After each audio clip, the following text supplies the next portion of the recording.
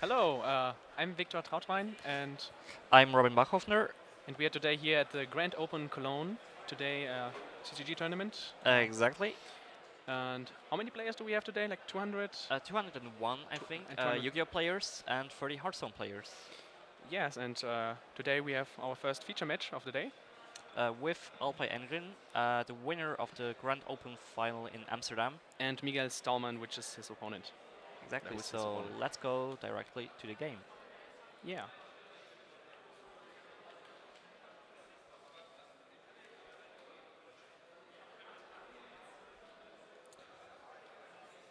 Okay, for the feature match of this round, we have Alpine with his Minerva deck. 60 card Light Swan we have here. Exactly. And Miguel is playing a 43 card deck, zombie deck. I would say it's a Shiranui build, mostly. So let's see how it will go. Both decks are relying on milling and playing with a lot of zombies. So Alpine is starting with the Raiden, milling Shiranui Solitaire. And that one he's directly reborning with one soul charge. Okay, interesting play. Normally you don't want to use soul charge just on a Solitaire. It's interesting. Is he gonna go now for a rank 4 play because he can't do that much with 2 tuners? Well, probably you can imagine that he's going with Metsuki, or he's going with Unit Zombie, sending Metsuki to go into the famous Minerva. I think so. Could see that.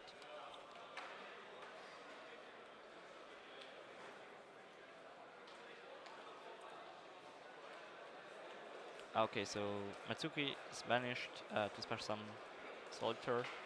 Now he's going to overlay with the both level 4 tuners actually right now.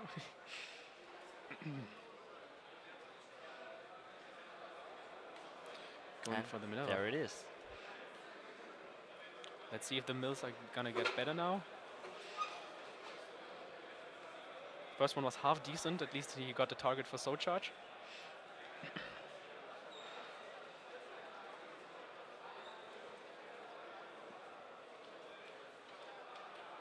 So he's detaching the Shiranui Solitaire and waiting for the opponent's response.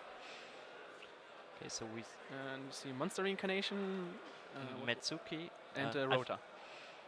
Was it the Monster Reincarnation? I think so. Or it looked like the Monster Reincarnation.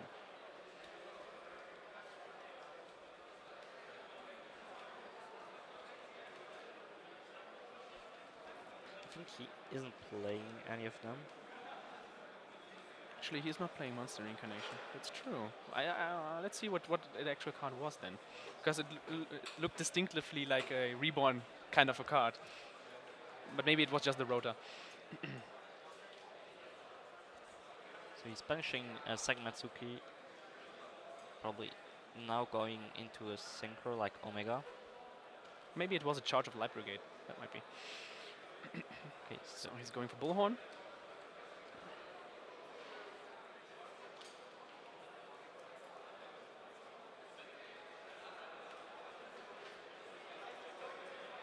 So let's see what he's gonna do now. The normal summon he used already for Raiden, so he doesn't have any Red Pier plays. I think, yeah, he could probably search Red Pier for next turn.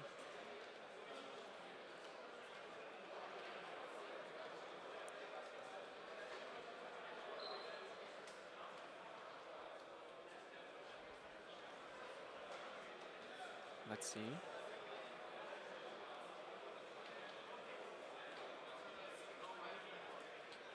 We haven't seen his starting hand though, so maybe he has a barrage already. If he has that thing, then he can make more plays. Just Francia. Or what has he searched now? I didn't saw it.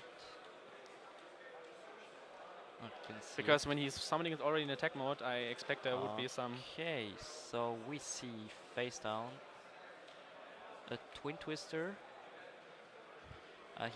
His back is right next to the camera, or in front of the camera from the bottom. Ah, okay.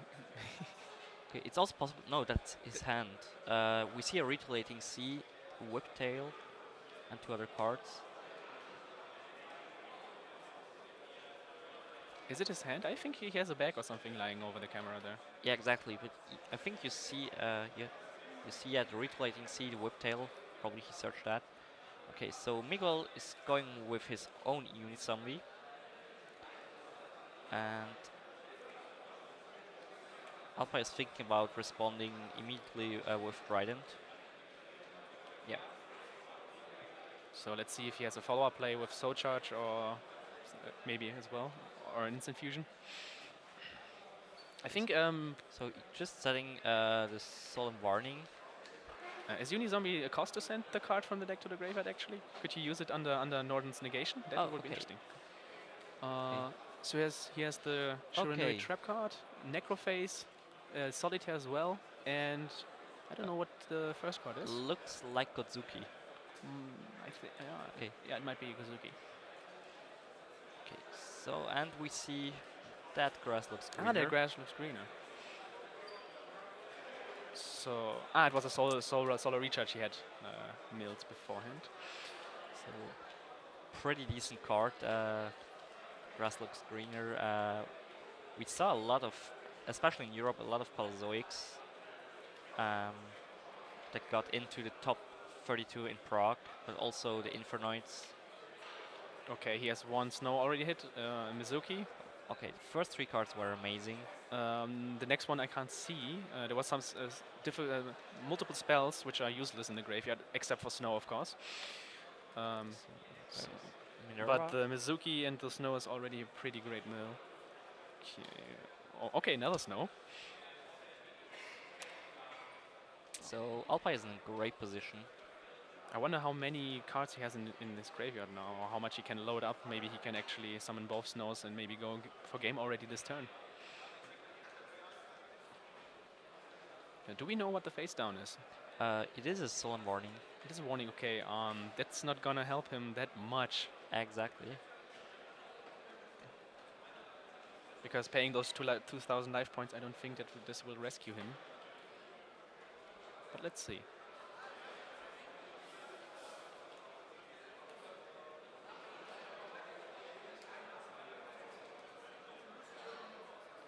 So he's special summoning back them.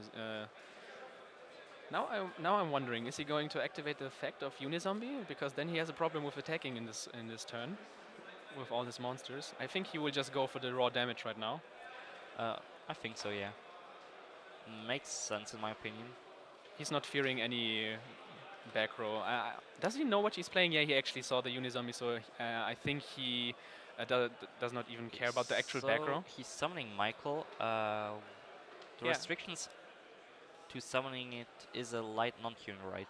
Yeah, and now he can target any card on the field, on the opponent's side of the field, and banish it. Yes, for 1,000 life points of a cost. I think you can target a card on the field, so but it doesn't matter at this point.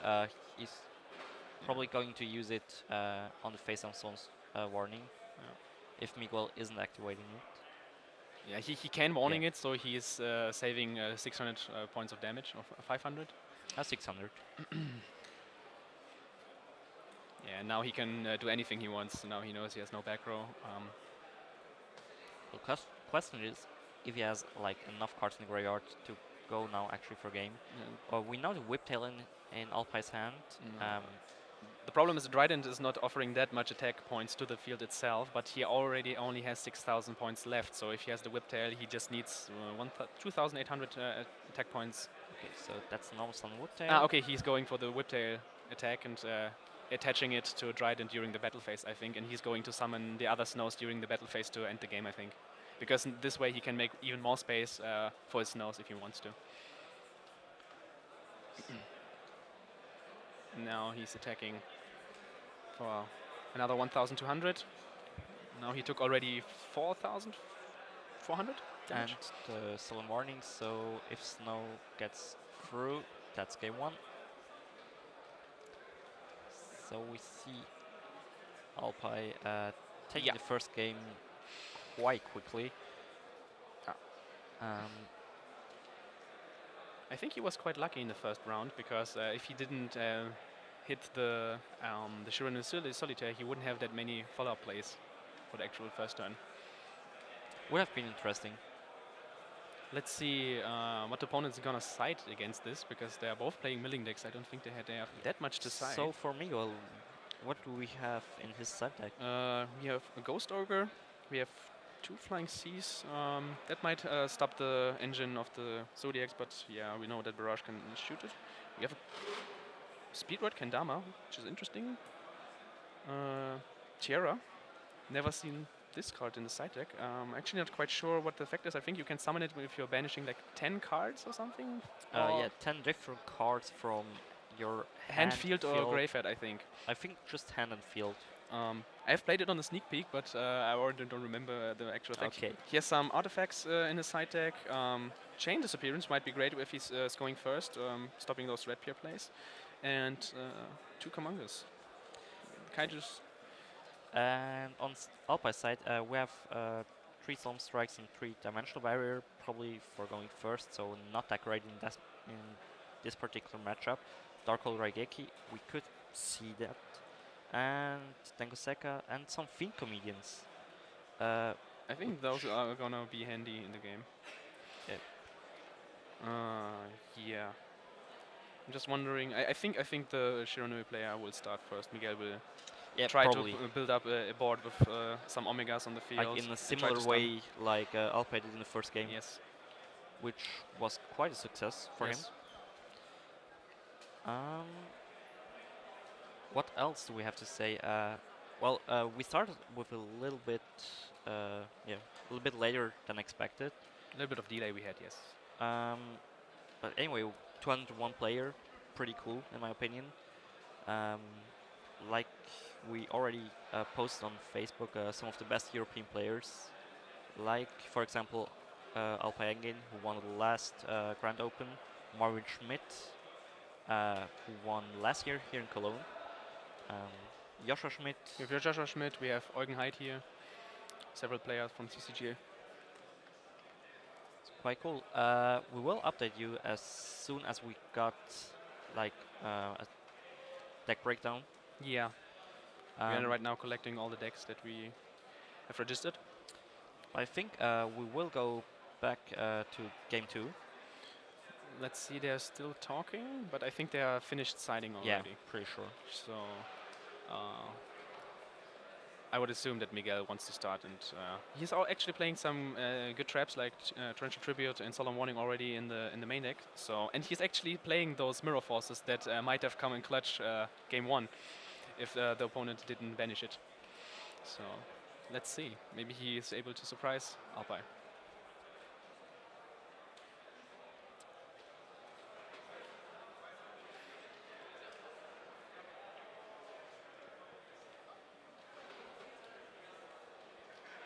I think Miguel is still counting his cards if he did not oversight. It's always the right decision to count them before giving it over to your opponent. Yes. The most difficult thing is if you're playing totally awesome and you play the same sleeves that you might have opponent's cards in your deck. This is always kind of tricky to deal with, because then even counting might not help. Indeed, yeah.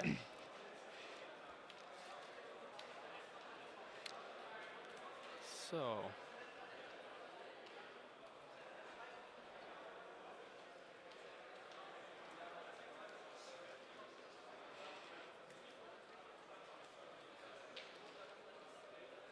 So let's see. So Miguel has an Instant Fusion in his hand. It looks like that, yeah.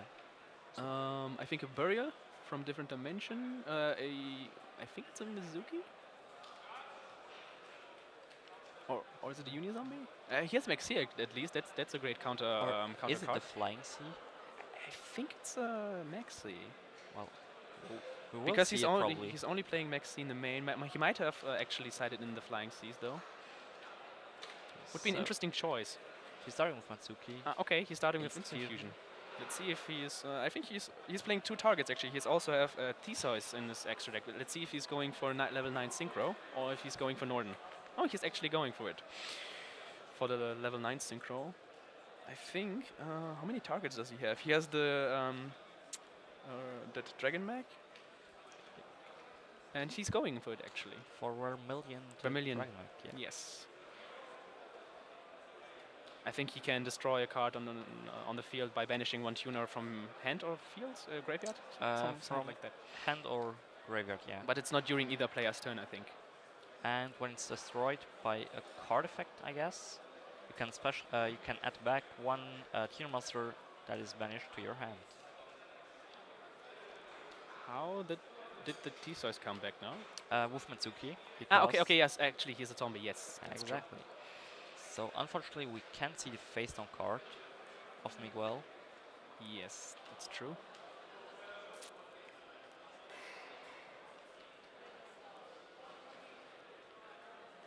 So he's reading the effect if he's during either player's turn. That card would be much better if it had this clause. Would be like level 9 Drancia.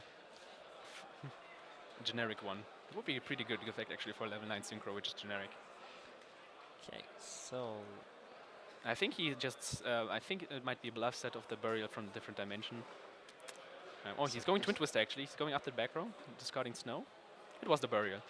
And he is deciding to not chaining it. Interesting. I think he doesn't have. What does he? The Mizuki. The Mizuki actually. Vanished, yeah. It's up to 3. You can return it. Exactly. That's interesting that he didn't chain it.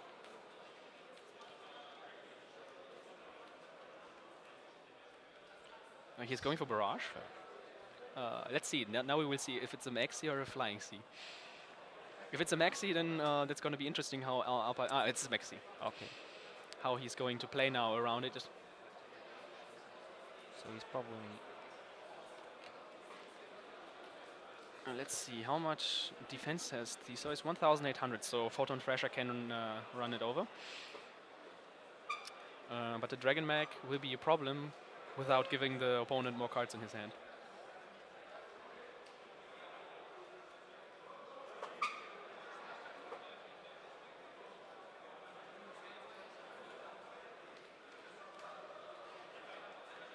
Yeah, so he had indeed Maxi and Flying C. Oh, he had both.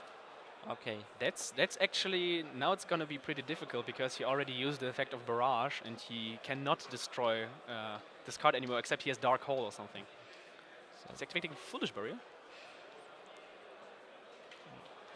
I would think that he's trying to load up his resources, maybe to get out Snow and to get also rid of the Dragon Mag somehow. Okay, so he's sending the Shiranui Spirit Monster, which is kind of like a Rancia. If it gets banished from graveyard, can destroy one face-up card on the field. Actually, both are playing this card. Oh, he's going for Arcus. Okay. That's his normal summon for his turn. Probably just to mill 2 cards, so he would have like 7 in the graveyard to banish for Snow. I think he's gonna go play it slow now.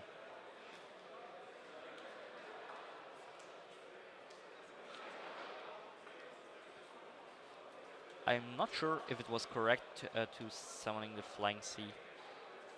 I mean, it would have been interesting to see if he would have taken the Max C challenge, because I don't think that he has any outs to OTKs, but I don't think so that Alpai would have been able to OTK him through this board without giving him so much advantage that he would be able to come back next turn anyways. I mean, what would Alpai do? Like summoning probably Trident over the Red Pier to ensure that he's not dying the next turn. The interesting part is that Miguel is not playing any board wipes. He's not playing Raigeki or Darkhold either in the side or main deck. So he's not able to just directly wipe this board and just attack for game if he would like to. That's interesting. I think in extra deck he's playing, how is it called? Scarlet Red Dragon Archer. That would be actually an interesting choice because he has multiple special summoned monsters on his field. But now we will see Snow. On the Solitaire. I would think, because this card is making too much advantage. Snow is really huge at this point because he can just banish the Flying C on the field on his side of the field. Yeah, and now he's not affected under Max C anymore, so he can do anything he wants in this turn. It's actually a pretty great play because he could have done it already in the game before and the turn before, just banishing the Flying C. Well, it wasn't necessary. It was necessary under Max C to go further into the plays. now Solitaire is booked and Vermilion is destroyed. Now he's able to Does Alpay have not add anything back because he doesn't have any banished tuner monsters. exactly? Does Alpay have any cards left in hand? I don't think so. I think he's going all in for this, and the opponent is not playing any board wipes. He has the Shiranui trap. So what would you attack now with Teos or Theseus? That's an interesting question because he has already multiple level 4s on the field, so he can still make plays with Red Pier in the graveyard over Tiger Mortar if he wishes to. Well, what does the Shiranui trap card say exactly? Tribute 1 zombie monster and target 2 cards on the field and destroy them, and then banish 1 Shiranui monster from your deck. Okay, so that is huge. So that's like a kind of an Icarus attack for this deck. So it makes actual sense that he's destroying the Red Pier. Yeah, because he has another interruption card in his hand, which he can use with Theseus, for example. Or even, I think you can, yes, you can also tribute the set Shiranui monster that he has right now, because it's not telling directly that it has to be open on the activation. Okay, so now some of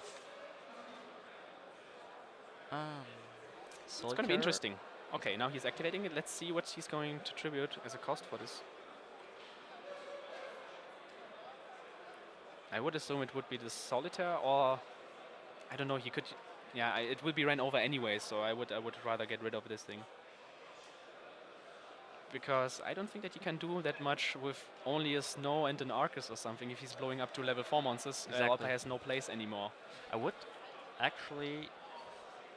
I think I would destroy the tuner and photon or Snow. Well, depending on what he has in his hand. I mean, Alpay doesn't have any cards left in hand, like Miguel. How many cards does Alpay has in the graveyard? Is Red Pier the only card he has right now? No, that's Spanish pile. Red Pier is the only card in graveyard. Okay, then actually destroying Snow or Photon Thrasher wouldn't matter right now, because he wouldn't be able to summon Snow at all, because he has only like 5 cards total.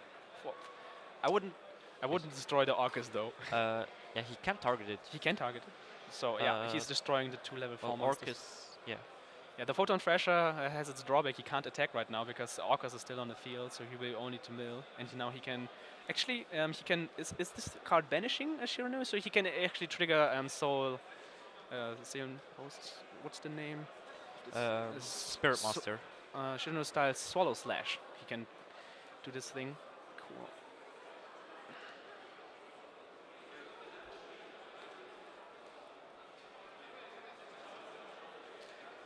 Spirit Master. That's right. So Spirit Master is going to destroy the last card, and now Alpay is actually top decking. Interesting turn of events. So he has another one. Okay. Oh wow, even more interruption plays. Well, now the card isn't that great. He top decks. Oh, that's a great top deck. There's the Wolf and the Dark Hole. Okay, that's going to open a lot of plays, actually. So it's actually pretty sad for Alpay that he hits the Wolf, because Miguel can use the Swallow Slash as long as there is just like 1 monster on the field. But now, as Wolf has to be summoned, now he can actually interrupt directly on summon the Raiden, so he does not have the option to mill. But then I think his Snow will be live, so he will be able to beat him down with this. But that's already like low-level resources on his side then. Let's see here. Okay, he's summoning. Let's see if the opponent's gonna respond on the summon. I'm pretty sure he has to. Okay, he decides to not do so. He meets a Fiend Comedian and a monster, I think? You need zombie. I'm surprised. I think maybe he wants him to overextend and go maybe for a Synchro and another monster, so that he can get rid of them both together with the Snow on the field. That might be interesting. If he's summoning Snow now into this field, then he's able to wipe his entire board if he has another Spirit Master in his deck to banish. Let's see. He's actually playing 2, so he should have another one in his deck left. So if he's activating it now, he's going to be in a huge position. Although I think he's also top decking, isn't he then? From this point on? Okay. But the Snow, won't be able to do anything now as well. So it's 4 cards in graveyard, so for sure the Raiden. Do not let him mill cards in the end phase. Yeah, makes sense like this.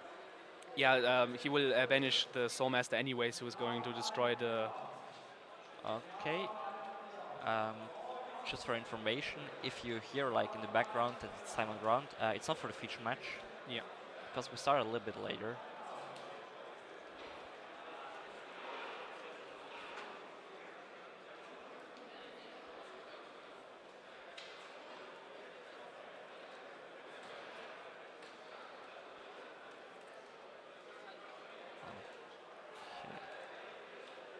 Oh, writing life points with the mobile phone. Okay, so we see as Alpai banished, how is it called, Solitaire? He was able to special summon the Spirit Master. He's probably going into Minerva in the main phase 2.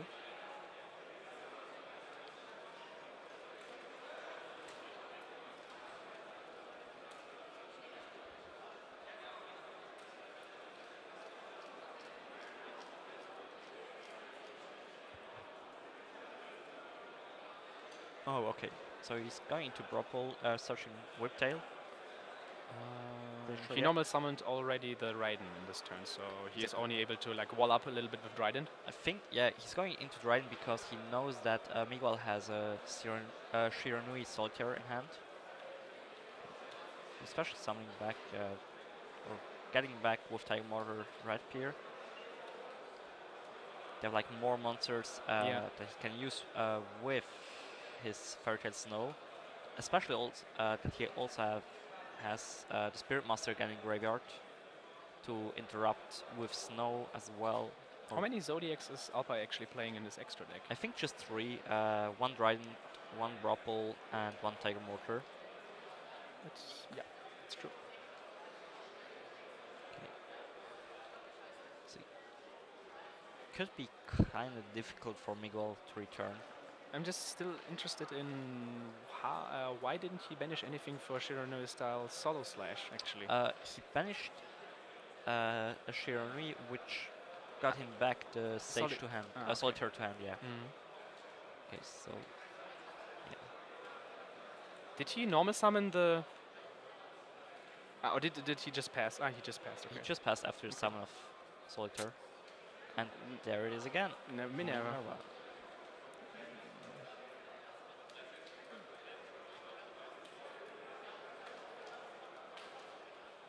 You're excited for the reprint of Minerva? Yes, definitely. Miguel is really low on life points. I don't understand. Didn't he have enough targets for Snow anymore in the graveyard? Because now he could be able to just kill him during the battle phase. He will do so, I guess, because Miguel is at 1,650 life points. Yeah, he's going to do it, and if he doesn't have any super hand trap in his hand, then it will be game. Like a Battle Fader. And there's a Zombie Master. Yeah, and that's it. That's it. So Alpai takes it with 2-0 with his Lightsworn over Miguel Stahlmann's Shiranui deck. We'll try to get Alpai for interview, so stay tuned. Yeah.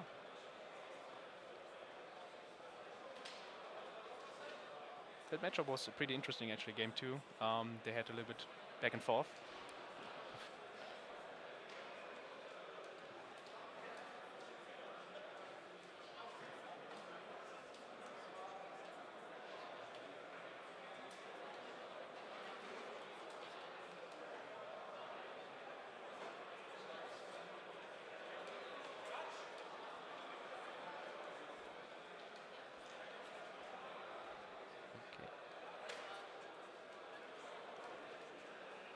Maybe we could actually talk in general about the deck Alpai is playing. Lightsworn. Exactly. Yes. Would you see it as a contender to win this tournament? I don't think that many players will be able to play this deck because of Minerva, how much she cost, but I think in the right hands it has definitely a possibility with be able to play the zombie engine, which is able to make really nice boards with Omega, and also being able to play cards like the Grasslock Screener to make an advantage out of one card pretty fast. I think also Minerva is a pretty good card in this deck in general because it offers protection and offers like the great setup in the graveyard in one card. So it's a really nice addition to this deck, which sadly not many players can play right now. But I think we will be able to see more Light Swan in. I think it's in 3 months. The reprint will be. Should be in July at some point. Yeah, it's. Okay, so like we already said, stay tuned for the interview, which will start in a few minutes.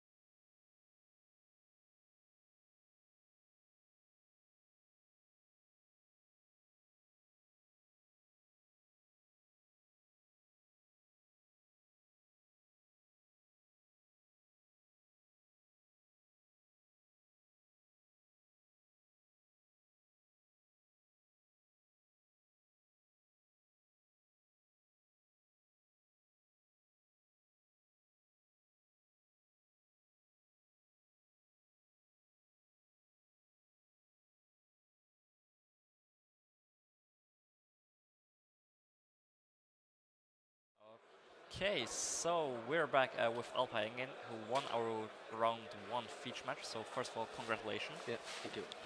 Like oh, this. sorry about that. So how was it for you the first round? Yeah, my opponent was not really experienced with the decks overall. He doesn't know how the format works with the Zodiacs. Okay. So I need to explain him every card, but it was all fine for me. He said he's more like a local player with playing in Zero News because he likes the deck.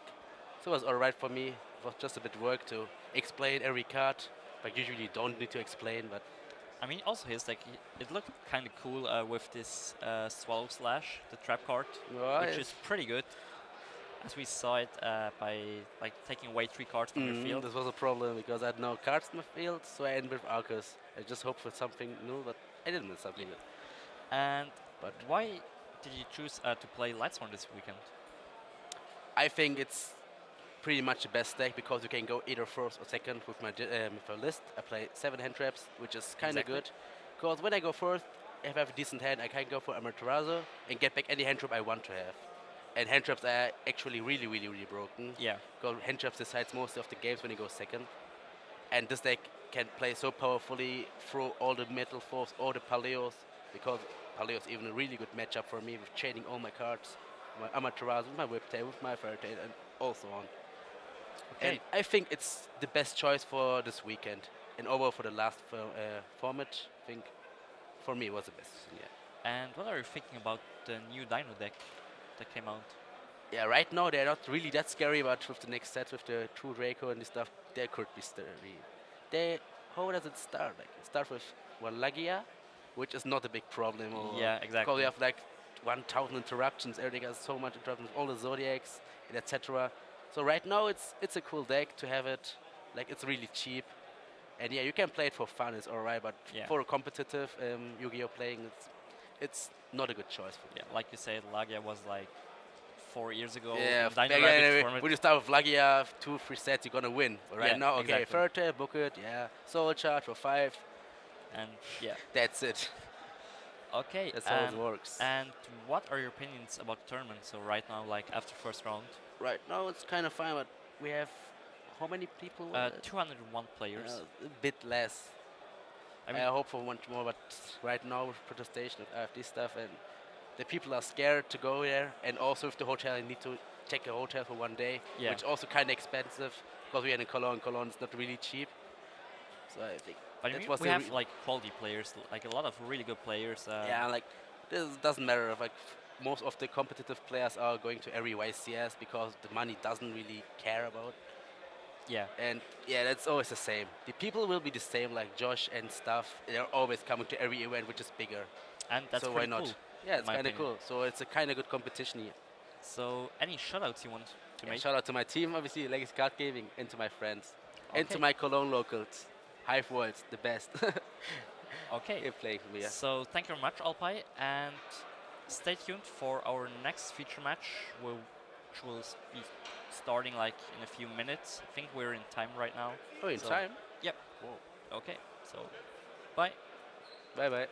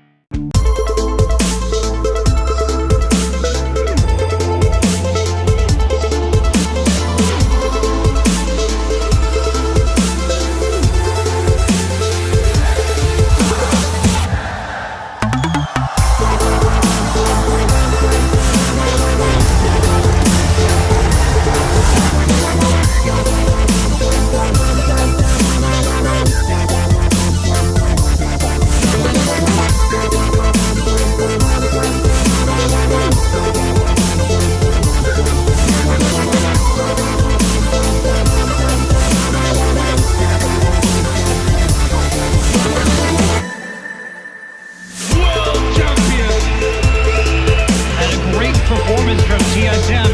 They fell behind in game one.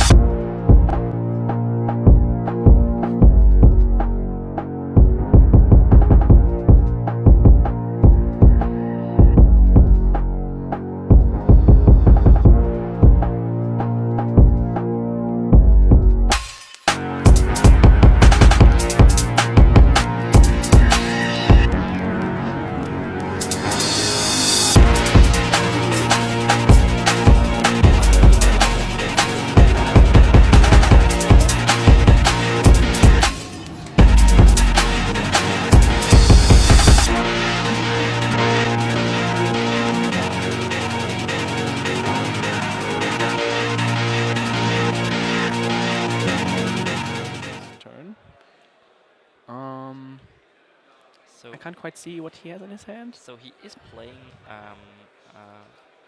cards from the new start or structure deck. He's setting, I think it's a Chaiwen, a Yang Zing Chaiwen. That's possible.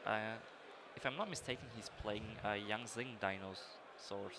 I think I just saw Effect Veiler maybe in his hand or something like that. And Chaiwen is able to float, so when he's destroyed by battle or card effect, he can special summon a Yang Zing from the deck. I think it doesn't even matter in which position it is. So we see from Michael a Reckless Greed, probably in. Oh, it was after his draw phase. So okay, so there's Morella. What does Morella do? It's sending a trap card from the main deck of Michael to the graveyard, and as all Paleozoic cards, like Morella is one, if a trap card on the field is activated, he can chain them from the graveyard to special summon them as monsters, as normal monsters, level 2 Aqua 1200 attack, I think. Exactly, and water as an attribute, which is kind of important, the whole thing for Totally Awesome. But we will probably see it. And as long as they're in the monster zone, they're unaffected by monster effects, which is kind of huge, and also a big part of the success why this deck is, especially in Europe, like the deck to beat. They have an interesting negative effect while they're on the field, because when they are getting removed from the field, they're getting banished. But usually you can just exceed with them, and then they just go back to the graveyard anyways. Okay, so we see the second Reckless Greed of Michael. So I see some cards now in the hand of Ludwig, which is on Daily Crow, which he's activating actually right now. It's chaining to the Reckless Greed to interrupt the chain, so that Michael can't chain his Paleo traps in his graveyard right now, because they have to be directly chained to the traps cards, otherwise they can't activate. Exactly. And he's also trying, of course, to banish one of his traps directly, so that he can't use them anymore. So he banished the Ronin Toad. Oh, actually, that's also a great choice, because Ronin Toad can recur his all the time back from the graveyard, depending on how many frogs he has in his graveyard. I also saw a Effect Veiler in Ludwig's hand and a Miscellaneousaurus, I think. Okay, so we see now a Shadow Squamata and a Phantom Knight. I'm not sure about his name, Oak something. So he's playing Shadow PK Paleozoics. Interesting choice. A great normal summon with Swap Frog. He's now able to send one of his frogs, actually like water monsters, I think he sends to the graveyard. He can send a Aqua level monster. 2 or lower monster from the hand, field, or from the field or deck to the graveyard. And now he's able to make a rank 2. And he's going like totally probably awesome. Also the best name in the game. Yeah. Totally Awesome. So for Totally Awesome, it's kind of big of a threat for everything, because you can tribute an Aqua Monster or send an Aqua Monster from your hand or deck to the graveyard to negate the activation of a spell trap card or a monster effect. And if you do so, you can choose to set the card to your field. And during the Stamper phase, you can attach one material from Totally Awesome to special summon Frog monster from your deck, except Frog to Jam. Yeah. Now he runs over Chaiwen. Chaiwen, when he's destroyed by battle or card effect, he can special summon a Yang Zing monster. I think it doesn't have a level restriction. And it also has a second effect, which is in his graveyard. When I think a monster would be destroyed, he can special summon it back to the field, but it will be when it leaves the field, it's getting banished. But it's also a level 1 tuner, which is important for the deck to go into their main synchros. But we see now Michael in a really good position, like Totally Awesome with multiple back row is the normal way how Paleozoic is beating his opponents. So he special summoned a Swanee, which is like the strongest normal summonable monster they have in their main deck with 1900 attack. which also is giving the interesting part of Yang Zing's is they're giving their synchros that they are synced for some extra effects. And Yang Zing's the effect of Suani is that the monster gains 500 attack. The synchro monster, which is getting synchro summoned using him as a material, and all the non-tuners have a gimmicky effect that you can use them to synchro and during opponent's turn using the monsters that you control right now. Could be interesting if we get at this point, but I think Ludwig's hand isn't that great. He has the Speedroid red dice in hand, a Raigeki effect whaler, and now so we chooses to activate Miscellaneous Saurus. You can discard this card to actually make all your I think it's dinosaur monsters. Exactly. To be unaffected from activated card effects on the field. So it's always activatable. It just works during this main phase. But this way he's getting another monster in his graveyard, which he might be able to recover with some other cards. I don't know his entire hand. We see on Michael's side the third Reckless Greed. Wow, that's a lot of Reckless Greeds that he had. That's a lot of advantage. Interesting to see that in 60 cards to resolve all three, like in the same 2 turns, so you don't have any drawbacks. Okay, so he's summoning Soul Oviraptor.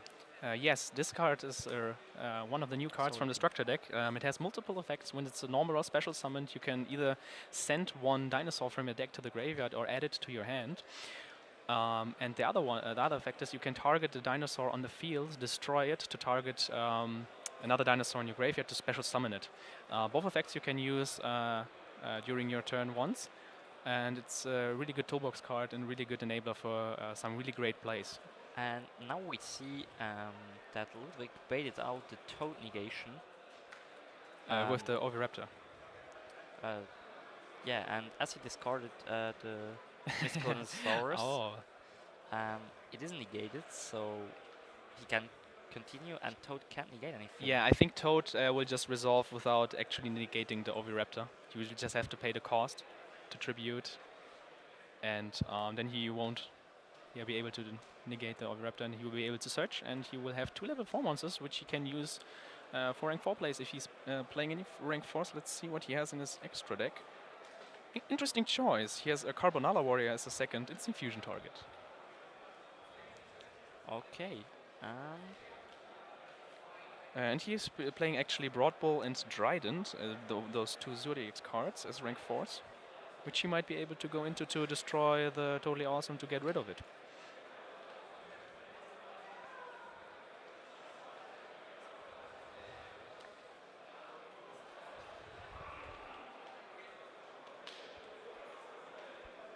So what could we see? Is he also playing Trishula? Trishula in his extra deck. Let's see what he's playing in his extra deck.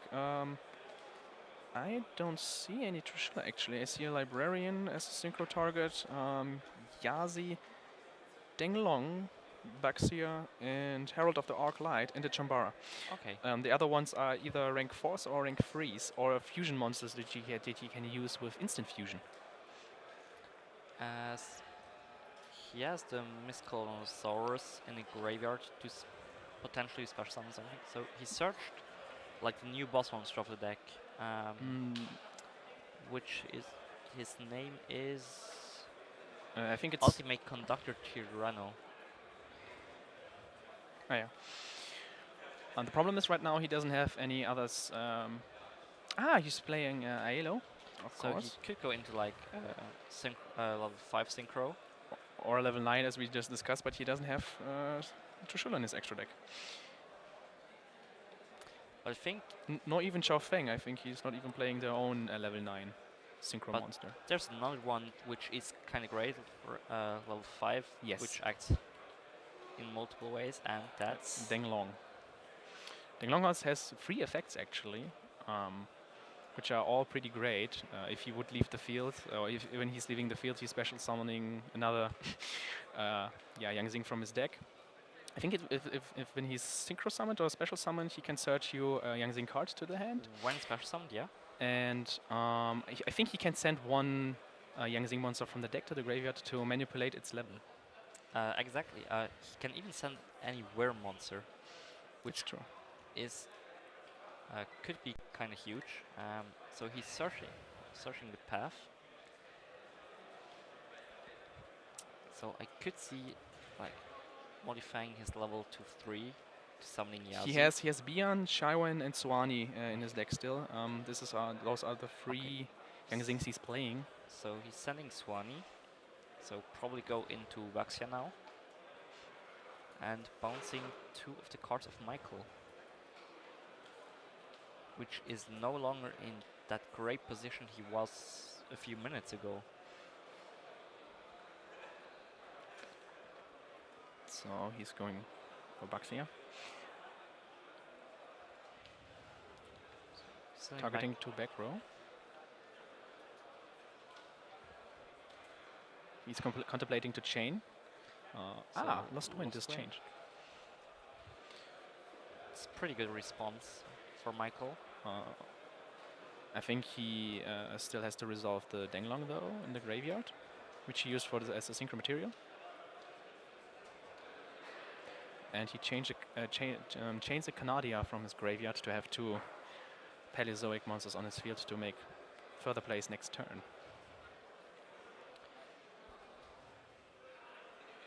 I'm actually curious if Michael has like a battle trap or something face down, because I don't see a reason at the moment to summoning too many Paleozoics. I actually know the reason, because I think I saw him drawing during, I think like with the second or with the third Reckless, he draw 1 Wabuku. So the Wabuku is able to protect those monsters entirely from getting removed from the field, so he's able to advance his game set in his next turn. He added himself a Yangzing Path to get more draws in, to get more combo pieces maybe some board wipes or back row wipes, because those Paleozoics are still affected by spell cards, for example. If he top decks a Raigeki or something, that would be huge. Yeah. Because those Paleozoics would get banished, and the Toad, would be able to at least get something out of the graveyard. So he drew Twin Twister, if I'm not mistaken, which could be now kind of huge. The problem is he still is not able to get over the Toad, because I think the Baxia is only like 1,300 attack now. Well, doesn't he have like the super or the ultimate conductor Tyranno in hand?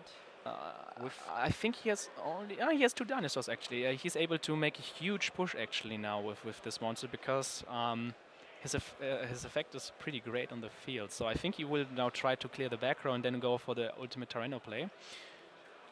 So he's discarding the red eye dice. So probably Marella and Shadow Fusion actually. So probably he drew the Waboku, but just as 3rd card. But then I'm actually not sure why he summoned so many Paleozoics, because it's still kind of risky if you don't have any defense for them, and if you know your opponent has the... Does he know that he has added the boss monster? I think he added in his... with the Oviraptor. Because the problem is the boss monster, he can special summon it by banishing 2 dinosaurs from his graveyard, and he can just destroy any of his monsters on the field or in his hand to actually set all of the monsters face down, and if he's attacking a defense position monster, he can just send it to the graveyard before the damage step. So when those actually he won't be even able to actually send those monsters to the graveyard, because they are unaffected by monster effects. He would be only able to send the Totally Awesome. The Paleozoic will be still unaffected by the big monster. But Ultimate Conductor Tyranno can always attack every monster once each, so he can run them over in battle. Board, yeah. So I think he will opt to go this route. I'm just curious if you are able to activate Ultimate Conductor Tyranno's effect to at least give him the 1,000 burn damage and then continue the battle. That would be an interesting ruling question. I think this should be possible. So Mike decided to send back Totally Awesome, Really Awesome, and Ultimate Conductor Tyranno just like destroyed the whole field of Michael on its own. And as Michael is still under Reckless Grid for 2 turns, it doesn't look that good anymore for him. He should have at least like 2 cards in hand from his Reckless Greed, from his last one that he has activated. I think they're comparing life points right now because I think he still activated Ultimate Conductor Tyrannus effect. Let's see what exactly. At the start of the damage step, when this card attacks a defense position monster, you can inflict 1000 damage to your opponent, and if you do, send that defense position monster to the graveyard. I think he will be able to partially resolve this effect. Could be. Because the damage has to be dealt first, and then he's able to send, but he won't be able to properly resolve it because they're unaffected by monster effects. So this way he would go for a huge push right now. Although the Bucks is pretty weak right now with 1150 attack, I think, because it was halved by Lost Wind. But he's still got like 500 from Suani, if I'm not mistaken, so he would be at 1400. That's true, actually. He used Suani as a synchro material, so he gains 500 attack back.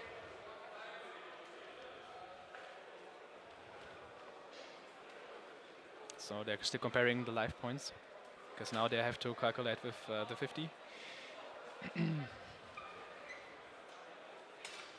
So which options does Michael have right now in his graveyard? He has a spell card in hand, so could be Shell Fusion, maybe. Does he have a Ronin Totem in his graveyard right now? I don't think so. Oh, okay. What do we so he has like 2 Shell Monsters, a Trap, and the... Was the spell a Raigeki, or was it something different? Or was it maybe a card of the Oh, he has a Ronin Totem Grave, my bad. Oh, he has a Ronin. Okay, then he has at least some place. So, what you said about Ultimate Conductor Tyranno, he can book all opponent's monster, right? All opponent's monsters he can book by destroying one of your monsters in your hand or on the field, and then he's setting all opponent's monsters to face down defense position. It's like a Book of Eclipse that you can use during your opponent's turn without the negative effect of Book of Eclipse. There's the next card of Demise,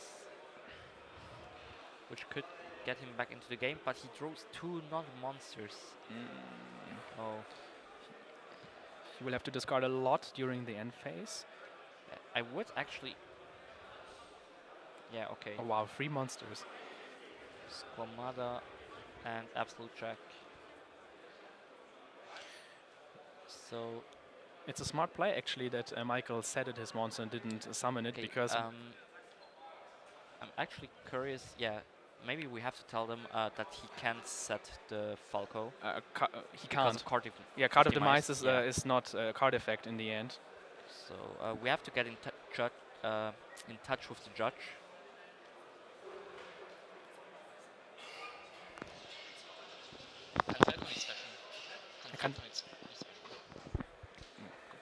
Okay. He's now resolving the Squamada and the Absolute Jack. I'm curious about the order of the chain links, because if he decided to do it correctly, he can actually stack and then draw. So like choosing to draw he wants to. But apparently he didn't do it.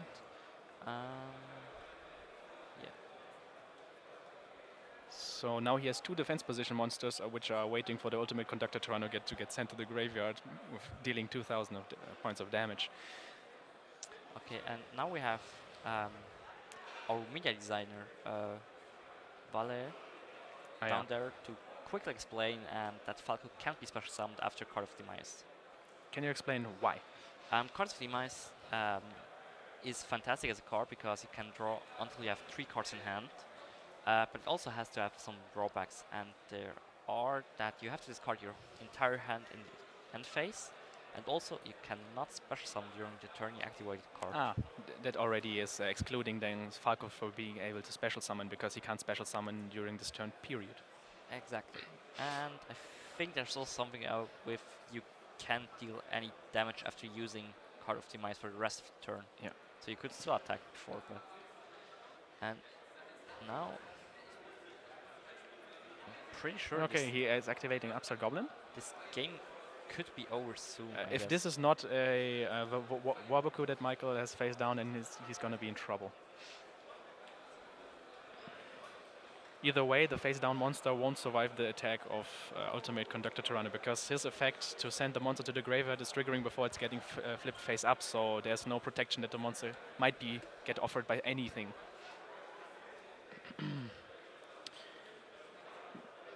I think Ludwig would like to actually activate his Conductor Tyranno to destroy his Beyond to get in even more plays, but he can't because his opponent does not control any face-up monsters that he could set face-down, and he can't activate his effect till then. So, oh, he's normal summoning Effect Veiler, so he's seeking for another tuner. So probably going to Herald of the Arclight. Yes, this is, I think it's only level 4 Synchro monster that he's playing in his extra deck, yes. But it's quite amazing in the Yang Zing deck, especially because of Bion's ability. As you already explained, Suani gives 500 attack, yes. And Bion... Bion is making the monster indestructible by battle, so you have...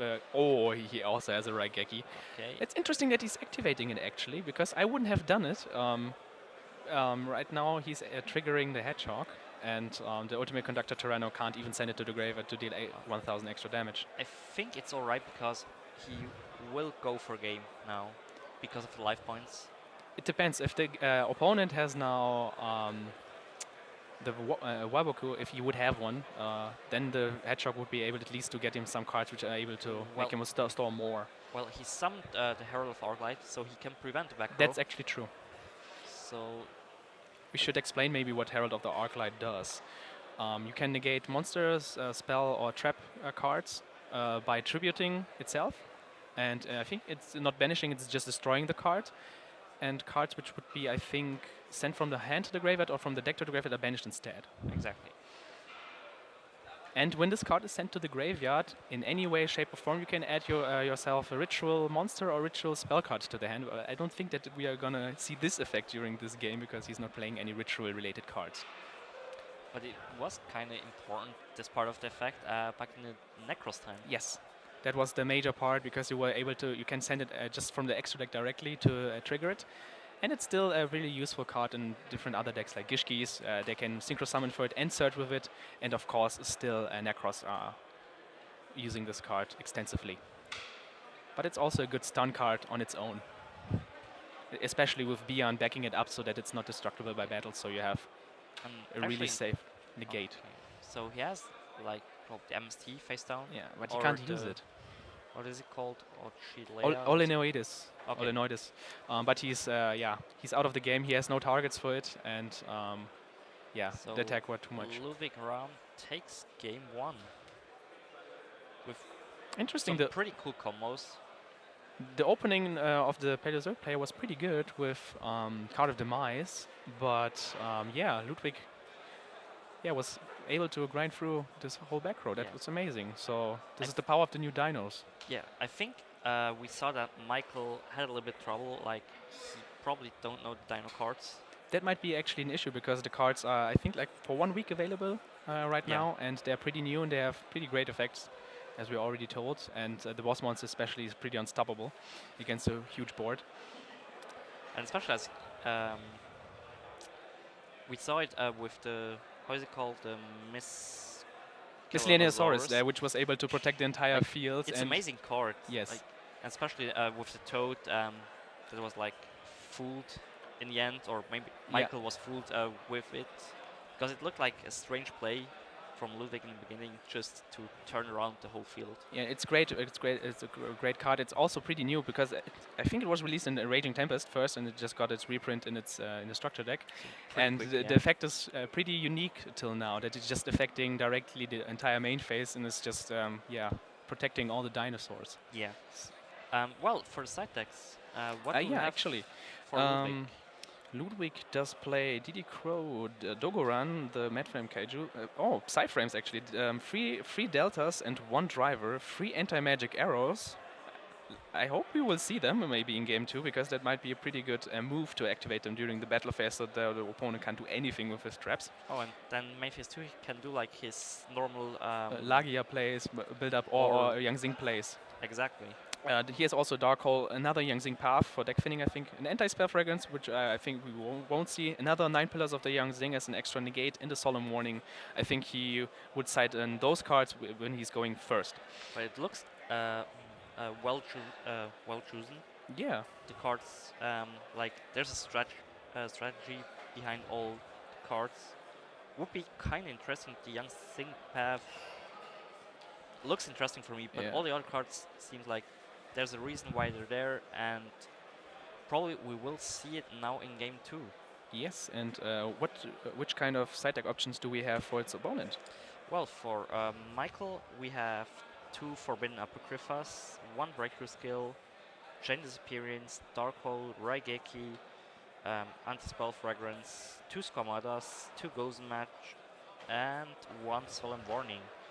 So also, it looks like a lot of trap cards.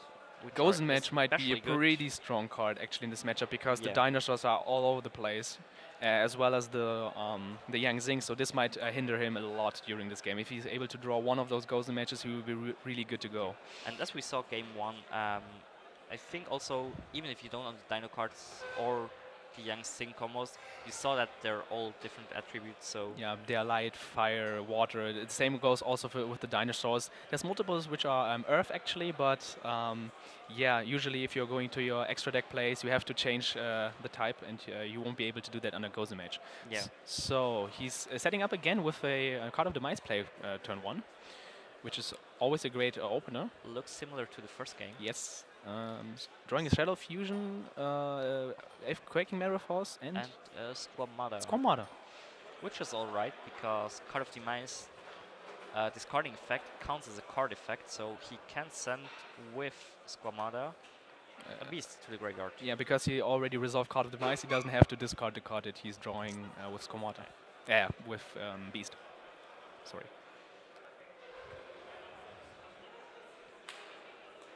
So again, he is facing 5 back row, always imposing. Would actually be cool to see now the anti-magic arrows. If he actually has sided them in, that would be a really interesting move. I don't think that the opponent will expect this card. Not at all. Anti-magic arrows, for all of them who don't know what it does, I will read the effect once.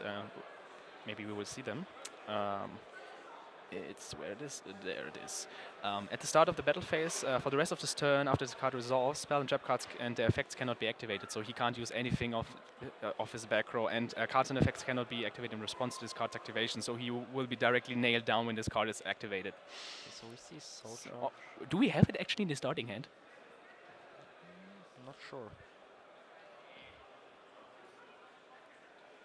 I see a spell. I don't know if it's a Twin Twister or if it's. I think it's a Twin Twister. So he's going for a Swanee normal summon, which is quite sad because he can't run over any of the frogs because they all have 2,000 defense except for Swap Frog. And he won't be able to go through it. Oh. And we see what is it called? Book of Moon 1? It's Canadia. The Canaria. Okay. Yeah. Now, all Paleozoic have the same effect with this graveyard special summon effect, and they get banished, and they are the same type and everything, but they all have their unique on-field effects. And this is like the Book of Moon. You can target a monster on the field and set it face down. Okay, yes, I think it's Soul Charge. What is this? What's the other spell? Yeah, he has a Soul Charge in hand. yeah. Taketumborg. I think it's Twin Twister. So it's back to Michael. And looks Oh, he's actually special summoning Swap Frog on his hand. it's not that bad. Now he can make a lot of graveyard setup for his plays. Swap Frog can trigger on the normal and the special summon, and he can also bounce it back to get actually a second normal summon for another frog except for himself. And Frog to Jam. And except Frog the Jam. And he will be able to normal summon it now again just for the regular normal summon. He can't normal summon it again for his own effect. But this way he will be able to send 2 cards to his graveyard, which makes the Ronin Totem plays much better because he will he'll have much more resources to work with. So he flip summons the Deep Frog to go probably again into Totally awesome. Okay. So I don't know. Will he negate the Swanee effect when he ran, or does he want to run it over during battle? Oh, okay. This is a great card. He's flipping over Gozen Match. So when he's running over the Swanee, he's still able to special summon one of his monsters, but he won't be able to do that much on his turn. Yeah. Except he's able to match somehow his attributes. So now I think he's gonna go for the Paleozoic Seas. Yeah, I think. Opabinia. Opabinia.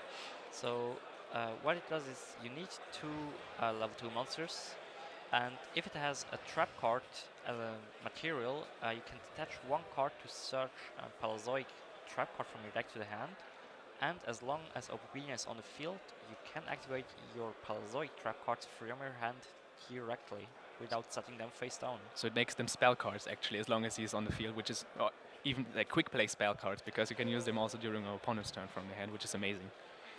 And what is pretty cool about it, like a lot of players, or of the competitive players, don't like the whole trap concept, like playing just trap deck. Yeah.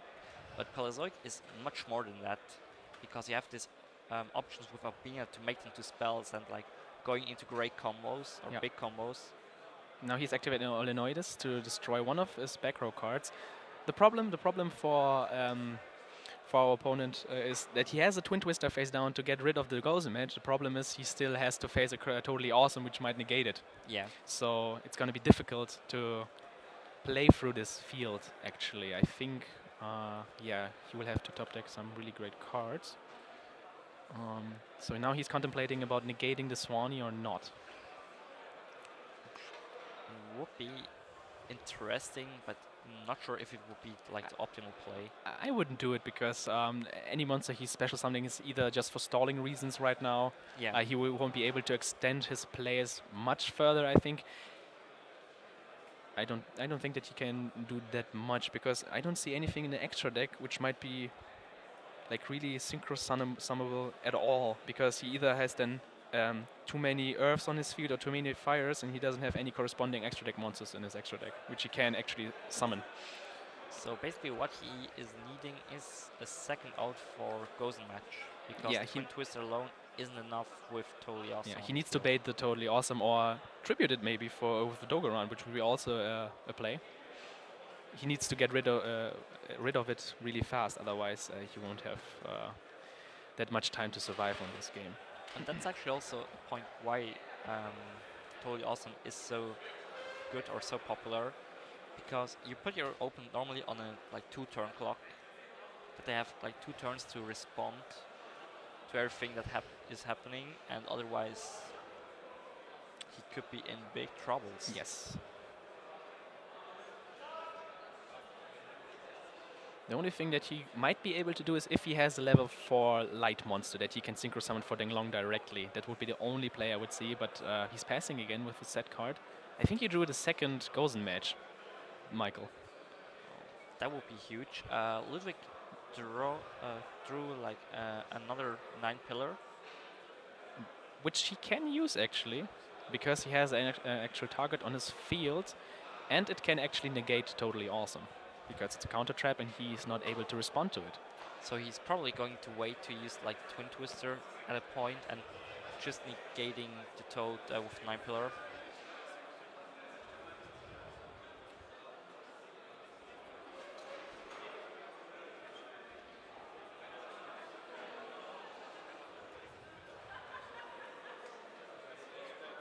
Maybe you should explain what 9 Pillars actually does. It's a counter trap, which allows to negate the activation of a spell, trap card, or monster effect when you control a Yang Xing card.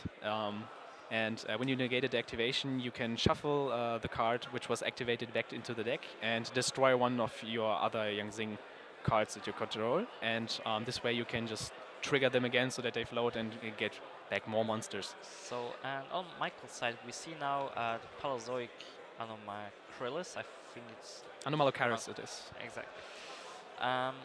Which can detach one material to destroy a card on the field as long as it has a trap monster as a material. And the second part of his effect, which is probably even bigger, is when a trap card is activated on the field or resolved, you can look at the top card of your deck, and if it's a trap card, you can add it to your hand, and otherwise it is sent to the graveyard. Yeah, it's triggering when the trap card is sent from the spell and trap card zone to the graveyard. Now he's chaining the Twin Twisters to target 2 back rows. So probably Toad will try to negate it, and there will be the. Let's see. Maybe he will be like, I don't know. He's actually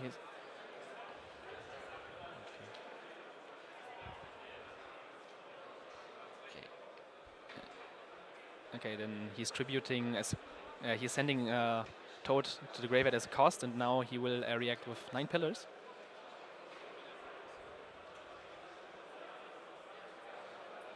So he will negate the Toad, and the 2 back rows are destroyed. Yeah, and Anomalocaris, yes, misses its target, more or less. So now the chain is going to resolve. Can't see. What was the shuffle fusion? Toad has to be shuffled back into the deck, I think, now, because the effect of 9 pillars shuffles it back, so it doesn't matter where it went. Does it? I don't. Does it? Is it able to activate in the extra deck now to revive another card? Don't think so. Pretty sure not. I'm actually also not sure. I'm actually curious why Ludwig decided to not special summon anything with. He did Shiva. not. Maybe maybe he decided out some of his young things, and now he does not have enough targets anymore. That might be an issue. Well, would be. It would look. Okay, so he's usually he's playing 5 of them in the main deck. Maybe he decided them out just for having some combo plays, so that might be an actual issue now. But he's still like in an okay-ish position. Yeah, the Toad is gone, which is pretty huge now. So maybe he with a decent top deck, especially having Soul Charge and having a lot of life points still left, because we know that Paleozoic is not that kind of an OTK deck usually. So he didn't draw a ghost match, but it changes appearance. Okay. He has the Oviraptor in his hand, Ludwig, so he was able to maybe establish a little bit of pressure again.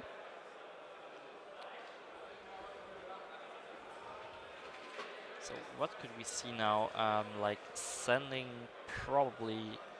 I think he will. The Miscellaneous. I think he will just search it and discard it directly, just to have the protection for it and having it still in the graveyard. Okay. This is usually the regular play. You never actually send directly him to the graveyard because you would like to have the benefit of its effect.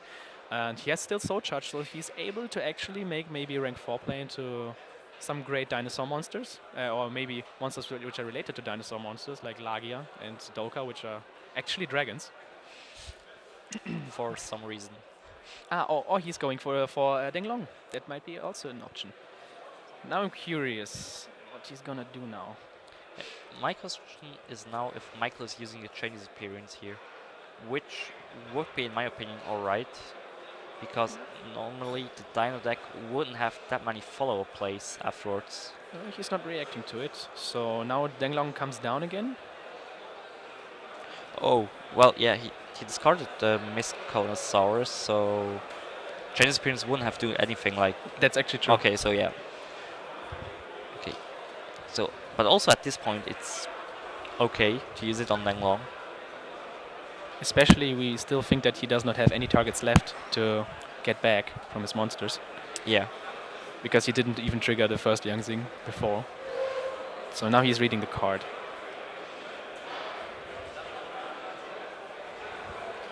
And he still has the possibility to use Anomalocaris. So it would be time for the feature match. I'm not sure if they are aware of it.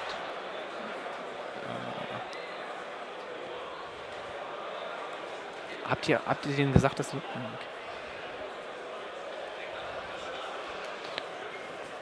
I think he still has the effect of Anomalocaris to destroy a card as long as he has a trap card.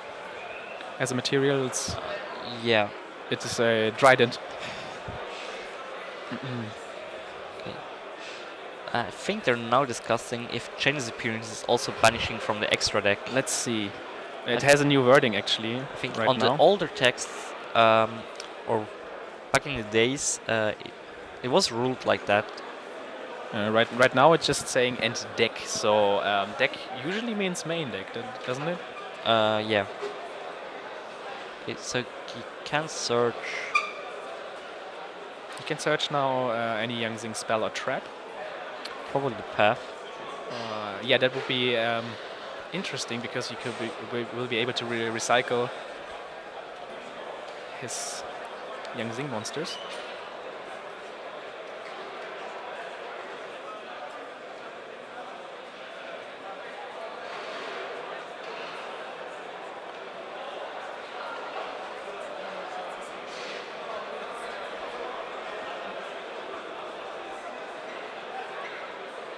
I think now they're discussing the timeout.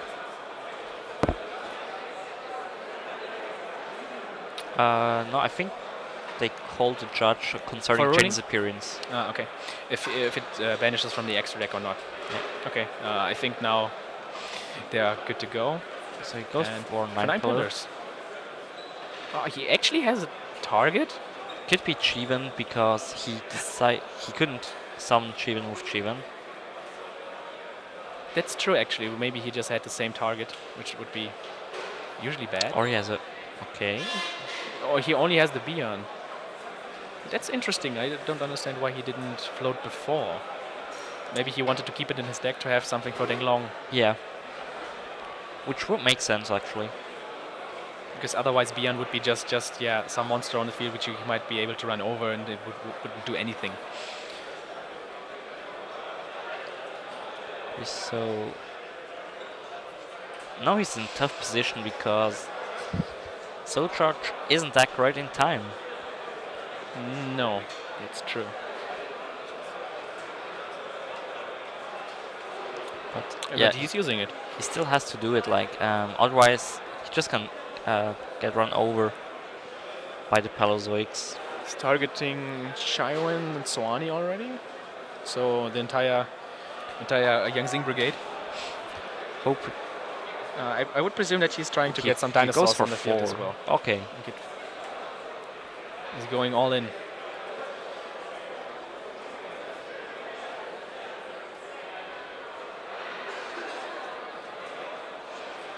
So let's see. Is he now gonna go for another Denglong? He's going for Librarian. Yeah. I think you can only special summon the Denglong once per turn. That's actually true.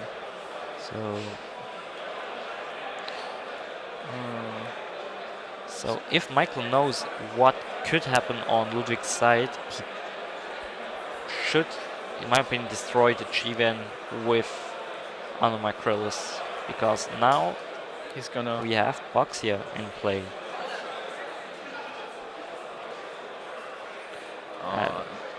Now I think the Librarian will trigger as Chain Link 1 because it's I think it's not it's a mandatory effect. Exactly. When you synchro summon, when the monster synchro summon to the field, then draw one card. Pretty basic effect, but pretty great because it's not once per turn. Yeah. And Boxia is shuffling back cards on the field into the deck. It's also on its summon, isn't it? On its special synchro summon. Yes. Yeah. So I think Librarian is chaining 1, Baxia is chaining 2, and then Michael can try to respond to the Baxia, but he cannot directly respond to the Librarian. But the interesting part is Librarian needs to stay face up to resolve. Actually, if he does not stay face up, he does not get a draw. Okay. Now, actually, yeah, the cards are getting shoved back into the deck. Michael thought it was sent to the graveyard. But Ludwig is still in a tough position because Anomacrylus can just like destroy Boxia. I find it interesting that Anomacrylus was not destroying the Librarian so that he does not get the draw. Or did he use Anomacrylus this turn already? I don't think not so. yet. So then he should be able to, then he needs to resolve the Library because it's a mandatory effect, otherwise both players did not resolve a mandatory effect. Did you draw a card? I think so, yeah. I think so.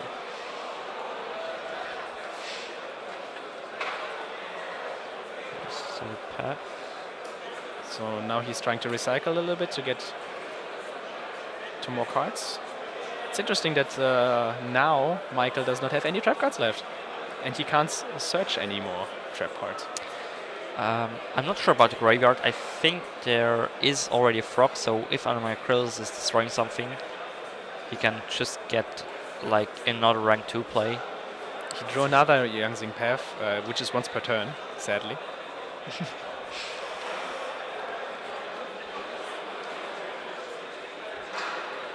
Setting 2. So would be, yeah, well, he could have used like Alamacryllis in the end phase to destroy one of the back row or Baxia. It's interesting that he's still not opting to use it at all. Maybe he thinks it's not even a quick effect. Who knows? Or now he's using it. Probably he was also thinking that it was not necessary to destroy something, to now like bait out the 9 pillar, to getting rid of Baxia and the back row. But you could also just could be able just to destroy the back row without even able to chain it. That would be also an interesting option. And be still able to destroy something on his turn again.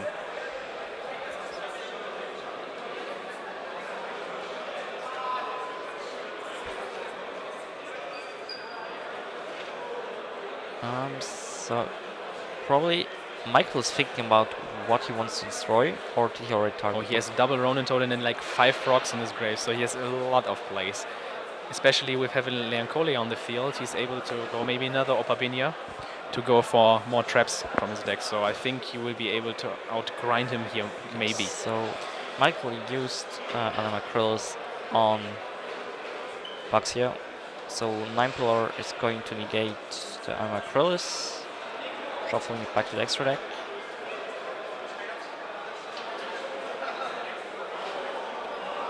Okay.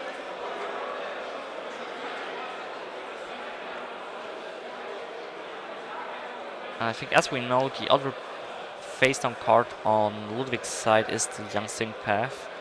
So he doesn't have anything left to defend himself in a proper way. Probably going into Opabinia, like you said before. Yeah, I think he will go into it, search himself a trap. Oh no, that's interesting actually. I think he just wants to back up his plays. Oh, okay. He has Canada, so he can flip face down Librarian, special summon back another trap card. And he can still go for his play from now on because he still has a second Ronin totem which he can special summon to go for a second Opabinia and then go for further plays. So it was actually a smart move to play around some back row, which could interrupt the whole thing.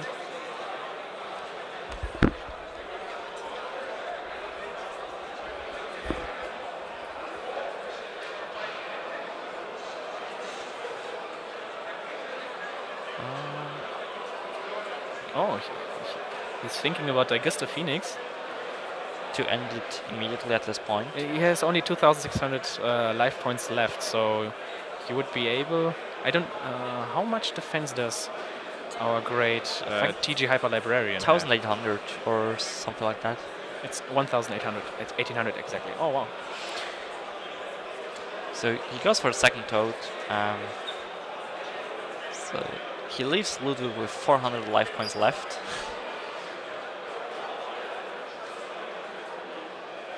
Okay. And that was it. That was it. So we end with this game in a draw. We only had 2 games. Oh, yeah, indeed. Interesting. So this time our Dino player was not able to grind through the entire traps, which is quite sad, but yeah, we still got an interesting game 1 and game 2, where both players were able to shine with their decks respectively and to show us some of their strengths and some of their weaknesses as well.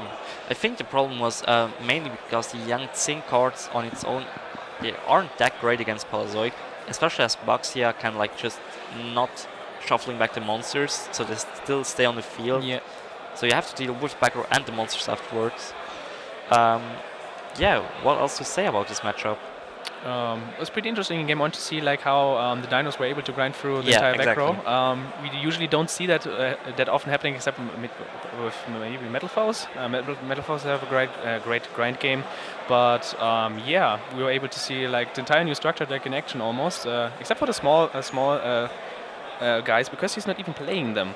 He's not even playing Baby Cerosaurus or Petit Pteranodon from this new structure deck. But as we saw, it's probably not needed. In this build, I will assume it's not needed. He's playing with 2 Jurakaelo, so he's playing for the more Yang Zing centric way, and it's also an interesting other concept, and it works pretty great, as we have seen. He was able to grind through all the traps and make a great position after 1 2 turns. And yes, yeah, game 2 he sadly had not enough to go through, but yeah. Well, I think we're going to try to get Ludwig for a short interview. Yeah. As I think the only representative of Sweden.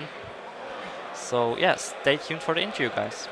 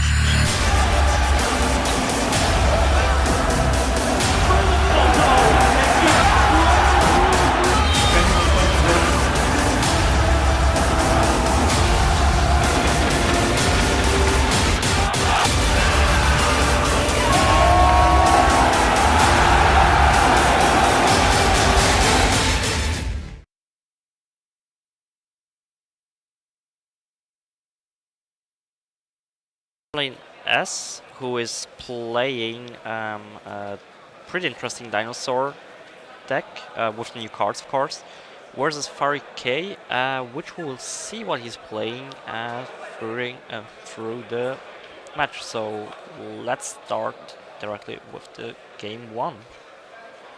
So we're seeing a normal summon, I think, of Raptor on Merlin's side. I think Ferret is playing Invoked. It looks like it looks like Invoked, yes. Invoked Wind Witch. I see already. He's pretty decent hand, actually.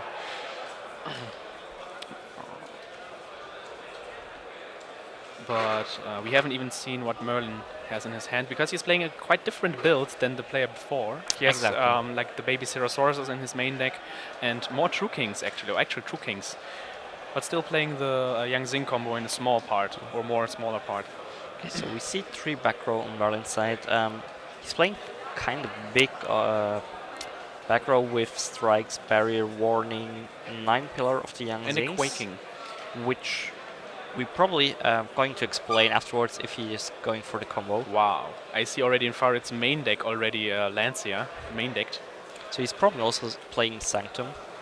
Okay, he has a lot of field spells right now. I think he has all of them, because he had already one starting hand and he's searching for 2. Would he use the second immediately? I usually also play the deck. I usually would rather bluff set the second one, because you can't do that much with 3 field spells in your hand. You can only activate it once anyways. Especially giving your opponent the information that you have a second one, yeah. This way you keep it more in mystery. The interesting thing is he has Alistair plus Wonder Wand, and I think he has the Wind Witch, which can special summon itself for making the one Crystal Wing, I think. Oh, so he has like the Glass Ballad, I think. Okay. So he can play for the entire combo if the back row. I think there will be some major back row from Merlin coming, because he's playing like really great lineup. Actually, all Solemns plus double barrier. The barrier would be interesting if he has one face down, because it would only partially stop him from his plays. Because he can either go to synchros or fusions, and he can only stop one. Oh, he's actually flipping the barrier. No, it's getting striked. Seems alright. Yes. So he's going for an Alistair normal summon. Let's see if he gets. Oh wow, this thing gets warninged as well. That's a pretty huge warning right there, because now he doesn't have any follow-up plays anymore. He has double. He has Raigeki. He has the Wonder Wand, which is doing nothing, and 2 times the field spell, which is also doing nothing at all. But I'm not sure if the play was correct from Merlin's side. Why? Well, because he puts himself on a 1-turn clock, more or less, because he knows that Farid has like other Alistairs for the next turn, because he has like 2 magical meltdowns in hand. He has an Infinite in his hands, a Baby Cerassaurus, and what is this last card which Merlin has in his hand? Ah, it's Aelo. Okay. So he's could imagine that he's going to attack with both and then summoning Danglong to search 9 pillars, and he's playing 1 Swanee in the main deck, so he could even search summon something afterwards.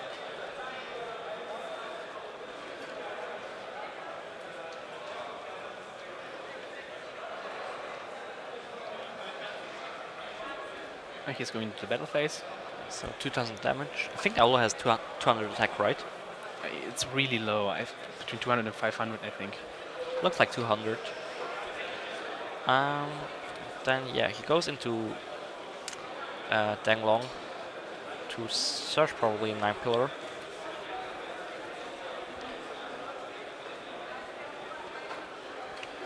Unless 9 pillar is already face down. That he will see now. He's going to search, so he does not play any other 9 Yang cards that you might be able to search. So if he draws it, then he has already drawn it. Well, he could search Swanee. Yeah, what he is doing right now. Okay, so now it's going to be interesting. Is the back row then actually the actual counter trap? think it has to be, otherwise he would have searched it. If it is, then he can actually blow out Ferret entirely with negating again another Alistair normal summon, which would be devastating because then he would be out of the game at all completely. Oh, he draws another Glass Bell, I think. Wow. That's a huge top deck. Could be worse. Because now he has multiple options to try to bait out the Danglong and still go for Crystal Wing, which might be pretty huge. I'm pretty sure. I'm not sure if this plays correctly. Okay, he's activating first his Glass Bell in his hands. Oh no, it's Glass Bell or what? No, I'm pretty sure it's the other one. It's not Glass Bell, the name. I think it's Ice Bell. Yeah, Ice Bell. And he's using 9-pillar. Okay. So negating it. Would you rather have Glass Bell eating the trap or Alistair? So you mean Ice Bell? I would probably go with Alistair because he still has a Meltdown in hand. I think he is still good to go though because he has the Meltdown plus being able to recover his resources again with the Wonder Wand. So he will be able to draw into more cards and still go for some of his fusion plays that he would like to do. Of course, it depends on what he's actually going to draw with the Wonder Wand now. The amazing thing is you can use Alistair from field and graveyard with this card as a fusion material, so you can always send it with Wonder Wand. It has no drawbacks. So he's opting to do it and is going to draw 2 cards. So I don't know exactly why Danglong is still on the field. Maybe... Didn't he use 9-pillar?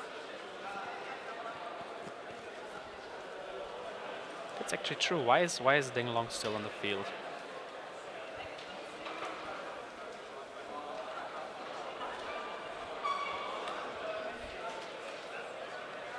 I'm quite kind of confused as well. Okay, so our man Wale is quickly checking it.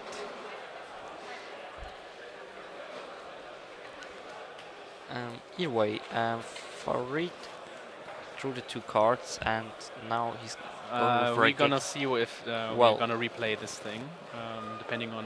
Yeah, pretty sure on that. Yeah, so...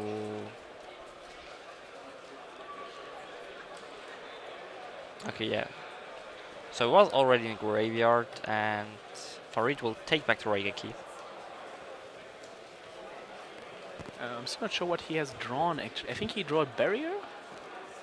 Looks like a trap card here. Which might be great. Oh, I think Merlin has a Effect Feller and a Crow in his hand. Am I right? Crow could be like... Novella he's it gives him like another turn. Yes.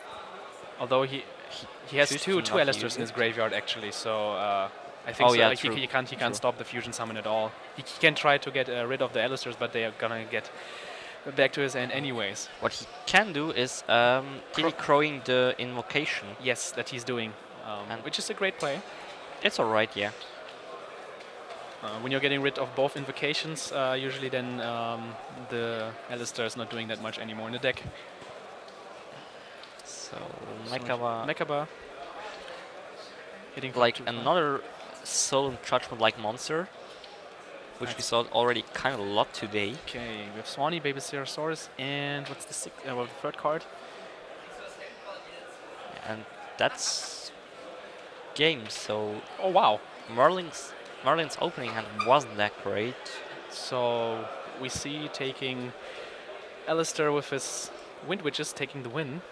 But it was pretty great to have 2 Ice Bells, 2 turns in a row. Wouldn't complain about that, yeah.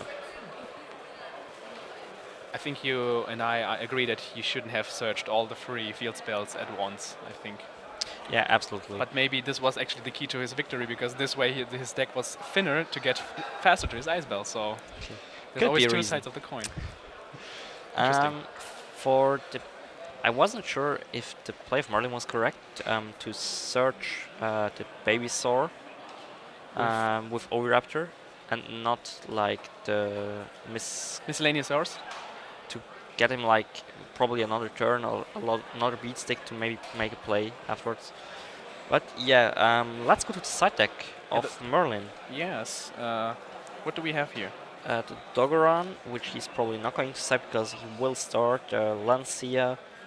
Could see that actually, even if he starts, because it can be a blowout against Evocation. Necrovate is an interesting side deck card that he has there, which might stop this deck also pretty great.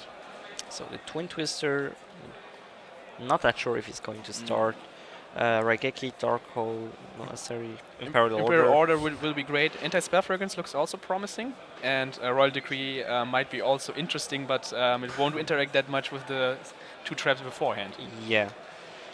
So let's see I think he is actually also well prepared to go like for going first with the anti-spell and Imperial Order to like shut down everything, all the because plays then of Farid. Farid is completely locked down to his monster effects and his traps. And to be honest, I would actually love to see the combo play of Merlin, which deck offers. We will see if we get to it, and otherwise we're going to explain it shortly after the match. He's actually playing 6 True Kings in his main deck, which is Agnimazut and the Earth one, Litugazm, but he was not able to draw any one of them in the starting hand, because then his field would be completely different in game 1. Absolutely. With the baby Cerosaurs.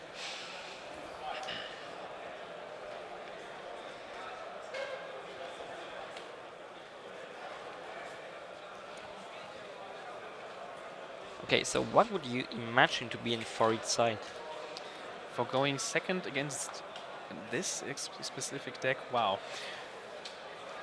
I'm not actually quite familiar with the first turn fields you can lay down with this thing, but I think Dark Lord Raigeki might be a great side deck choice for going second. I would keep in the D barriers, I think, still for negating some of the monsters that you can set. I think strikes are maybe not that great anymore on this side, and maybe some kaijus, maybe, depending on how much space he has, especially when he can bust out some really nice, stunning synchro monsters. Okay, so we see Merlin starting with Fossil Dick for Soul Eating Oviraptor. The hope is there for the combo. I think I saw a little Gasm as the top card that he has. Then he just needs another Earth one to destroy. Yeah, also an interesting thing is to actually special summon the Litugazm with actually destroying 2 Earth monsters, because this will gonna give him some advantage, knowledge about his extra deck, more of opponent's extra deck, and banishing some of his key cards. Okay, so he opens Dull Fossil Dick. Okay. Seems alright. When he actually has now the Litugazm, then he's able to extend his space to make a pretty great board first. And oh, he has Agnimazut. Okay. Can you explain what the True Kings actually do? Okay, so the True Kings, they're kind of similar to the Dragon Rulers, the old ones. You can special summon them from your hand by destroying on your field or in your hand 2 monsters with at least 1 monster that has the same attribute as the True King you want to summon. And if you're summoning it by destroying 2 monsters of the same attribute, they get additional effects. For example, for Agnimazut would be like banishing a monster from the field or graveyard from your opponent. But now we're going to see like the pretty cool combo that the deck offers. And that's now with Danglong. He searches the 9 pillar. And as we already discussed, I think in the second round, Danglong can send any worm type monster from the deck to the graveyard to get its to adjust its own level. So he can send also the big level 9ers exactly to go for maybe a rank 9 play. We will see now Tzolk'in. Or that, because he needs for his pseudo synchro summoning to level 5 or higher monsters. With with the same level, and one has to be a tuner monster. Yes. And as we now have like 2 level 9 monsters on the field, we're probably going to see. Interesting would be to see Enter Bloodnir actually also, but I don't think that he will do it. Phantom Fortress. I think there's no reason to do it first turn, especially as it's not as strong as a Crystal Wing if you're starting. Like afterwards maybe. And now because he searched 9 pillar, he has automatically the card to set face down for Tzolk'in to summon Crystal Wing. Yes. And as he has enough dinosaur monsters in the graveyard, he can banish now the Miscellaneousaurus. Miscellaneousaurus, thank you. To special summoning another level 4 monster from the deck. Okay, so He's using search. Danglong after setting 2 cards. I think he disagreed with his opponent that it's not too late, so we won't complain there. No. Okay, I'm actually curious. Which rank 4s does he play there, which might be great? Take us to Emerald for recycling he has? I'm pretty sure you won't overlay there because you have the 9 Pillar face down, which would be dead otherwise. Yes, I agree. So normally he should have 4 dinosaur monsters in the graveyard. Yes, a yellow, a Miscellaneousaurus, a Baby Cerosaurus, and what would be the last one? Just thinking. It's not another Miscellaneousaurus. So maybe he has 3, so he can't do it. Okay. Okay, we have, I think, a Quaking Mirror Force, the Twin Twisters. The Twin Twisters are directly getting blown. And he's on the back row? discarding the artifact. Scythe. So we see now 9 Pillar. So Twin Twisters will be shuffled back into the deck, not being sent to the graveyard, which is maybe a major key because maybe you redraw it again, which changed the game. But is he thinking maybe to change something? This is why he's not still shuffling it back. Well, he probably can't change anything to a counter trap. That's actually true. So I think he forgot to shuffle back his Twin Twisters. I think they're just continuing without shuffling back the Twin Twisters.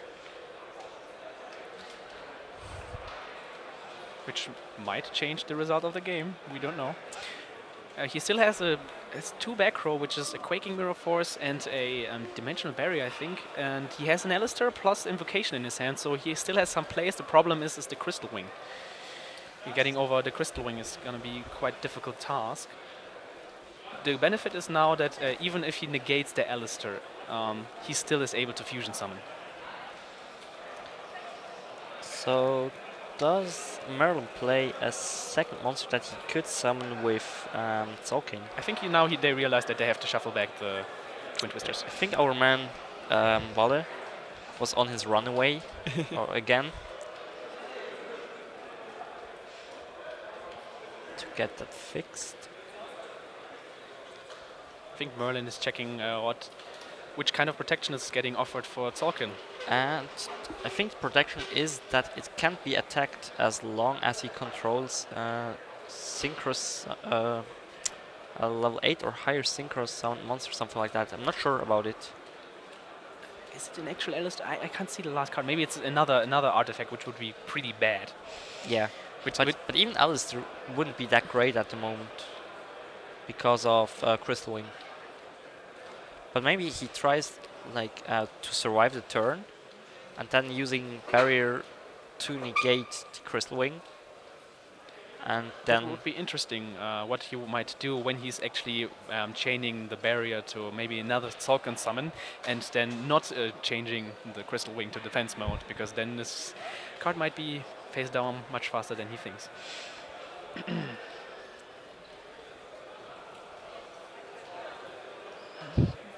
Question is, does he has any spell or traps that he can set? Does he even have another target actually? He has Trishula in his extra deck. I think Crystal Ring is the only target he has, so he does not even have the option to summon another Synchro monster. Yes. Except he doesn't play any Synchro monsters in his side deck. So I think he's using Miscellaneousaurus now to get a level 2.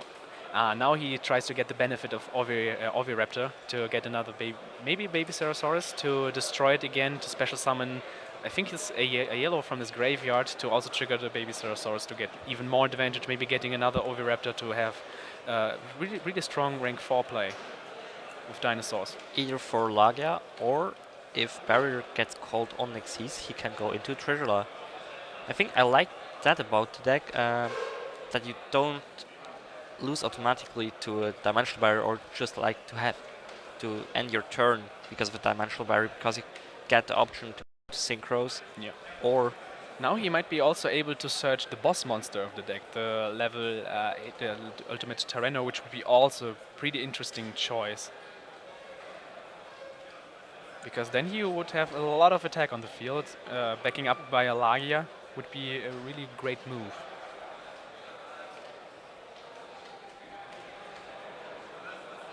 He's actually searching it, yes. So I think he also has 2 dinosaurs. No, he will have 2 dinosaurs till then in his graveyard. okay, and So yeah, now we are seeing maybe the dimensional barrier flips on quest, synchros. So I presume, and now he is going to go into Lagia to be safe from the other back row, except if it's a strike or something. Yeah, it's Lagia. Evils are Lagia.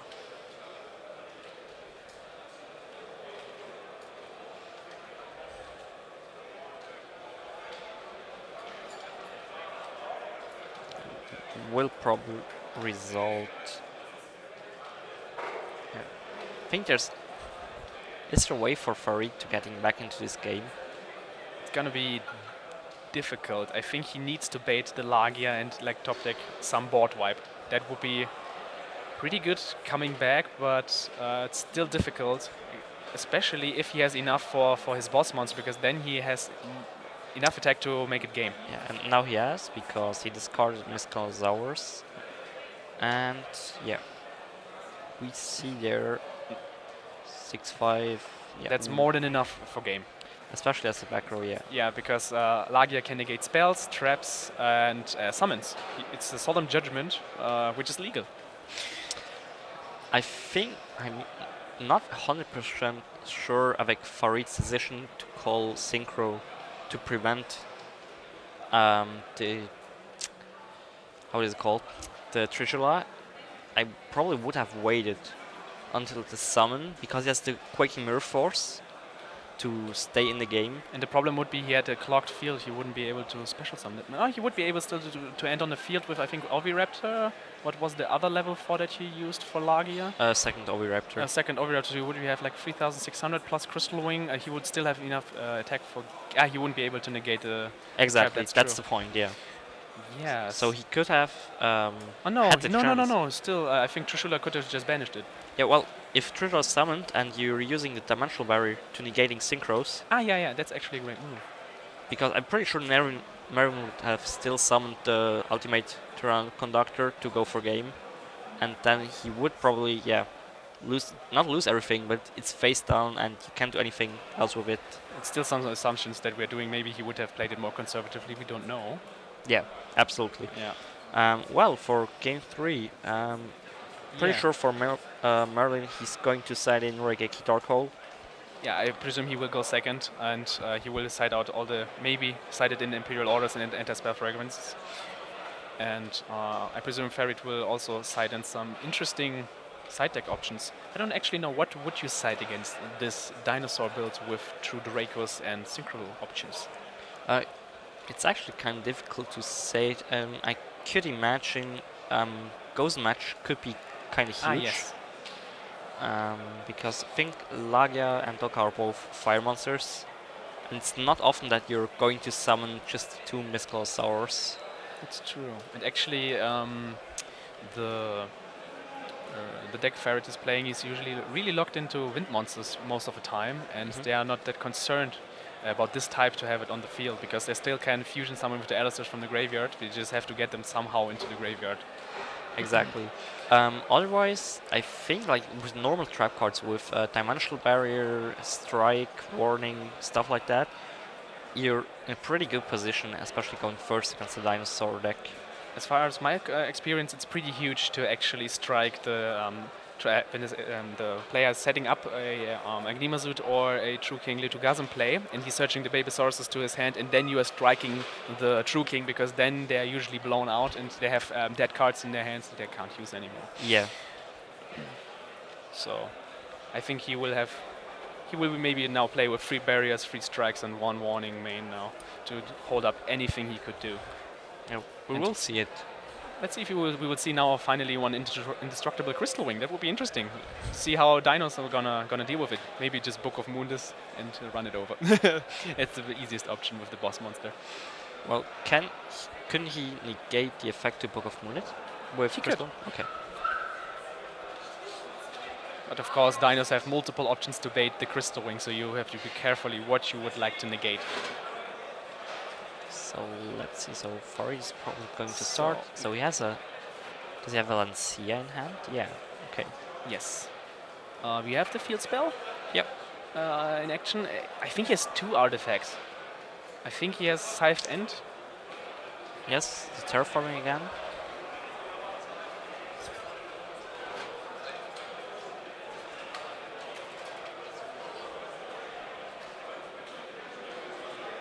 I'm not 100% sure if the play is correct.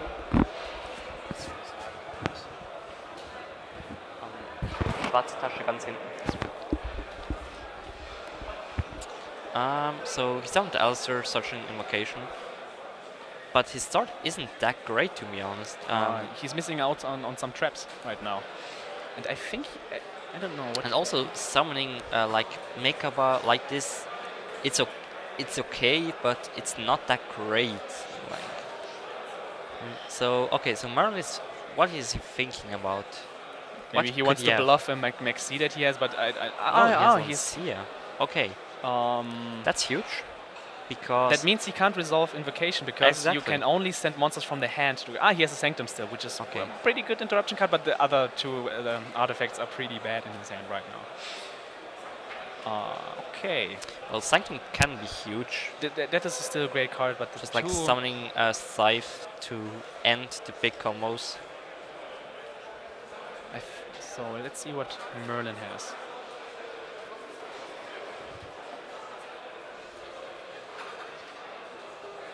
They're reading the. They're reading again the field spell, but I think it's still legal to react with Lancia to this card, because it just only prevents negations of the summon. So it does not prevent the negation, but it's kind of negating. It's not actually negating. It's just not properly resolving. It's, I think, the same thing like a Dimensional Barrier, which is still possible to activate, because it just can like prevent that fusion summons, that fusion monster can be summoned, but you're not negating the spell on its own. So that was fair.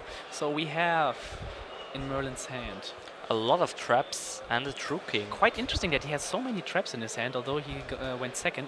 As Twin Twister, which he will not activate, I promise you right now, because he does not want to blow up the Sanctum. Yeah. Or maybe he would use it just to force out to special one of his special summons. Maybe he wants to force the Scythe somehow, so that he can go for other plays that he cannot disrupt with Moral Tech if he's playing it.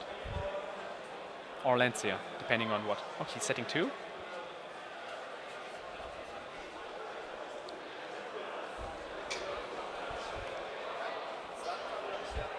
And he passes his turn.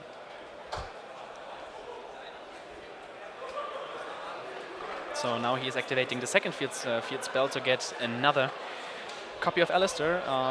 Let's see if the next fusion summon is also getting interrupted, because if this happens, then he's gonna have a problem recovering his cards. Then he needs to get his Alistair's banished somehow in a different way. Yeah. Because otherwise he won't be able to get them back to his hand, which is usually the problem that you have with Invoked. So he's thinking about using Twin Twister? He's Twin Twisting during his turn.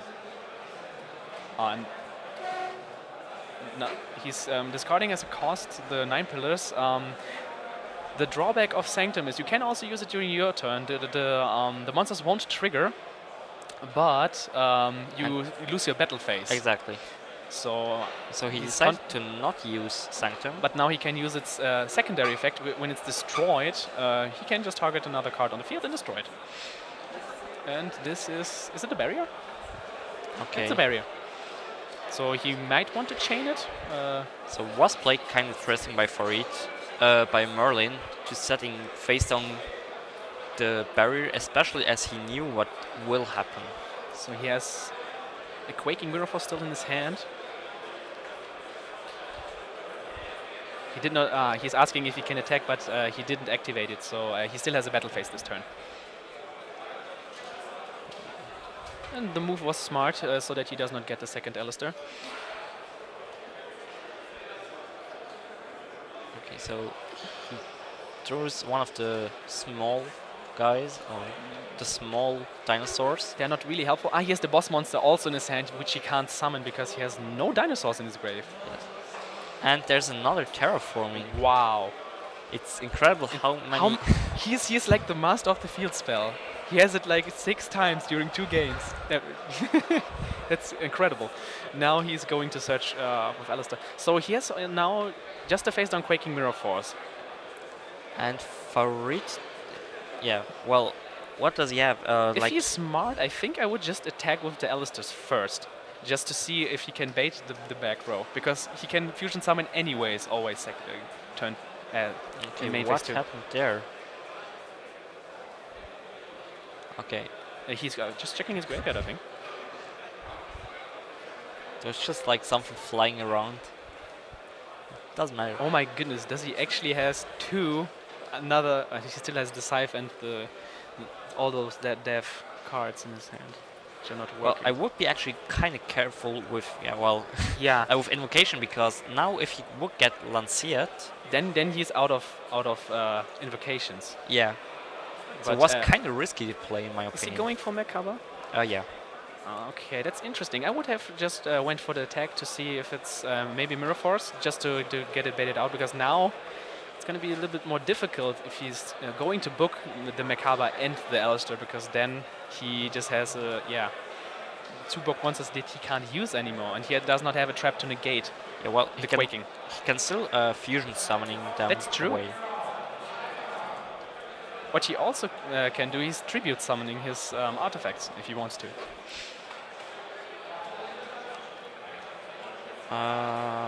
So now they're getting set. Okay.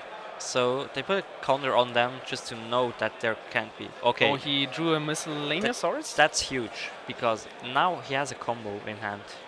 I don't. Which combo do you see there? Because if he has to, or which monster does he have in hand? Is it? It's Petit Pteranodon and the it's boss not. monster. Okay, it's not a True King. My No, bad. he does not Okay. have a True King. So I thought it was a True King. Okay. The problem is he does not have 2 dinosaurs to get the big boss monster out. No way he can do it right now on this turn. So actually, we could see that he's just passing again. The only way how you would be able to do it if you would play a level 3 synchro that he can sync with a yellow and the level 2 Petit Pteranodon. That would be a play. So now Merlin is on the edge actually, because he knows that his opponent still has the Alistair, which can search again Invocation. In this way he can finally get some attacks in and getting out some stun monsters, because he can still fusion some of another Mechaba. He draws, I think it's Winterbell. His draws are pretty bad. He has so many dead cards in his hand, but he's still able to get through this. I mean, quite impressive. It's absolutely not a bad position for Farid. No. Because like the only way back with the hand of Merlin is to draw a True King, and he can just negate it with another Mechaba. Question is now if Farid is playing 2, but I think so. I think so. I've usually playing at least 2, maybe even 3. And the problem is he would like to banish anything from Merlin's graveyard, but he does not have any monsters. He's only traps and spells. So I would presume he would fusion summon with the face down Alistair now to get more damage in. And I don't know. Would you use the Mechaba from the field, or would you keep it there just sitting face down? I would actually take the Mechaba from the field, because okay, he's using Scythe. Oh, okay, that's interesting. Really interesting. Is Invocation specifying any face-up Alistairs that he has to use? Not as far as I know.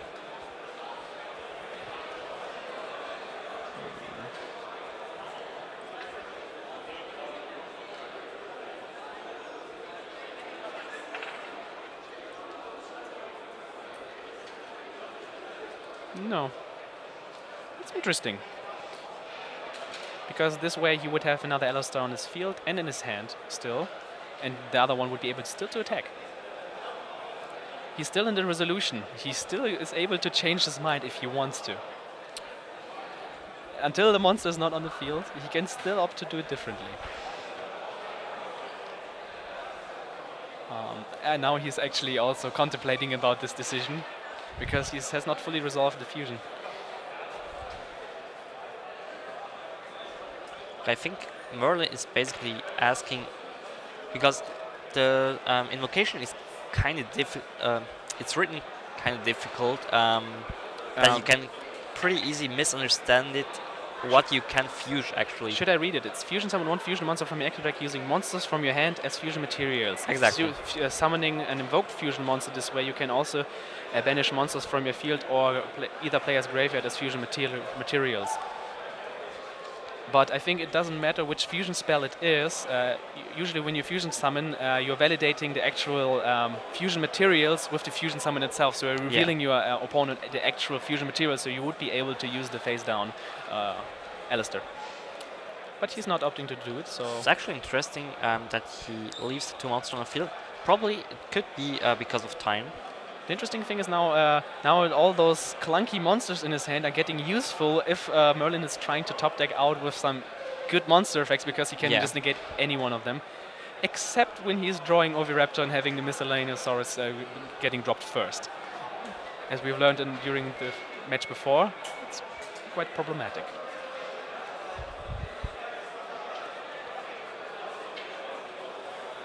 So Merlin's thinking about situation. The question is, what does he have? He knows he has to do something, because otherwise next turn Farid is searching with Alistair again invocation. I'm pretty sure he can like fusion summoning something that has at least 2000 attack points.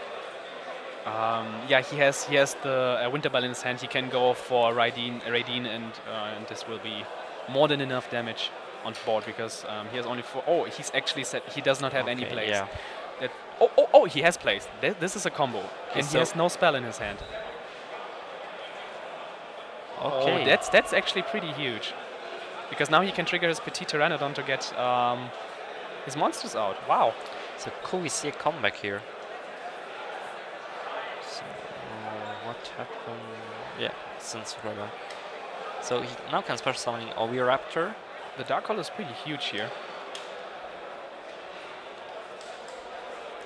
It's again this dinosaur deck is like a little bit early Yang Sing deck, where you also decided to normally a Dark Hole over Aigeki because it has like this interaction with your own cards. Yes, Dark Hole is a pretty great combo card in the deck itself, because you can start off, especially with the field spell, which is he is not running. You can make some pretty disgusting fields just with a Dark Hole, one of the small Baby Ceratosaurus or Petit Pteranodon plus the field spell. You can drop in like double Agia or double Dolka or any other combinations.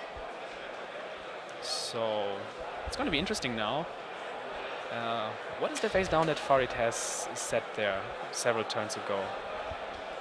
I don't remember.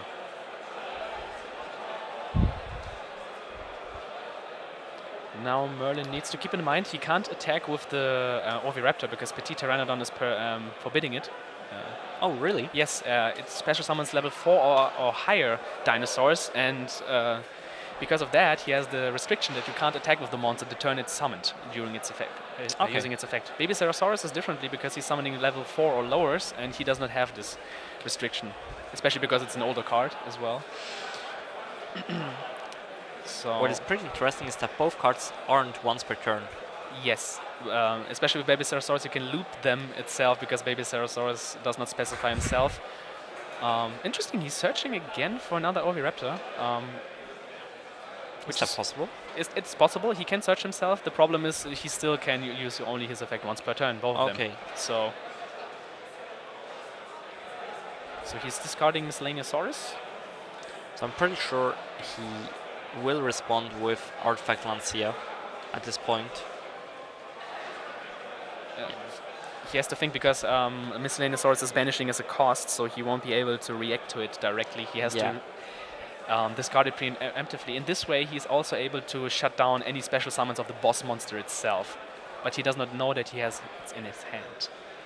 So it looks like he decides not to. Okay. And now he's chaining. Okay, that's weird. It's actually interesting. So probably it's because he wasn't aware that it's banishing as a cost. Yeah, exactly.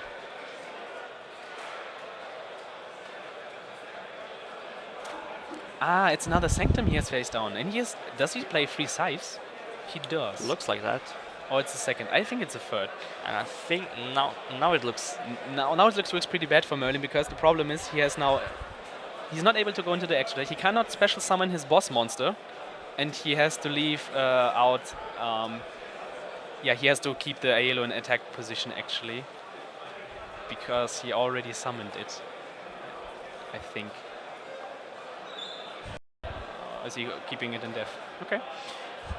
Merlin has no place now. He can normal summon and not do anything with the Oviraptor. Yeah. So did he top deck another Sanctum? So Alistair is coming down. I think we could see now a Magellanica for raw damage and getting rid of the Petit Pteranodon in the graveyard, so that he does not have any more setup cards in his graveyard. Especially as I'm pretty sure Mechaba, he doesn't have any Mechabas left. Yeah, either that or he can go for Raideen, but I don't know if his book effect is that great against another monster which is also book effect. It's a pretty intense game, actually. It's pretty interesting how it goes back and forth, back and forth. It looked actually already over, and we're in time. Okay. Not sure if they're aware of it. Probably yes.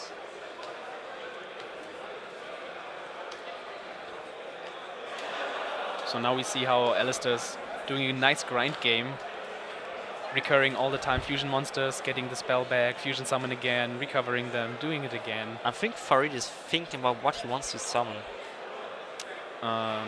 That's a great question. Going for game doesn't look possible, because there's no fire monster in Merlin's grave. Or he's playing maybe 3 Mechabus to stun even harder, because the Miscellaneousaurus is already gone. Let's see here. Oh ha! He plays a third Mechaba. He's playing 3 Mechabus. Okay, then it could be actually possible to go for game, I think. Now he has a lot of... Does he play any rank 4s? Now he would be even able to go into something like Utopia Lightning and directly game him through the Oviraptor almost. Didn't he normal summon the Alistair this turn? Yes. Okay, so, and where does he get the second level 4 monster? Excuse me? Where does he get the second level 4 monster? He has 2 Alistars on his field.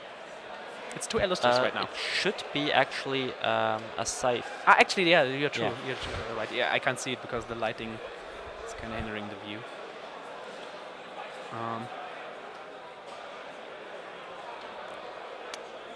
Yes. Okay, so he's going to run over the Aiello. So 400 there and 2,500.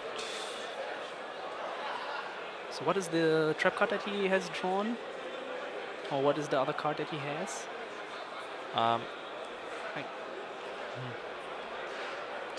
It's Glass Spell. Another Alistair, of course. And another... What is it? Does he have 2 Alistairs maybe? Can't you use multiples in the damage step? That would be pretty Could insane. be another artifact monster, because it really looked like 3 monsters in his hand. Oh, it's another Sanctum or another Moral Tech play. We're going to fix that with the glare on the cards afterwards. So Merlin is in tough position because he has to deal now again with a big field. His boss monster is alive in his hand now, so at least he has some options to get a huge monster to the field, which might be able to change the game. The question is if it's enough. Like, especially as Mechaba is by discarding Alistair also at 3,500, which could be... It's gonna be interesting now, because he has the Oviraptor still in his hand, to actually search the Miscellaneousaurus to make his entire field completely unaffected by Mechaba. If he opts to do it, because Mechaba can't react to the actual summon of the Ultimate Terrain, because it's an inherent special summon. So it does not start a chaining, so he can't react to it. But he can react to the Book of Eclipse effect if you wants to activate it. He has 2 Oviraptors in his hand, which is kind of cloggy.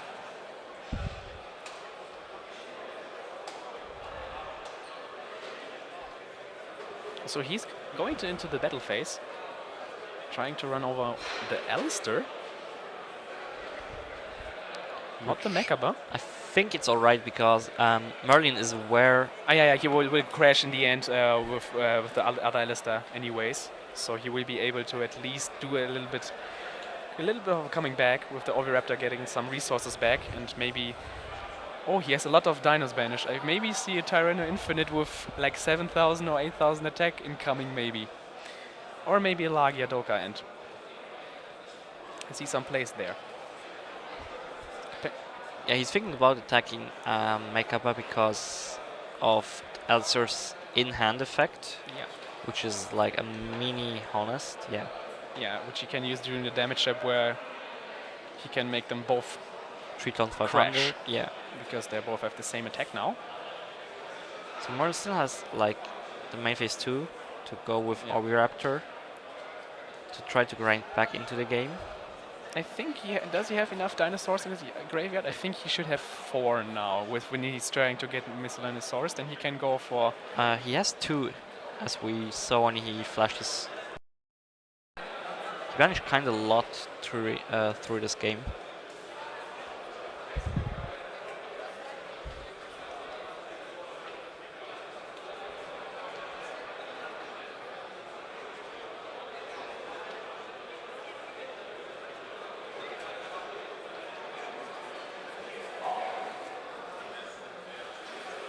So he's actually going for the miscellaneousaurus.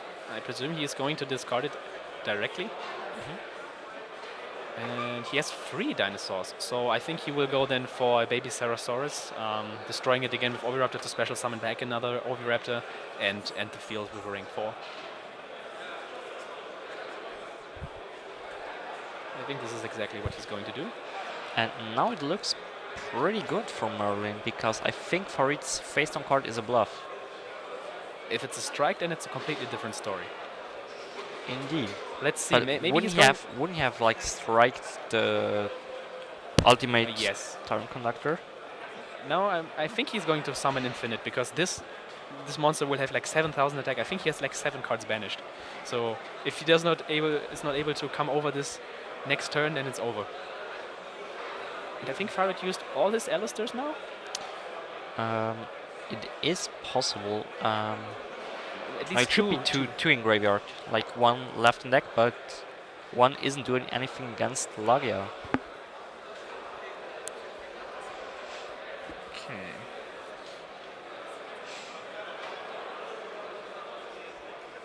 So what is going to be? He also doesn't have an Aelo to go into any synchro plays.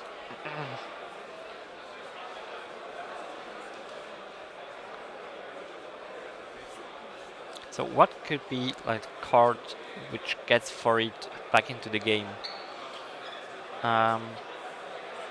With his luck, wow, that's a great question. I mean, difficult. A Winterbell wouldn't do that much because could he negate Winterbell with Lagia? You mean Glass Bell? Glass Bell he can't, because she's activating in the hand, but he could negate any of the synchro summons in between. I mean, he could with Glass Bell like. Did he draw another Lancia? He is. You sure it's a Lancia? I think it's a monster at least, so.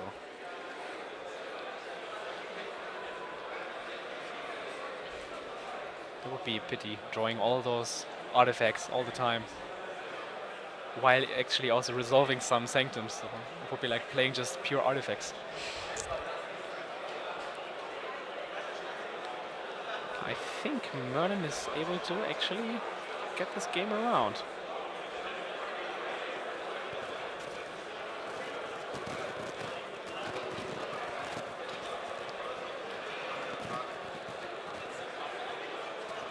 Well, what Farid has to try is like normal summoning the Winterbell, if he drew really a bluff or something like that. If he has Alistair, he's still good to go.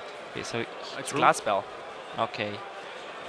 So that's it probably, if he's going to negate it with Lagia. Or his face-down card is Dimensional Barrier or something like that. Okay, so Lagia, but he let through the card. I just don't know what he can do now with Glass Bell, except for searching Ice Bell for later turns, but I don't know. That's alright because he can just run over Miscellaneosaurus, so Merlin wouldn't have game on field for next turn. He will certainly have when he's banishing this Miscellaneosaurus to get out an infinite, which will have like infinite amount attack. Does he have the 4 cards in graveyard to summon it? I'm not quite sure. I think he has. I think like 2 left. But if he's somehow getting able to get those materials from Lagia into the graveyard, then he will certainly have 4 materials. So what is he trying to do now? Well, he has to attack. Interesting would be also to crash the glass belt to make everything main phase 2, and when he is able to actually counteract the Lagia with a negation of a barrier, then he's able to make a crystal wing. But the question is, what kind of back row or the last face down card, what could it be which he wouldn't have already used at some point? Like a barrier he would have used last turn to prevent Merlin summoning the Lagia. No, he's running over the Miscellaneosaurus.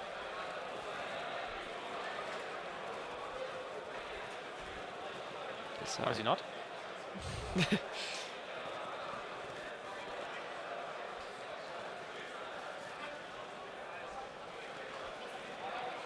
I'm actually curious what they're discussing right now. I don't know.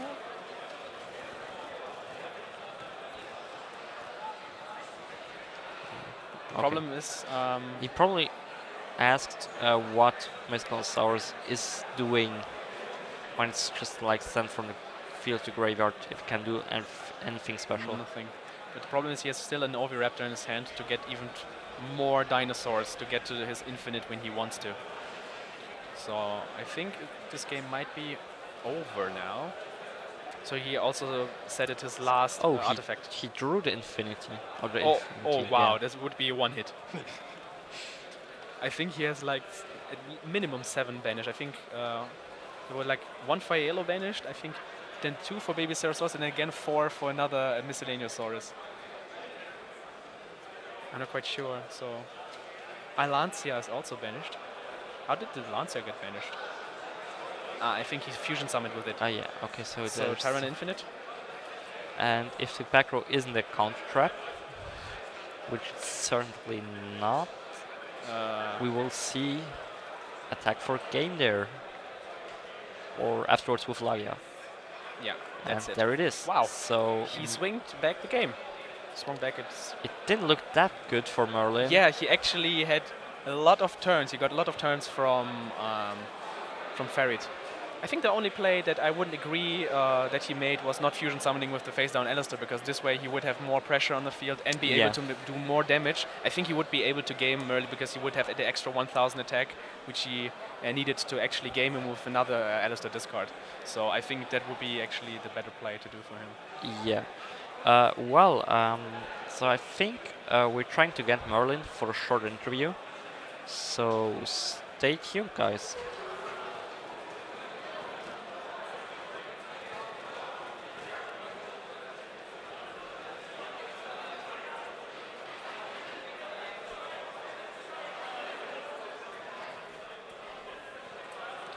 Okay, so we're already back. I think we're going to try to get Merlin at the moment, or our guy Vale. Let's see. Who's running around the whole time basically. Yeah, we can talk a little bit about the match. That was the first time we are seeing some Invoked playing today. So I think also a big contender for this tournament, because of the strength of Crystal Wing. Strength of Crystal Wing plus all the extra deck knows that they're playing in their main deck with triple Barrier and triple Sanctum, which they are pretty flexible to stun down the opponent so that he can't do anything. Yeah. The only matchup I think is always usually a little bit difficult is all the grass decks, because usually they can outgrind them with the grass, especially Infernoids, being able to like nuke the entire board. And getting out monsters which are pretty huge as well. Well, the question is it possible for Invoke, for example, to counter the Law and Morning decks by playing 60 cards on its own? Or does it have a too big impact on the I consistency think of the the deck. problem is I wouldn't know which engine you would like to put to get those 20 extra cards with Invoke, because Invoked are pretty centric for the normal summon. Yeah. For Alistair, they already use field spells, so they can't tech like some funky field spells like maybe Necro Value or something like that. They're already out of the game there. They're also locking themselves down to usually just synchro summoning or summoning wind monsters in general in the first turn when they're using Ice Bell or Glass Bell. So they're Yeah. pretty restricted what's going on in this place. It would be a pretty interesting take, because this way they would be able to mill maybe some of the fusions to get them triggered when the Alice is getting vanished through different cards, and playing 60 cards you wouldn't draw the artifacts that much. So Yeah. you would be more effective for the Sanctum plays. Maybe it would be interesting to actually enhance or play more artifacts with the Ignition to have more plays to stop some pretty crucial spells like maybe Barrage or something, in maybe against Infernoids or something, and being able to set the appropriate artifacts to counteract with their plays. Then it would also make more sense to play Lancia in the main deck, because you would have more targets. Maybe Beagle Tech also corresponding to Yeah. it. Could be an interesting approach. Yeah. I think we're still trying to get Merlin. In the meantime, we got kind of a meta deck breakdown. Like, got here a pretty interesting sheet. We have a lot of different decks today here. Yeah, I think the most played deck is Metal Fosu. Yeah, they're mixed with Invoked. That would be actually a possibility. Yeah, I think it's 60 cards we have. We have some, I think it's like 48 cards, 40 cards, because it's usually pretty difficult to play Zeus with Metal Foes with not going over 40 cards. but as we can see, I think Su is the most popular, or the engine on its Yes, own is still very popular. We're going a little bit more into deep after the interview as Marlin is arriving, so just take a second, guys. We're quickly switching the positions.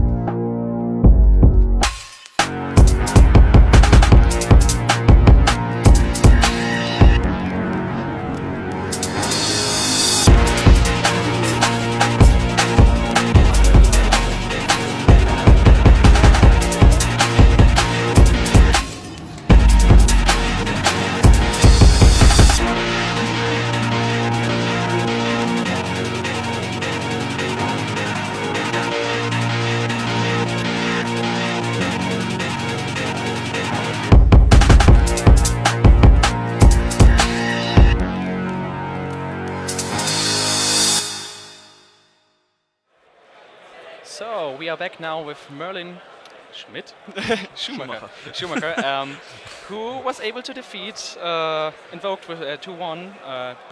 Pretty impressive, because game 3 looked pretty bad for you. You bricked through multiple rounds, but the opponent was not able to defeat you. Yeah, I was fucking lucky. Like, to be honest, when I saw my first hand, it consisted of like Twin Twister, Lancea, like the boss monster, Ultimate Tyranno, and 2 more cards that and the counter trap for Yang Zing and 1 more dead card. And I was like, oh my god, this is not gonna go well. And then I ended up pulling it out. I'm so happy about that. The game 3 was absolutely undeserved. I shouldn't have won that. Yes, it was. I think we spotted a small misplay from the opponent when he was fusion summoning. He was not using his face down Alistair, which we were expecting to get more damage in. I was so happy he didn't do that. Yeah, I think you also discussed a little bit about the fusion spells. I mean, you were talking a lot of it. Yeah, because I was testing fusion. Actually, I was testing Invoked and Zoo the whole time, and I was under the impression that you could not use your cards in hand and cards from field and grave to banish.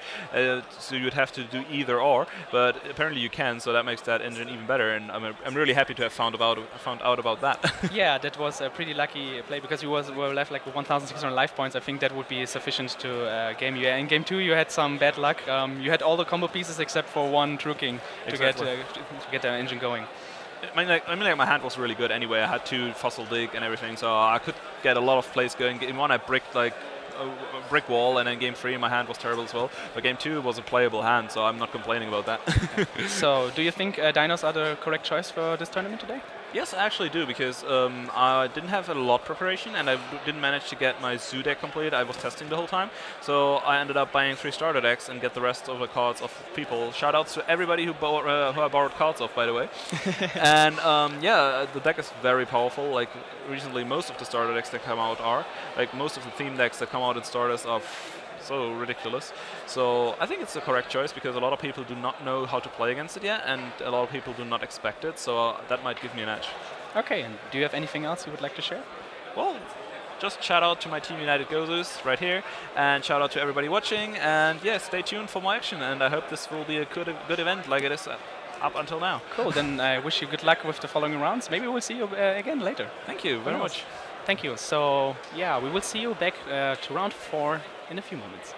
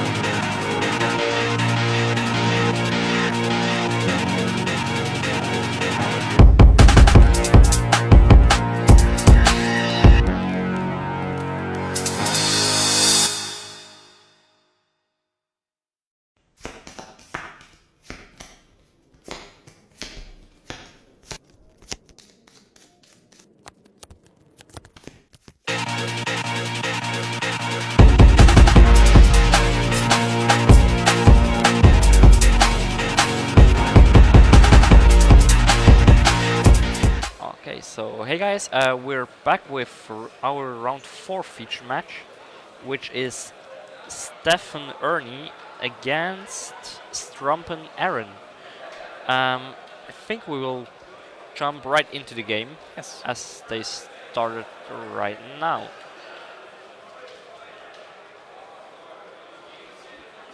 Or they... Okay, yeah. So... We are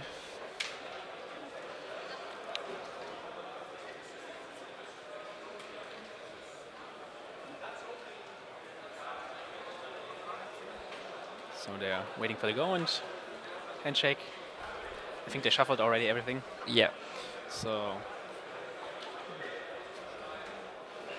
we have on one side Palazoic on Stefan's on the right side. I think we have Metal Foes. Oh, that's pretty cool. We didn't see that today. Yeah, so he opens with a steady and double. Okay, so he tries to dig into his deck to get out some spell and traps.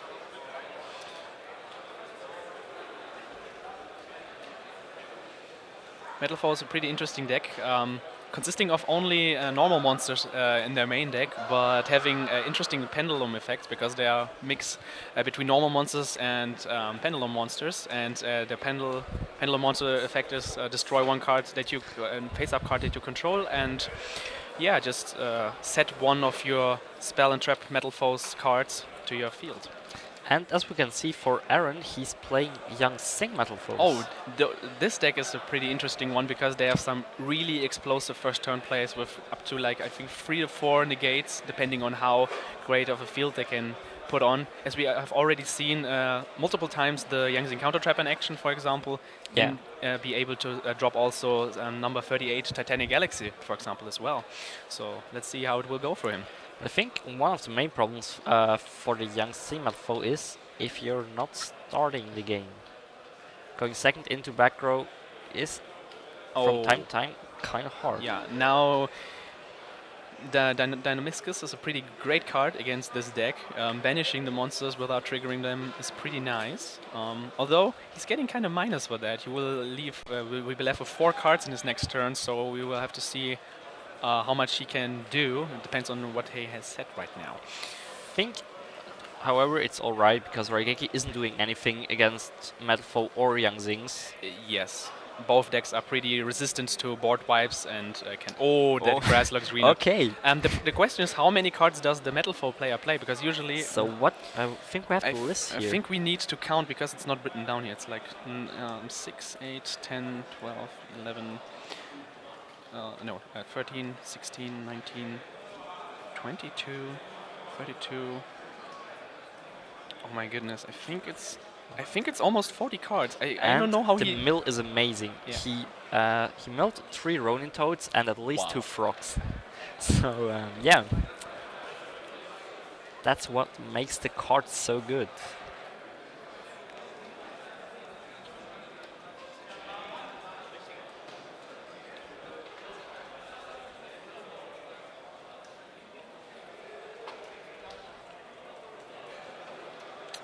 And yes, he's actually playing 40 cards. That's quite impressive because usually Metal Foe variants are usually going over 40 cards. For one reason, because they are already consistent enough on their own, and they are counteracting against grass decks so that they can't mill that much. But yes, actually he was able to squeeze in both engines in 40 cards. And now we see, now it looks now it's gonna pretty be good for Stefan at this point. Yeah, now he has, oh wow, the traps in the graveyard are real. So let's see.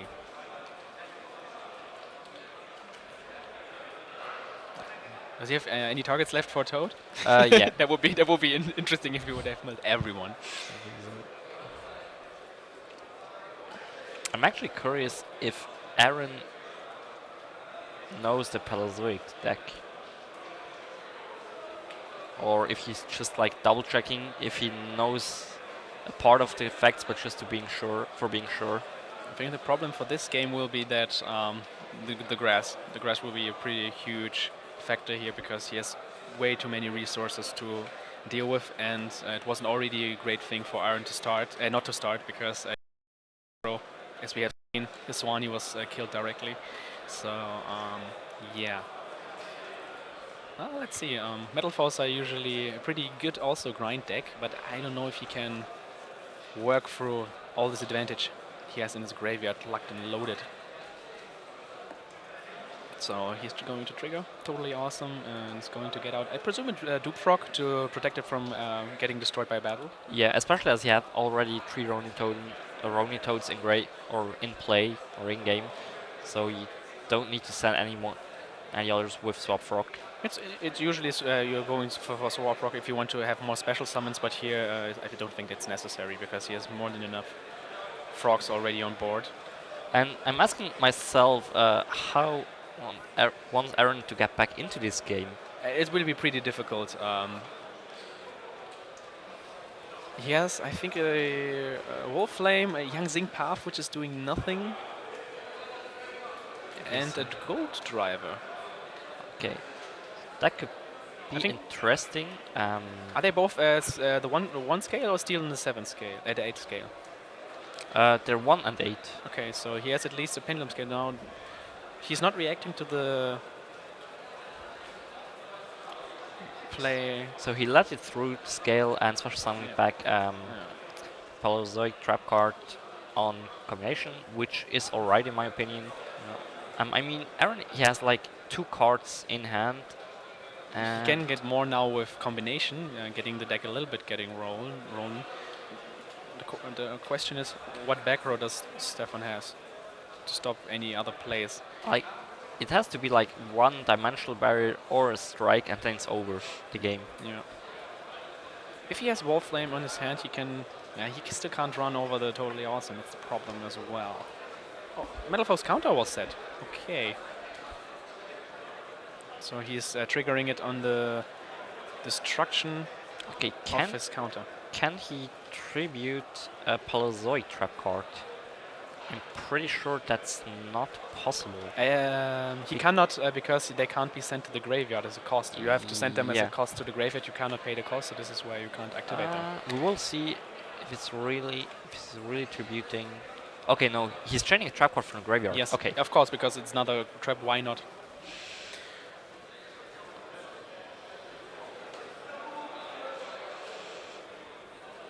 So he's going to get out the Wolf Flame, which is still not able to run over the totally awesome as long as Dupe Frog is on the field. And running over this will get him back a Swap Frog to his hand, which will load up his graveyard even more.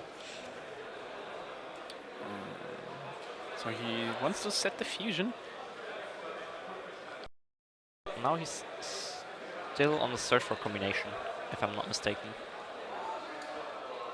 Metal Force actually got a small hit on the ban list regarding Kirin, which was a pretty great card in the deck.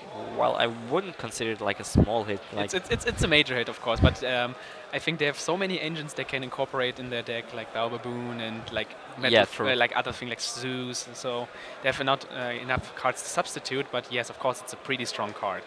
So we see Pendulum Summon. Does he has a Terraforming in his hand? No, he's not playing it. But he's playing Oracle of the Zephyr. So we see the fusion.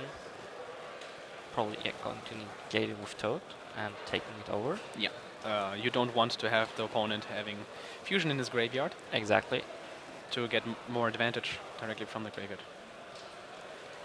So now he would be able to kill both Paleozoics. No, or at least one. I think you can't attack anything except for Dupe Frog. Exactly. He's not only protecting you can frogs attack and directly. It just prevents the monsters. Okay. So it was kind of a... For Zodiac players, sometimes you can try to sneak games away with Borbo to attack directly. Setting a third combination. He's actually playing 1 counter in 3 combinations. Which makes sense because you need, I think, 2 for the standard Yang Xing combos. Yeah. So he would have the option for the 3rd one. I hope we will be able to see the combo maybe game 2 or game 3, depending on how this game is gonna go. Yeah. But yeah, it's gonna be pretty difficult for Aaron to get through all this advantage, because I think next turn he can get out multiple rank 2s. And that's a little bit the problem for Metal Force decks in general to having a lot, not like the real defensive cards. Yeah. Okay, so he decided to not attack Deep Frog. I think we're gonna see Opabinia coming down now and getting some Olinoides roll in to get rid of the scales first, and maybe searching some cards like Dynamiscus because he has several cards in hand. The question is, does he have to do it or just like going for a game at this point? Like searching Dynamiscus to get rid of the monsters? Because Aaron is at 5,800 life he knows points. what the back row is, so he can try to go for game. He knows Yeah. that this will not stop him. Although actually he's playing two real traps in his main deck, like Solemn Warning and Storming Mirror Force. But he, of course, he has searched his trap there, so he knows what's going on. So yeah, Metal Force monsters on the field are not doing that much because they are all vanillas. They don't have any effects. So there's the Opabinia coming down. So I think he's gonna go for the setup route and destroying all the resources that he has and doing it next turn. Because with Opabinia it's pretty difficult to OTK because he has no attack. What he could do is like searching Dynamiscus to banish the Gold Driver, go for another rank 2 exit, and go into F0. Yeah, that's actually true. He can then steal his opponent's monster and beat him down by it. This is like the only way to make Opabinia like an aggressive card, like going into F0. Or going main phase 2 into Downward Magician, which is also another option. Okay, he's going for the Olinoides play that we predicted. I think he feels safe, so I think he does not want to hesitate going so fast for the OTK. Or maybe he's still going for a game. That's also possible. Let's see. So, he's going for Anomalocaris, I think. Okay, yeah, so he's going like complete scale destruction. Yeah. Not sure if I would agree with this play, but alright. He plays around like potential hand traps that could stop the OTK. I don't think that there's any hand trap that can save him because I think he will make somewhere a totally awesome which can negate anything he would throw at him. True. And I'm not quite sure which back row he has there, but if he has some strikes there as well, then it's already game over. But I don't think that he has anyone because otherwise he would have stopped the Pendulum Summon immediately beforehand. Yeah. When you Pendulum Summon for free, like getting rid of free monsters, it's pretty huge. Or he was sure that he will win the game. This way, yes. So yeah, and next he's gonna chain now Canadia to Olinoides. I'm not sure if Aaron should have like used the counter in the graveyard to interrupt the possibility to special summon. Actually true. Maybe he's waiting for another moment, or maybe he does not have it in mind that he can use Metal Force counter during either player's turn because it's a trap card. That's true. What we'll see now.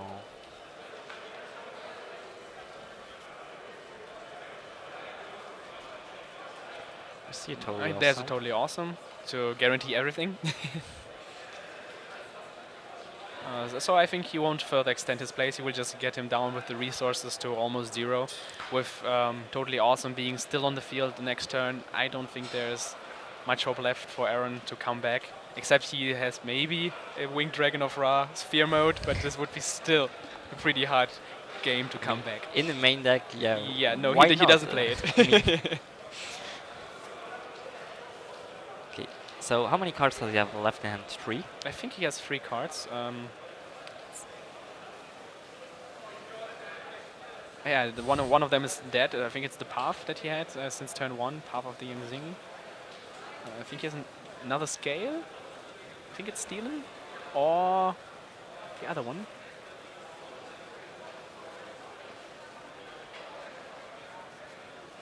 Okay, so he's using now the counter, getting back a low scale. So going for Gold Driver. Keep in mind, Totally Awesome can also negate the activations of those Pendulum monsters in the Pendulum zones and also take them or send them to the graveyard because the activations have been negated. So this can also interrupt a lot of plays. So he's going for Anomalocaris, destroying it. So using his first stun monster. Okay. next. So now he's letting that through. Okay, that's interesting because this is generating quite a little bit of advantage for him now. I mean, what can he search? Like third combination, okay. Now he gets a low scale, which he could potentially negate with Totally Awesome.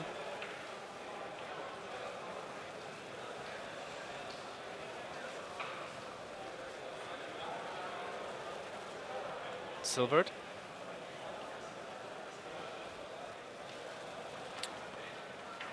Or it's possible that maybe he goes battle phase. It just runs over the Totally Awesome. I think the combination should be set face down. Definitely. Yeah. He shouldn't send. Why did he send it to the graveyard? I think maybe he thought it's the one that he destroyed. Yeah. Maybe we have to correct that. Yeah. Yeah, the combination should be face down for sure, not in the graveyard. Yeah, there was a mistake that he sent it to the graveyard. It should be actually face down set on the field because.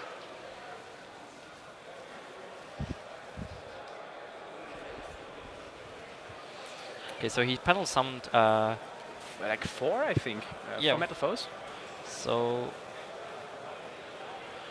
Stefan is thinking about setting face down the Lost Wind, which he decides. He has to think because the problem is he will clock his back row if he has nothing else to activate later. That's going to be a problem because the fusion he will never use. Yeah. I think. Or he was going to destroy it on its own when he thinks it's time to do it. So now, because now he has a completely full field, 10 cards. 5 in the front row, 5 in the back row. So now he's setting the. Okay, now it's fine. They realized it. That's good. Great. So now what should he attack with Wolframe at this point? The question is if he should attack Totally Awesome or the Animacrylis, because both of them are dangerous. Mirror Force. Okay. I don't think. Mirror Force. I don't think that there's anything he can do except for stalling now. But I don't think that he will be able to outgrind them this way.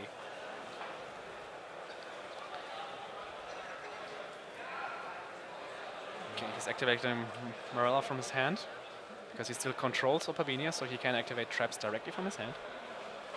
Probably sending another Lost Wind or Breaker Skill, something like that. Either that or another, like Leancole or something. Yeah. So at least having some more trap options which can special summon back. Okay, he's going for another Lost Wind, just in case. So he's using now Animacrylis to potentially draw a trap card. Opponent is reading Lost Wind.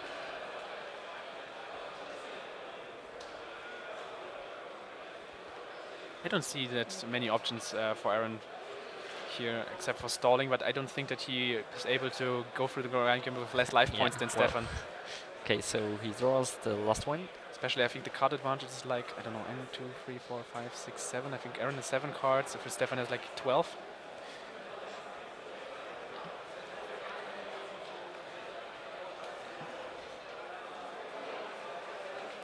The question is if he should go like first into an Exceed. Something. Okay, so I think he's gonna continue destroying the entire field and then just going OTK. Because now, if he wants to, all of them in defense mode, so F-Zero is not that big of an option. But I think, can he make a Cat Shark together with? I think Totally Awesome. I think he has like enough frogs in the graveyard or in game. Because he could actually free up some space using Anomalocaris and Opabinia as Xyz material for F-Zero to have space to make another rank 2, which might support either I guess the Phoenix in enhancing his attack to like 3000, attacking twice, or Totally Awesome having it 4400 attack as well. Although Anomalocaris has quite great stats, I think, for a rank 2, doesn't he? 2400. Well, he needs 3 monsters, but still. He's actually going for the F-Zero play. I'm surprised. So he's freeing up the space. I like that play, to be honest. The question is if he's able to kill his opponent. Right now, he's missing. He's not missing that much. He's so not missing anything, I think, because the Augusto Phoenix can kill both of them. So he just needs 2 monsters. I think the other monster has. The Steel has 2 times 100 defense. But it's not a problem here because I think he just needs to make Cat Shark and Yeah, should be enough. buff the Dagusto Phoenix so he has 3000 attacks, so he can deal with Toad and Dagusto Phoenix for more than enough damage. Yeah, and Also- the Cat Shark also delivers like 500 attack to the exactly. party. So I think that should be game. So he's going to attack with Toad one. Actually, he has still one place left, so he can steal one of Yeah. them. So he has super game. So Then he takes over the control. yeah, and then Cat Shark is stealing probably with Gold Driver, and they're yes, over more than enough 8000. game. So is he still playing through this? I would have already. I think for Aaron isn't sure if it's really game or maybe he's not he want. I mean, it's still possible that Stefan is going to No. make probably a misplay at some point, Yeah. like probably forgetting to attack. So then, let's see what they have in the side deck. Aaron has 3 Imperial Iron Wall, which I would not recommend siding in, and 3 Pot of Acquisitiveness, I think it is. Non-fusion area, it's also not a great. Gameciel, Great Horn of Heaven might be interesting. 3 Space Typhoon, I think they are gonna go in Yeah. to destroy the old back row. System down and 1 Ghost Ogre. He has not that big of side deck options for the Paleo matchup. It's actually Except for- surprising because Palo is, especially in Europe, like one of the most popular decks. And usually you see Metal Foes because they have their normal summon usually available. Denko Sekas in the side deck, Exactly. which is a pretty great card as we have seen. I think was it in Bochum? I think it was in Bochum last year against Joshua Schmidt. I think he was also playing Metal Foes, his opponent. Billy Break, Billy yeah. Break was also playing Exactly. Metal Foes, and that was exactly how he won the game. For Stefan, we have DD Crows, which probably won't get in. Penguin Soldier, which is kind of interesting. I'm pretty sure he's going to side them in because he's afraid of Denkozeka, Yes. even though his opponent isn't decided to not playing them. 2 from an Apocryphas, probably not. Solemn Warning, probably the same Don't- story. I think he will side in the Darkhold just to get the Yeah, board sure. wipe. And maybe And- the Forbidden Chalices, but Well, if he's aware what young Sing Metal is able to do, then I would assume it. If did you not, see any? Did you see any of the Yang Zings in Game 1 actually? I think a Swanee. The Swanee he yeah. saw. So If you wouldn't have seen that, you would have maybe sided just for Metal Force and would be surprised what field he might now see, Yeah. which is coming out, if he has a great hand. and Twin Twisters could also imagine to see them. Yeah, maybe. They're still signing, but I think we're going back to them. For Stefan, it takes a little bit longer Yeah, because pile shuffling 60 cards. Takes a lot of time.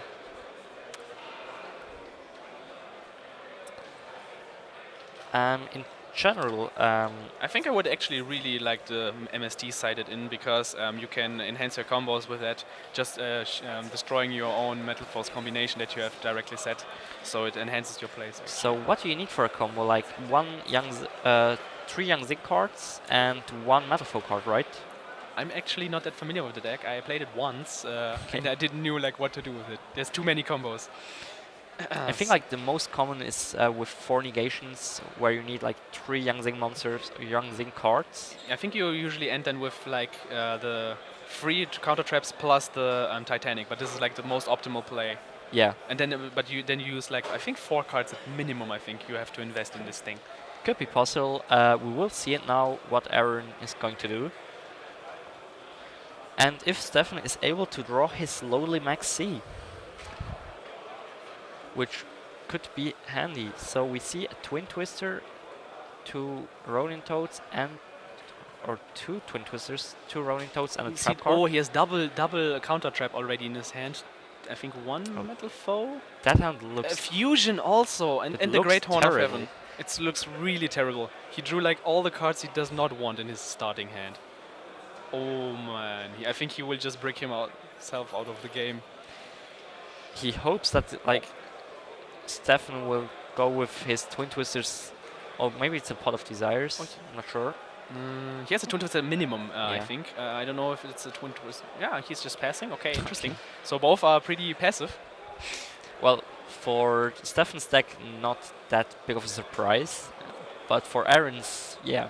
Yeah, the Great Horn will be interesting. Let's see to see how the interaction will be. For everything else, it's gonna be It's kind of sad to play. I think, yeah.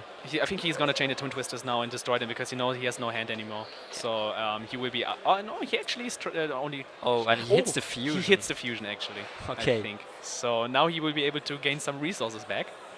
Yeah, the pendulum monster goes to the extra deck, of course. Like, he could have hit like any of the 3 traps. Yes, that would be much better than this. Maybe this will get him back to the game because now he has a pendulum monster in his extra deck that he might use. He draws. What was this for a card? It looked like a young Zing.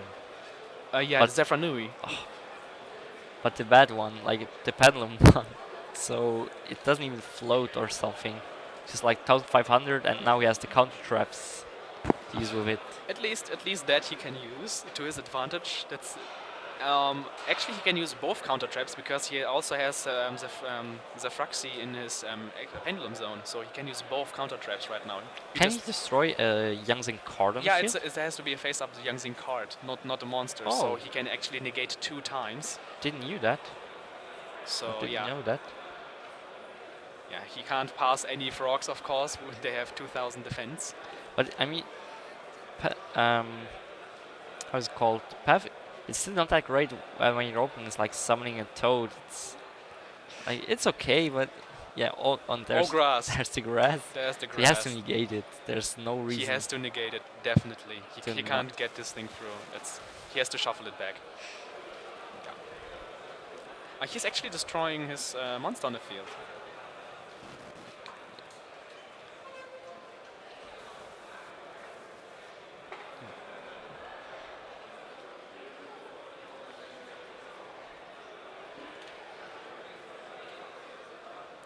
Oh, he's activating Reckless Greed now. So he's actually going all in now because Reckless Greed is gonna nail him down. Oh, he's negating it as well. Wow. With Zephyr Strike, okay. He has also Zephyr Strike. Okay, wow. The negations are real. So next trap, probably. Now he would No, be salty nothing. if he would have a frog in his hand. Anything level 2 related. Oh, he actually drew a scale. But I think he doesn't want to use it actually. If the last card is also a path, because He actually wants to destroy his Zefraxi because the problem is the Zephyr pendulum monsters are usually prohibiting him to summon anything except for Zephyrs or their actual archetype, so it would be Young Zings here. So he's not able to pendulum summon his other monsters from his extra deck. So what is the last set card of Aaron? Is it the Great Horn or is it second I don't know. counter trap? It might be another counter trap. Then you would. Oh, that's huge. It's yeah. Okay. That's huge We'll now. see The it top now. deck. No, it's a Great Horn, of course. Yeah, that's a Great Horn. He can just negate it. Okay. And he will skip directly into his battle phase then? Yeah, And exactly. then he has to battle with nothing left on the field. I mean, it's okay. It's much better main phase 2. You want to get the draw first one card? Toad, yeah. He has Twin Twister now, or is it a Twin Twister? I think it is. Which will be huge. I think he top decked as Swani. Am I right? That would be actually great with Steelen. No, it's a Beyond. Yeah. He's going to use combination. Of course. He tries to bait out something. Would He wants just the scales. He changed Leoncolia from his graveyard. that's now kind of hard because when he goes afterwards for the complete scales, he will just use Twin Twister, Stefan. So nothing will happen at all. The only thing is that he can normal summon Beyond to run over the Leoncolia and yeah.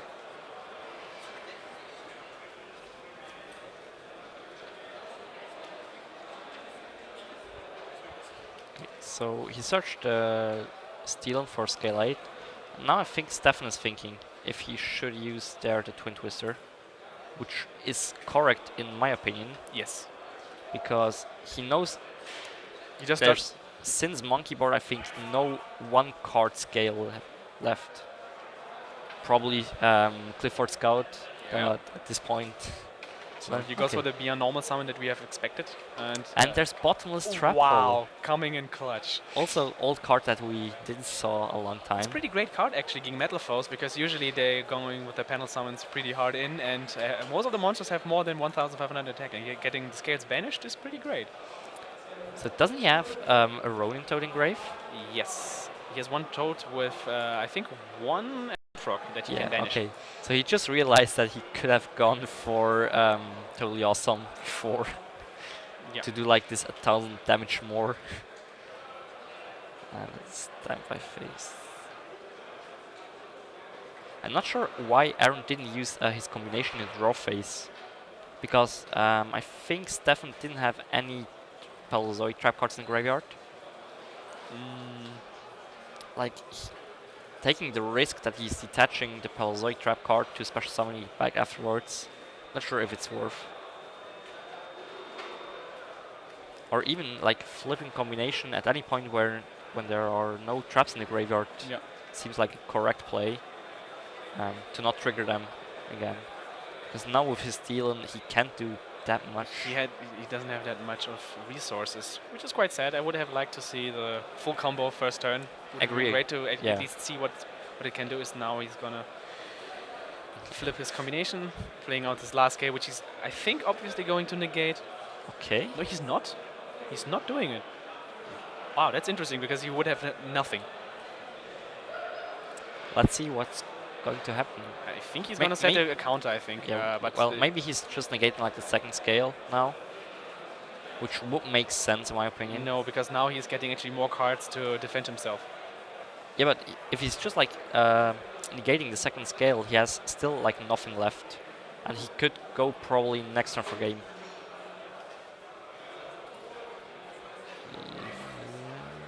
Yeah, now he's negating the second scale. Okay.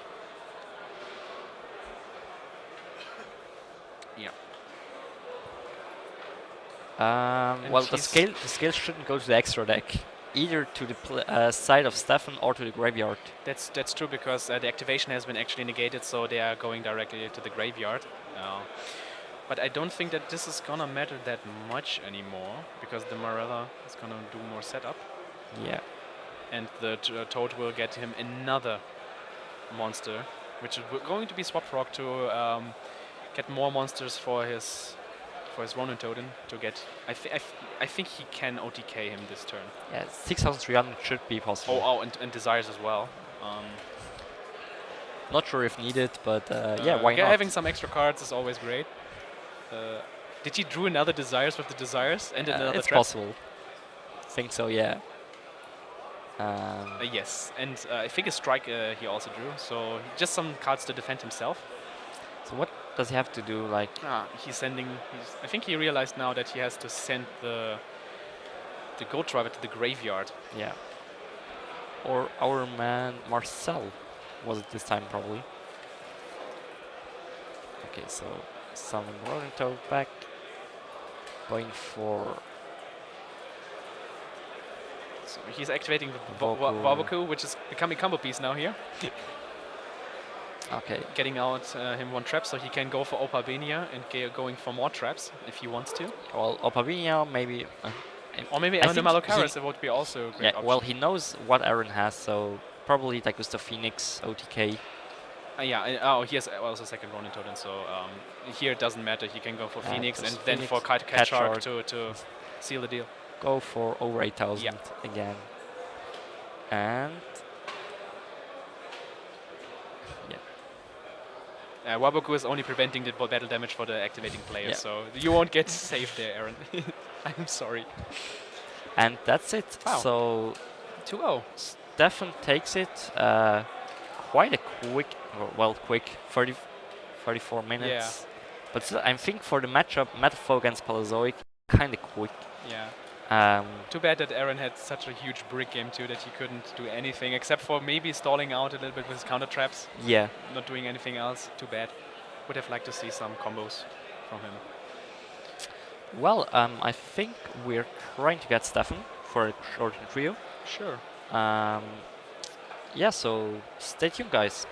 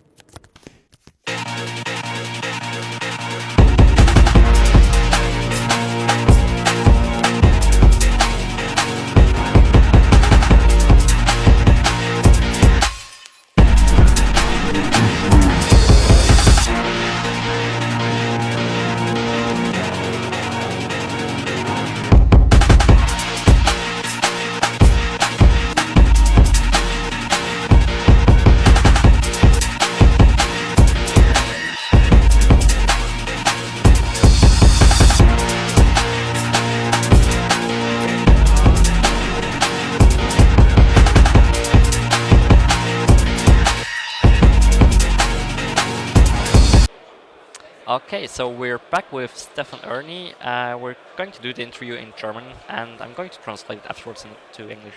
Also als erstes Gratulation zum Dankeschön. Sieg im Feature-Match. Was war so was sagst du, als du gegen Metalfo gespielt hast und dann so ein Suani kam? Ja, ich habe kein Problem mit Metalfo. Mein Side-Deck ist aufgebaut gegen Pendel, weil ich Pendel nicht mag. Ich habe allgemein kein Problem mit Pendel-Decks und als ich hörte, dass er 40 Karten spielt, war so ein Gras ist für Win meistens und dann kommt halt meistens noch raus so der Lost Win. Und ja, ich weiß nicht, wie wollte ich sagen, eigentlich spiele ich selber nicht gern Pelezoic, auch nicht dagegen, aber zurzeit ist für mich das beste Deck. Ja. Okay, so Stefan, I asked him what were his thoughts that he's playing against Metal Foes, and he said he's like not the biggest fan of Pendulum decks at all, so he was kind of well prepared to play against it. He's also not liking Paleozoic, but because it's the best deck, he chose to play for this tournament. Für das 60-Karten Paleozoic, was waren so deine Gedanken? Es gibt ja sehr viele, die Backjack spielen. Ja. Und wieso hast du dich dagegen entschieden? Ich muss ehrlich sein, ich kopiere nicht gerne Listen und das ist Joshuas Idee. Sie kam durch, hat das meist jetzt in Prag so super gemeistert und ich mag keine kopierten Listen. Okay. Und ich spiele spezielle Karten, zum Beispiel Penguin Sorge am Side. Ja. Okay, so I asked him why he decided to not play Backtrack like most of the other 60-card Paleozoic decks, and he explained me that he's not liking to copying lists. It was Joshua Schmidt's idea for the YCS Prague, which had kind of huge success. But he decided to play stuff like Penguin Soldier, which he likes more. Hast du noch irgendwelche Leute, die du gerne grüßen möchtest? Ja, ich möchte meinen Freund aus der Schweiz grüßen und ein Dankeschön an dich, dass du mich hier eingeladen hast für das Turnier. Und ja, sollen eigentlich mehr Schweizer mal nach Deutschland kommen und für uns hier mehr Promotion machen, weil wir sind jetzt 3 Schweizer, die mitspielen und der Rest sind grundsätzlich Deutsche oder Holländer. Von dem angesehen, Grüße in die Schweiz und Dankeschön. Okay, so I asked him for any shoutouts. He told me his Swiss friends, and he wanted that they are joining more the German tournaments, which I think is a good idea. So that's for our interview for this round. So, vielen Dank. And we're going to be back for our round 5 feature match, probably in a few minutes because I think it was already called time. So, yep, stay tuned.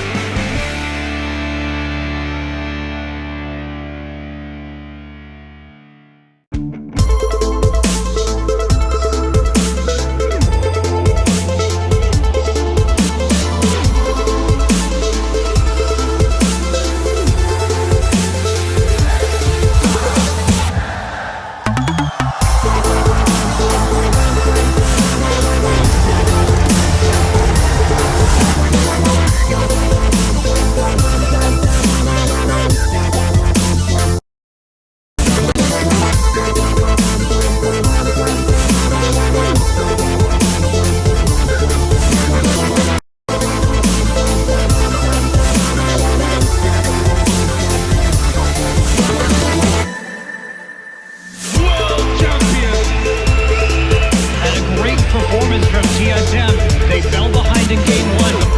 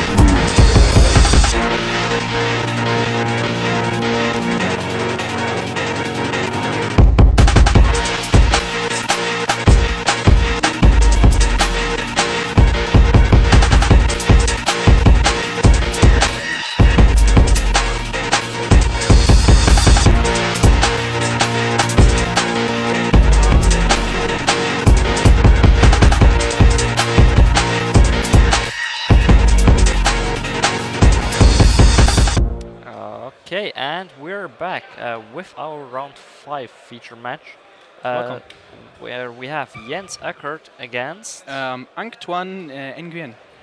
Okay, and the matchup is quite interesting because we see Infinite Spirals Against Metal Foe Dinosaurs with Yang Zings. and both players are playing 60 cards. Yes. So I think they can start it now, or they're going to start it. So this was going to be the first interesting matchup because grass will be not a huge factor, I think. Well, probably a disadvantage for Jens. Might be if he draws it and the opponent has thinned his deck very much, then it will be a pretty dead card. So we will see who's actually going first here, because Infernoids are don't like it to go first. Oh yeah, actually we see the Metal Foe player starting with a Fossil Dig, so he's digging for some dinosaurs. Getting the Oviraptor. I love the card more and more whenever I see it today. Oviraptor? It's like phenomenal the plays that you can do just with like this one card. Yes.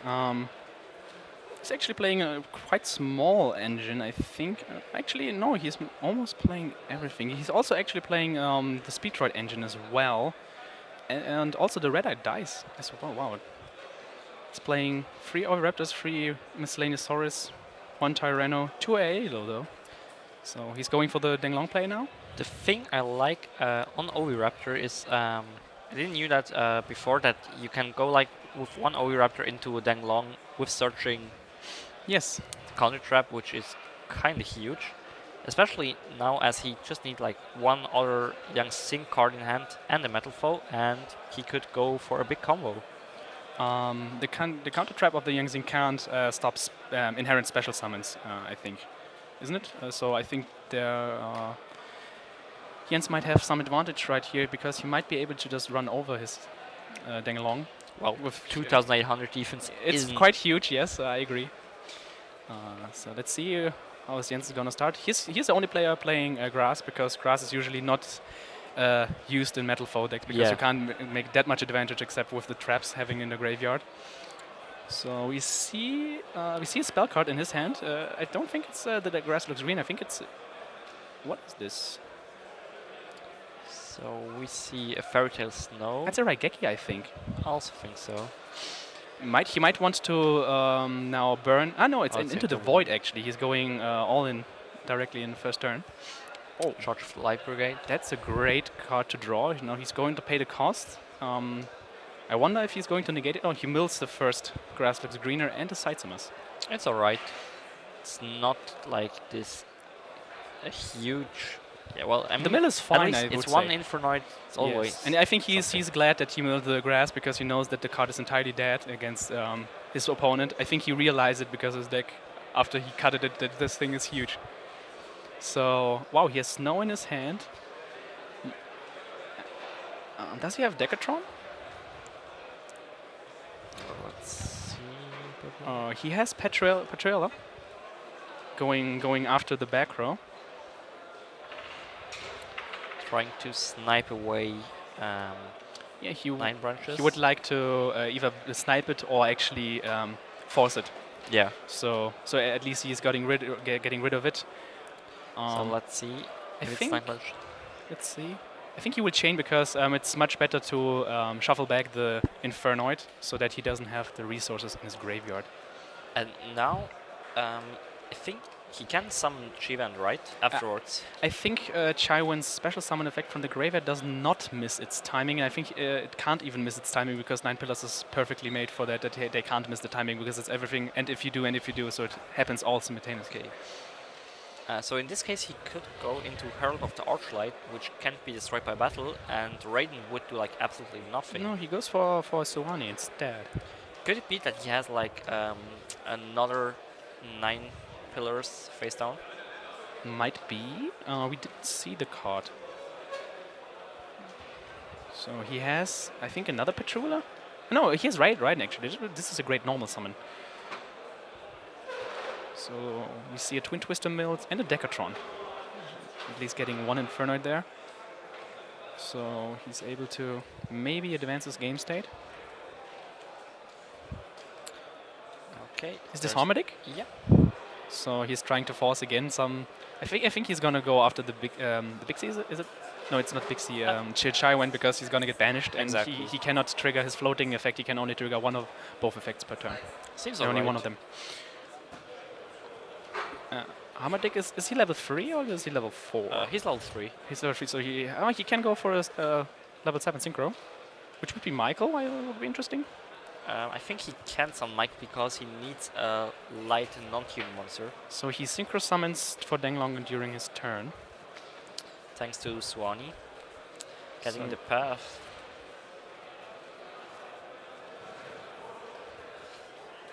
I mean, Denglong is a fantastic card. Like it floats. So it it floats. does really like everything. Searching, a Stolen Judgment, floats around. Is it unique to extend your combos? I think the floating effect is not even once per turn. I think when he's banishing it or destroying it, it has to trigger when it leaves the field, I think. Or is it sent to the graveyard? I think it's sent to the graveyard. I assume it.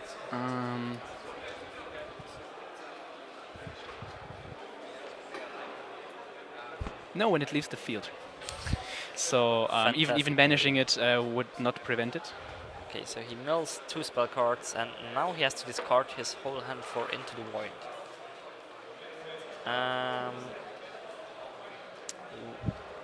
So yeah, he should discard his whole hand. Yeah, is he in the end phase? He's still. Yeah, he milled with Raiden for the end of turn. Did he? Yeah. Then he. Okay. I think. Okay, so we're going to fix that issue.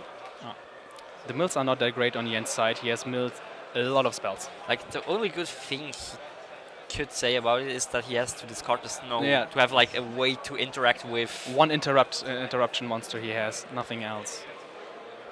I think he would have wished to have Decatron or maybe the Void Banishment in his hand. It would be a better opener. Because he would be able to go to Void Feast and do. Is he going for a 9 here? For 8. I think he sent Swanee to the graveyard. So yeah. So he's probably going to chain the Infinite monster. He's contemplating. Yeah. So what is the target?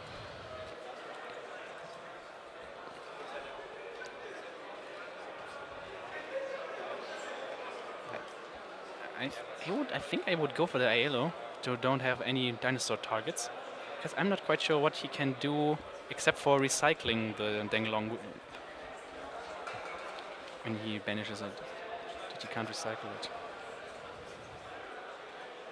So he goes for the path.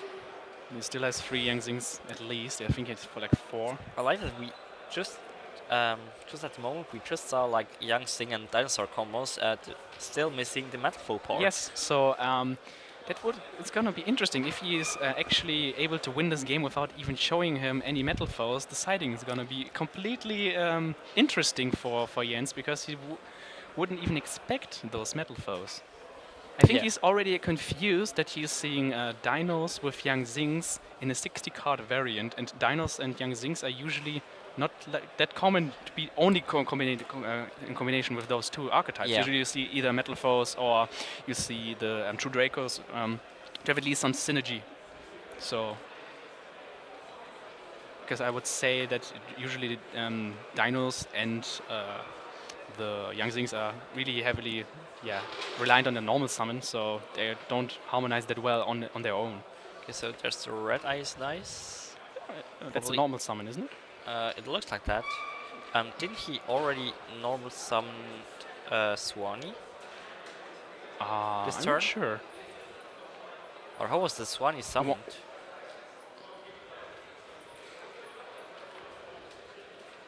Pretty sure he normal summoned Swanee. I think he floated it with the one of the long. Yeah. Well, he summoned one with. I'm not sure actually. I'm actually also not sure, because we were explaining several details. He summoned one during his opponent's turn. Yeah, then he normal summoned Swanee, so he already normal summoned his turn. So he couldn't use the Red Ice Dice.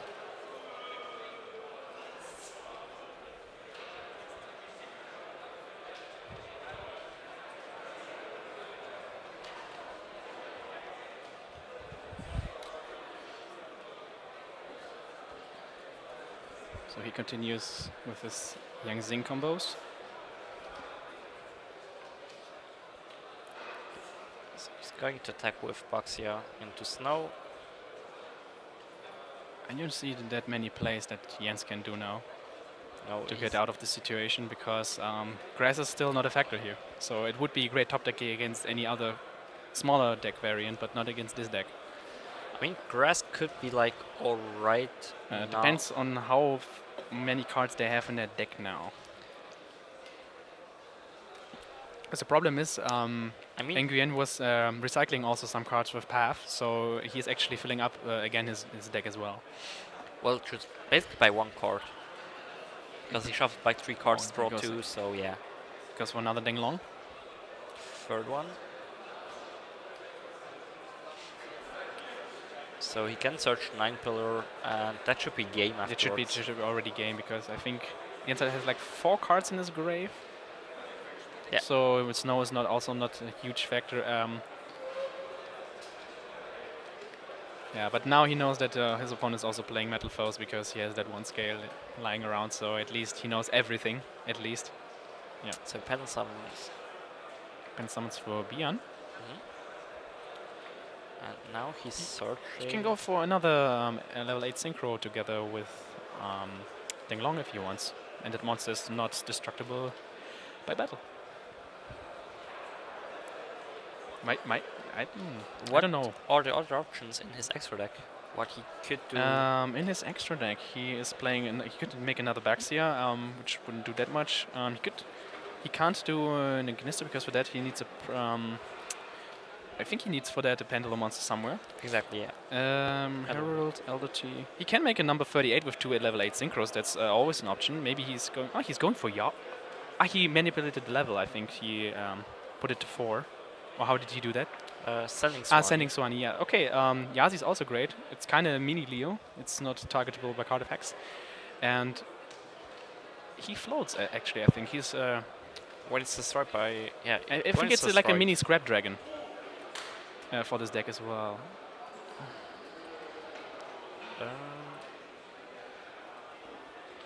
Okay, yeah, so Reasoning, probably... Yeah. Oh, Reasoning, actually. That could be actually interesting. But I think he was gonna negate it. He's not? Maybe he doesn't have any counter traps. Could be. Okay, I'm wondering which level he called. So many spells. There we really see the spirals. And a lot of Infinite monsters. Wow. Could be huge. That one-off Reasoning maybe changing the entire game. Wow. I think he called maybe 4 or 1. He called 1, I think, and he's getting the Raiden. Wow. That's a lot of resources he got back. So what did he mill? I think he's going directly to summon something. He's just like pointing out the Infinite monsters. Wow, that's... Oh, he has an Annuntio also to destroy the entire field if he wants to. Okay, so Raiden effect. Yeah, he wants to make a setup, another Raiden and a book. I mean, it's alright. Still 2 cards for Snow. Yep. Never a bad thing. He actually milled the Raiden, so he gets the push. So he has 1900 attack. Maybe this comes in handy. Just going to check. Oh, he's also playing a Minerva, the Exalted Lightsword. Yes, he does.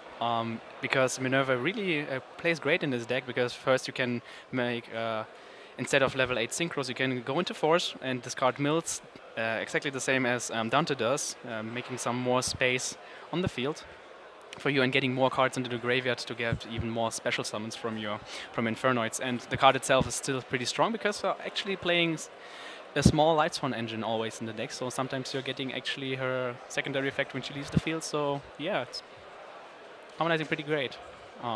Second Minerva we might see today. If he might be able to summon her with Snow, that's possible. The question is if it's needed or not. That's the question as well. I could see that he's going into Scarlet Red Dragon Archfiend. That would be also great, but he still has his Infernoid as well, which can still blast away the entire field if he wants to.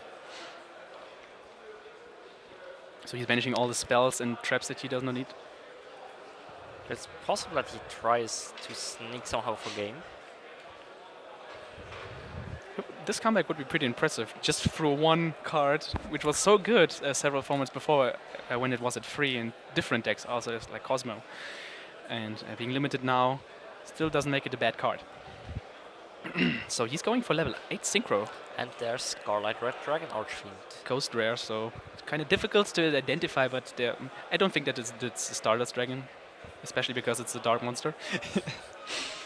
So, how much is he burning? Like for 500, I think, So it per special summoned card, I think. Yeah, it destroys all other special summoned monsters on the field with an attack that is lower than his own. So he will be able to blow up Yazi, who's not targetable, and the Baxia. And Zefranui. And burn for 1,000. 1,500. Oh, so he chooses to not use Yazi. Okay, which is kind of He's going for Saitsamas, which is a pretty clever play because now he's able to banish out some of his cards. Especially the scales, I think he's going after, because otherwise you will be able to pendulum summon back the Zefraxia, I think it's from the Exo deck, and this guy can search the counter trap again. So I think he's going to trigger now Saitsamas. Now the question is, does he have enough cards? Does he have 15 cards in graveyard? Or in addition to the field? Combine 15 cards, so he could go for game with Fairy Tale Snow. How will he do that?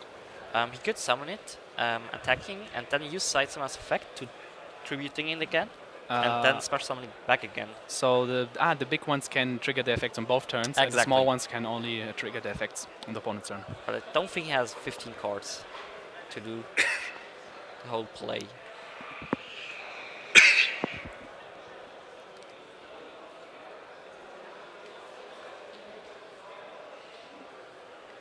Still, pretty impressive comeback. Okay, he's going to banish Malifaux Scale, which is alright. Yeah, he doesn't want him to. Seems like the right play. More. Okay, so do we see a comeback of Antoine, who had actually just like the lead until this huge reasoning came in. So he got back another silver. So he's able to pendulum summon his. He only pendulum summoning for one, so does it mean he has only spells and traps in his hand? Or monsters that are not pendulum summonable because he has Zephyra pendulum monster? I thought he had like a combination face down, which I'm not sure why he didn't choose to destroy it with silver. So he's going for normal summon of Chaiwen. Okay, so what other level 7s next to Yazi is he playing? He's also playing Chao Feng, but I don't think that he plays any other 7s except for him. And it's only one copy. Okay. Yes, he's playing 3 Baxters and 3 Danglongs who are taking up a lot of space. The other cards are either fusions or synchros with lower or higher levels or Xyz monsters. So I don't think that he can do that. Oh, he's going actually for the Snow Plate just to book, I think, the tuner. I mean, it's alright if you're not sure what could happen now. Well, the question is, he could also leave like tuner attack position. Yes. To go afterwards with Scarlight for 3000 over it and then use the main phase 2 the effect. But I think it's the saver. I think now he's going to flip the combination. Okay. Now he's going for the Metal Foam place, but he already pendulum summoned, so he has no pendulums. He only has fusion summons because the normal summon is also already taken up by our level 1 Yang Xing. So what could he do now? I think he might be able to fusion summon for a Mithrilium should be possible. Mithrilium, but I don't know what he would like to push back to the hand. I think it would be the Scarlight. But Saitsamas can still go over his field still next turn. Oh, he's not doing anything anymore. Okay. It's kind of weird. Interesting.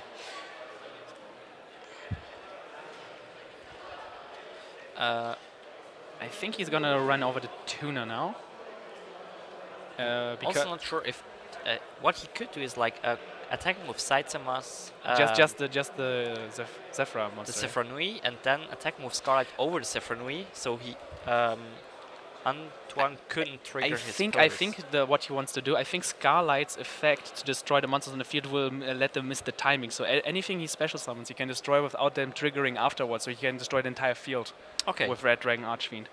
But I don't think so that he can do it main phase 2 because Scarlet Red Dragon Archfiend is the only monster who can attack this turn who's activating this effect, isn't it? No, I think it was another Red Dragon Archfiend monster.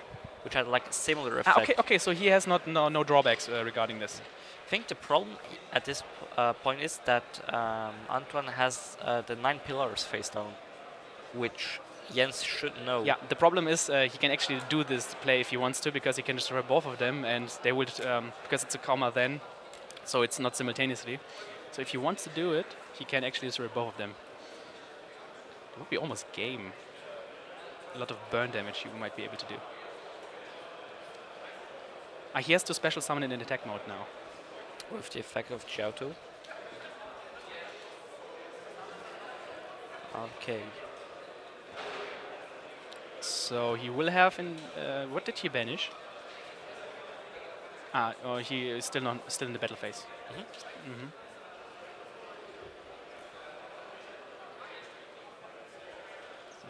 Searching 9 pillars. Interesting effect that Zefraxi is triggering on Pendulum Summon and Destruction. Kind of unique. I think it's even on Destruction as a monster, I guess. I think it has to be a face-up monster on the field. So now he's thinking what he wants to banish with Saitsamas. Problem is he can't special summon more Infernoids right now because he has so many levels on this field, so he can't extend. Okay, he's banishing one of the counter traps. And Antoine choose to not use the effect. Although he has two of the Yang Xing monsters on his field. One as a monster and one as a pendulum spell. So I think he's thinking about now activating Great Dragon Archfiend to burn him for another 1,500, but then he's still left with 150 life points. Which that could be enough. So he threw into the void, so nothing that helps him at this point. And also his graveyard isn't that big anymore. Yeah, because of the snow plays that he did, but he still has, I think, like at least 4 Infernoids, so anytime he wants to special summon his Onunchu, he can do it. Well, the question is if he gets another round. Because if Antoine is able to clear all the cards, Jens would have to banish all his cards from the graveyard and his hand to summon back a snow. And there's Terror Talk. Normal summon. Oh, he had already the Taketenbok in his hand. What are his options now here? Well, he still has a Metal Foe Fusion and a Wall Frame, if I'm not mistaken. That's a card we know. Okay, so Break Sword, probably to force out Saitsamas. The good thing is about the pendulum scales of Zephyr monsters is not like Cliffords that you cannot special period. Only from the extra deck they're stopping specific monsters to get summoned. I think even he could even pendulum summon other monsters from his hand, which are not Zephyr monsters. I think no. For Zephyr monsters, it's just for pendulum summoning. Or pendulum summon in general. Yes, that might be. So what is he? He's trying to get rid of the Saitsamas. Obviously, he will chain. I think. Why not getting rid of some cards in his back in his graveyard? Oh, and yes, he's just attributing away the Scarlight for that. Okay, so as it's like a Great Dragon effect, the effect still triggers. So he still has to destroy the other card. So is he wants to banish the. So this card is still destroyed, which is another combination. Now I could see that he's using silver to destroy Zephrynui, activating a high scale, and he's getting Steelen.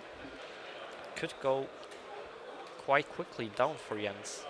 Could go for a massive pendulum summon here. He's flipping the fusion now already. Okay, so he wants. I think that's the right position. To have targets for his. To go into Mithrilium to bounce the snow, so he could go safe for game if he has the option. He's going for Alcahest. That's interesting. Okay, so he wants to steal a monster from him. So I think it will be the snow he wants, so that he does not special summon anymore. But he can only take it during his opponent's turn. He can't use Alcahest in his own turn. So right now he's not doing anything. It's an interesting play. Not quite sure why he's doing it, because when he's taking him the snow away, he has 7 levels on the field, so he's able to actually special summon Onunchu from the graveyard to nuke his entire board if he wants to. But yeah, we still have the counter traps there. I mean, he still can like search now a fusion, using it with Alcast and Sephironui for Metrolium, and maybe go for game. It's still possible, so we will see it. But he's going to search now.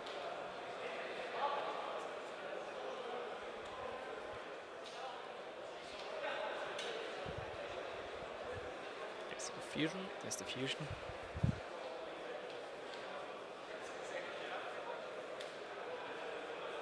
And immediately using it.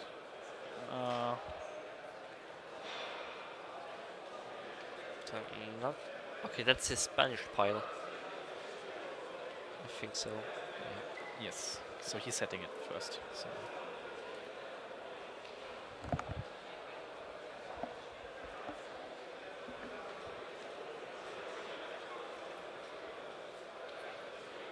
So quite a lot of thinking going on now.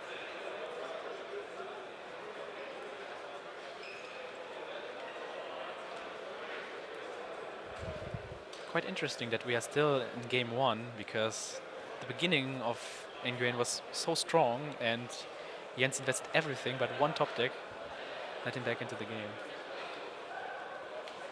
So I'm not sure what they're discussing right now. Me either, so I think he's contemplating what to do now.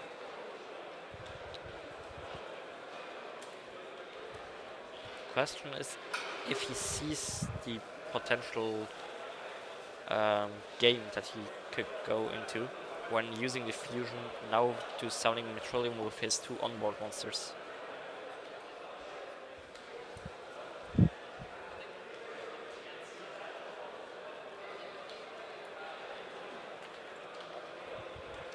I think he's asking what side someone's banished. I think he banished the combination, attributing the Scarlight. Yeah, from the graveyard, yeah, exactly. He's asking why is the counter trap banished, but this was Saitama's during the turn before when he banished his back row. Exactly. So they're just, I think, clearing up the situation. Still waiting for a play.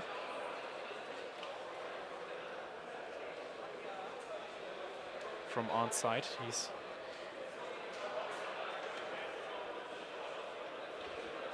should make a move.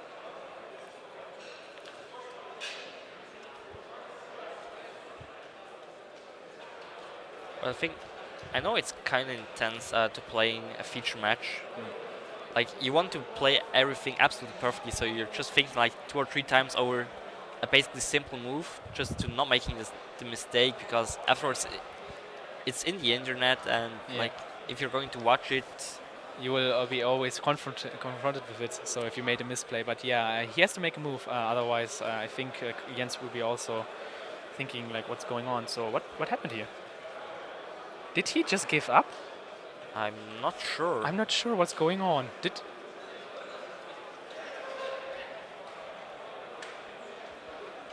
I'm not sure why.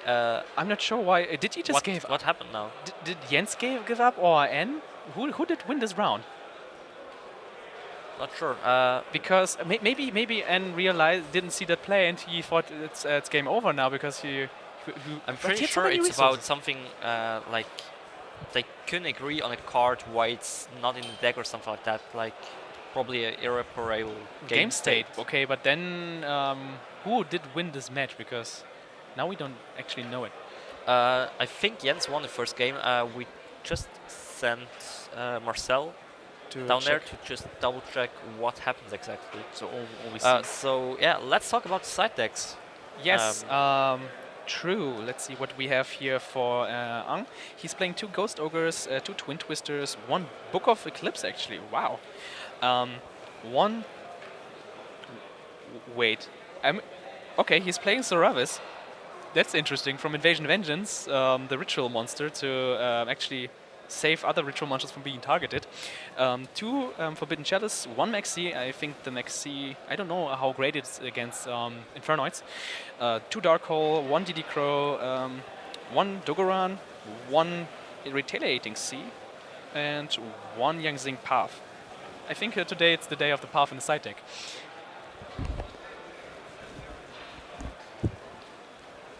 Okay.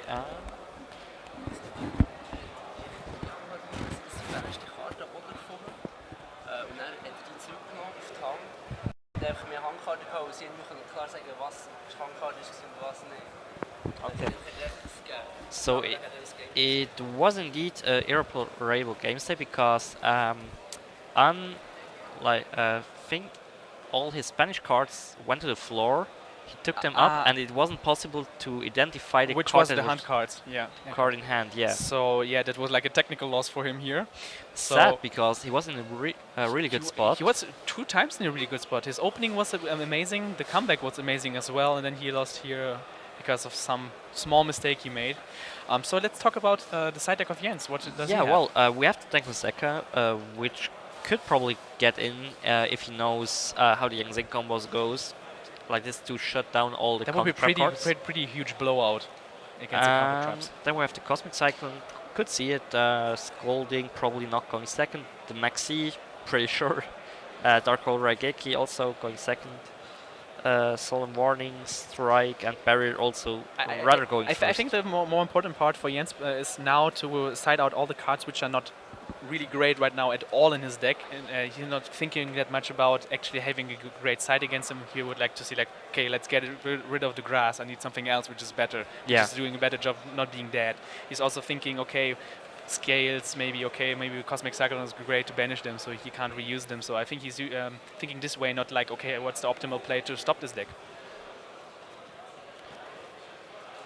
Yeah, actually, I'm still a little bit disappointed, or it's kind of sad for On how he lost this game, because he was in a pretty good position firstly. Afterwards, the reasoning out of nowhere, willing. Jens has huge luck the entire game. He was on the wall all the time. Then he got this nice replay coming back. Then Ang struck back again, and then And now you know what we're going to see right now. We see the Yang Zing combos. Finally. That's what we wanted to see for the entire day. So that's going to be difficult for Jens to go through. Actually, in this part, I think it would be better now to have actually grass in the main deck, because they're circulating now through a lot of cards. I think like 10 or something, so that he would be at least to get some advantage out of it. And you see that An is really knowing what he's doing, because he's it looks doing kind of fast. Really fast. I think he's also a little bit angry on his own now because of his mistake he did in game 1. I think he just wants to now show that he's actually capable to play the combo fast. The problem is also he's now he has only 7 minutes left, and he needs to win 2 matches now, 2 games to win the match. So, and I don't think that both want a draw, because they already have 1 draw. Exactly, and with 2 draws and 1 loss, it doesn't look that good for the tops. So he's going all in, and if I'm in Jens' position and I see I can't do anything against the board, I would directly fold and go to game 3 and see how you can play, because the draw will not help anyone. Okay, he's going for the entire combo. I mean, he has the grass in hand, so that's already something. But 1 grass isn't enough. Did he actually not side them out? That's interesting. I think he thought, okay, he maybe go all in, he may be able to do it, but the problem is if he's ending on the field with so many counter traps as well, maybe a Titanic Galaxy can just absorb this card, then it's not gonna do that much. Problem is, you don't want even start with Infernoids. You would go second again in game 3, and you would like wish to have a Maxi or hope that the Rune bricks. Well, the question is, if he knows what's going to happen when he goes second, he probably has to go first, even though it's normally not correct. I think but like just setting up a little bit of graveyard, maybe with snow, or as his side has like strike, barrier, and stuff like that. I think it would be the right decision. There is number 38, Titanic Galaxy, one of the few monsters who can like absorb spells and make them its own Xyz material, which is great. And I think the best hand would be like Denkoseka plus 4 Infernoids plus Nunku or something, so that he can directly special nuke the board, no triggering of the counter traps, and go beat down from there. It's like one of the only options, or like, Ra. Sphere, but I don't think that he plays Sphere mode. Okay. Oh, he's going for the spirals. It's actually the first time seeing, no, he actually saw 1 milled spiral feed spell in game 1. So I'm not sure if it's correct what Jens is trying to do. I think he's trying to force some negates, because what I think he wants to do is getting the agent and actually to try to get more, forcing more negations from his opponent's side. Yeah, but with like 4 minutes left on the round, both should know that the draw won't help them. I'm not sure if it's worth with his hand. The only thing is when his hand is so strong that he can actually go for damage. When he can go for damage, then he can go like all in. But I think he has instant fusion, which is not that great. So he goes back to the deck, to Decathlon. Yeah. Which I would just fold here on his place and just go next game. I wouldn't even continue playing. He has a Deviati which he can't summon. Yeah, there's no reason. That's exactly what I would do now. Go game 3 and see what's gonna happen now. Question is he trying to start now, or is he just going against second, hoping that the opponent is not gonna... Well, I think with his side like Soul Scolding, Warding, Strike, Barrier, he's prepared to go actually, to go he has a lot of great... he's siding out already the Dark Holes. That's gonna be interesting then. If he's able to open maybe with the Void Feast or something, then he has a huge upper hand. Even like one barrier is already like amazing. Does not for us. Antoine have anything going second? For going second, he has Twin Twisters. I don't know if he would side them in against Infernoids. I don't think so. He has Ghost Ogres. And Maxi, of course, I think he might be siding in 2 Dark Holes, which are great. I think he's playing Raigeki main, is he? No, he is not. He is not even playing it in the side deck. It's like with dinosaurs. Exactly, yeah. He's also playing dinosaurs. So, and what else do we have? I think the Kaiju might be great. Getting rid of some of the negation cards, Maxi. Forbidden Chalice might be quite interesting, but I don't think that's so strong against Infernoids, which can just distribute himself off of the field and still resolving the effects. Also don't think so. Does he play Orichalk in extra deck? Orichalk. No, he's only playing Alcahest and... Is he only playing Alcahest? He's actually only playing Alcahest. He does not even have Mithrillium inside of it. Okay. This is why he didn't go for it. Now it makes sense. Okay, now it makes sense actually. Yeah. Okay. Wow, that's pretty risky just having the Alcahest. I could see like Book of Eclipse is pretty good against Void Feast. To like when they get summoned, they use their effects. You just like using Book of Eclipse, and you can summon Orichalk to go with the double piercing damage. Yes. Quite easy for game. It's like the same as with the Dino boss monster, which he's also playing. It's interesting that he's playing Alcahest without the quick play fusion, just with the regular fusion, and it's a pretty slow Alcahest, I would say. Yeah. He's chilling out a lot.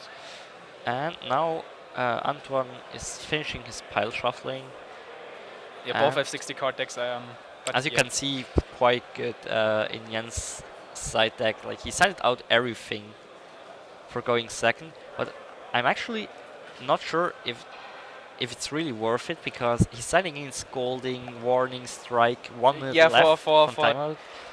It might be worth it though if you can get one attack through, because the opponent's playing like 3 different type of decks, maybe even 4 if you count the speed droids. So he is susceptible to bricking. So what do we see on Jens' side? We have a Scolding, I think.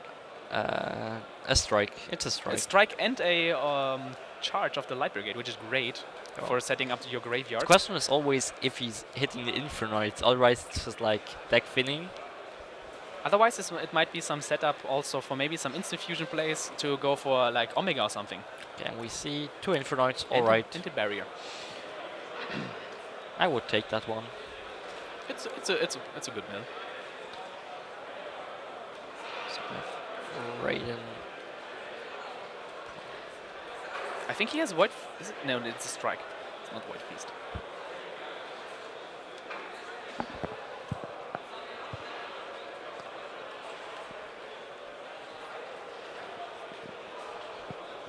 If he has a Decatron, I would normal summon the Decatron to get more of a stun factor. Yes, he's doing it. I'm not sure if I would agree with that, to be honest, because the body of Decatron is like nothing. 500 is like a normal sum. Okay. He goes into. He probably has a Harmonic in hand to go into Omega. Yes, he has. Okay. So he tries to snipe out some cards from his hand. Problem is with Omega, he's leaving the field. Yeah, like he has no protection he has like the strike as protection, but It's not that much. I mean, if you're in time, it's not that great. Yeah, if he wants to do it now, then he needs to have at least some other Fernoid replacing its place there. Otherwise, he's open for attacks. Okay, that's kind of risky what he's doing, but it may pay off. May pay off. So he goes for Oh, chalice. he goes for chalice. In the standby phase or draw phase, I think. So But he's gonna negate. That's actually good for Jens because Omega stays on the field with his big body. Ovi Raptor. So now it's time for Jens to think what exactly he wants to negate, because now they are also in timeout, and it depends what else Arn has in his hand. How he can. Okay, he's goes- directly striking it. Okay, that's interesting. Let's see if this was a bait or not. Well, he has 4 cards left in hand, so Yeah. not that. Okay, It's going Oracle. Oracle, okay. So maybe he has some pendulum plays.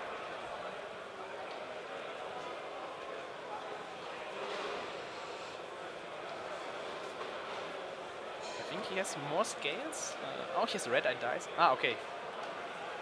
He's playing out Steelen and his pendulum summoning for Zephyr. Okay, so he's going probably to search counter trap, 9 pillar. Right now it looks like he wants to stall, I think. Stall out the 1,500 life point difference. I will probably use now Steelen to destroy the Oracle to search combination that he could make next turn a bigger play. Or yeah, it makes even more sense to destroy the Zephyr monster. Yeah, he's only playing 2 combinations and 1 regular fusion, so he does not have any other targets. But I think like this, he puts Jens in a pretty awkward position for next turn.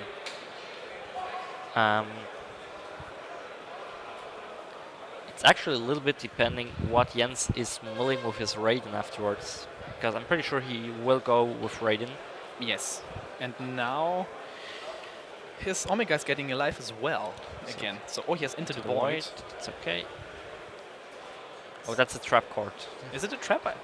It looked. It looked like a Pot of Desires. Oh, it's a Pot of Desire. Oh, yeah. Not that bad. Making out of. So should be 3, I guess. How many turns do we play in timeout? Should be 5. Should be 5. So we are now, I think, in the second turn. I think, or is it for the first turn? I'm not quite sure when they call the timeout, because I think it's the second. Yeah, what makes sense actually. So he has the actual. Yeah, he has some plays. So let's see if he's going for the normal summon of Raiden.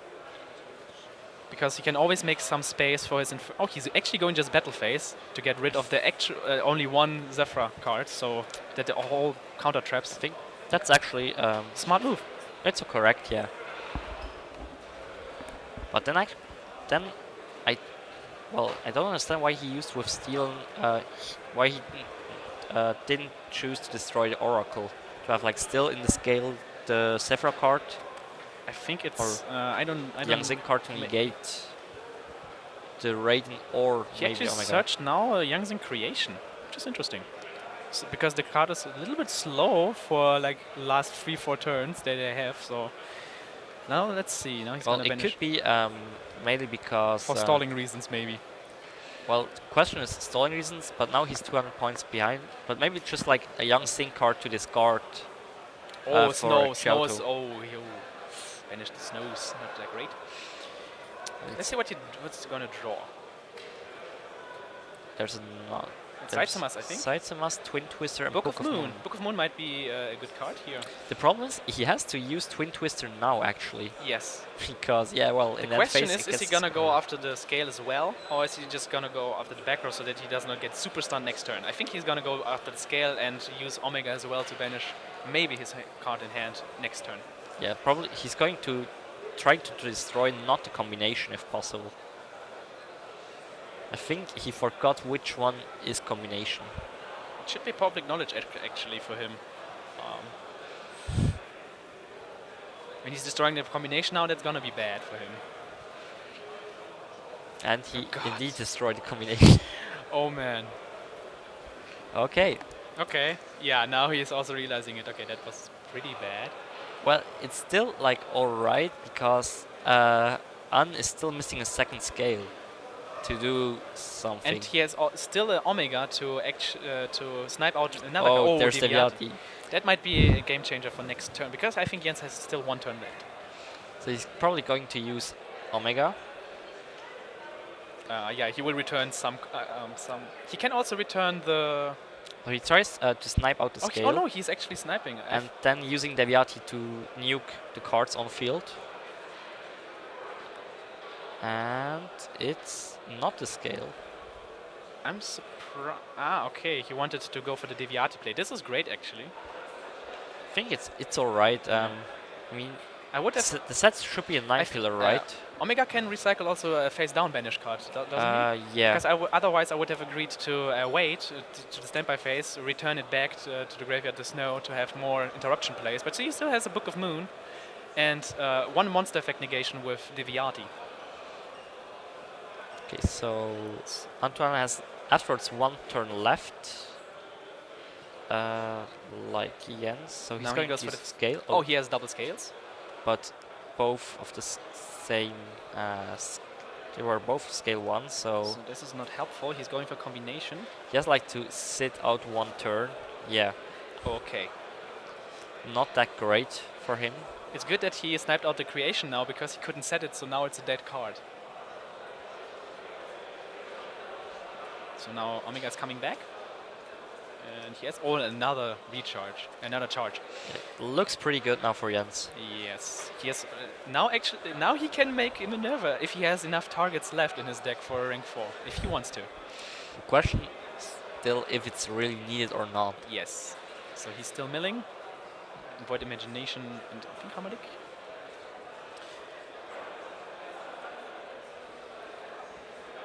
So it's Jens' last turn, and then we have Ant's last turn. So he has to let's see what he's gonna do here. If what is he playing in his extra deck? Does he have Dweller or something? That would be also a really nice play. Yeah. What does he have in his extra deck? Just going to check. I don't see a Dweller. No, he has Minerva, Dante, Castel. Castel doesn't. Maybe he's mixing away shuffling back the scale would be great as well. I think he's just going to attack. Oh, it's just the red-eye dice. Yeah. Oh, that's gonna hurt now. That's gonna hurt. So 4,600 damage, It's I guess. still the Book of Moon as a backup. What else does he play for rank 4s? I think now Minerva would be a great defending card, just to have more. He has no targets for the charge. I think this is why he's not using it. Oh, okay. Milling Pyrmis and into the void. So, But last turn. Now can send back the snow, which is alive. Yeah, finally. That's what he needed. Now he has 2 interruptions. Well, I think playing through Snow and Book of Moon is, yeah. It's really difficult. Especially, he's like on 2 cards in his hand, I think. He can still search his necessary scales over combination together with steel. Silvert, sorry.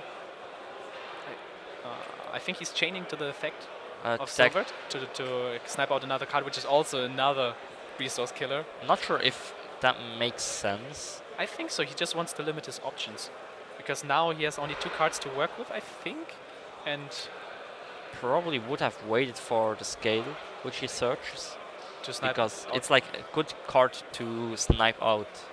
Because here it was the chance to hit the creation again was like 50-50, and in the other way you would have like a 33% chance to hit the creation. But it should be over, like. The problem is, I don't think that An can put so much damage onto the board going for 2 Book of Moons. It could be possible if he wouldn't play just the Alcast as Metalfoe Fusion. And that as well. That's I mean, kind of risky how he's he playing. can like panel summon 4 monsters, but they don't do actually anything. And he has also no tuners on his field. Because Maybe he can search a path which he can use to recycle and draw some cards. Does he have enough Young Zings in his graveyard? don't think so. He can use now the effect of Zephraxi, I think. When Yes. he gets panel summoned, he can make a tuner, or can create a tuner anywhere. That's true. He's activating, I think, Snow. Yeah, probably to book it. Who is he gonna book? He's just banishing all the spells he has.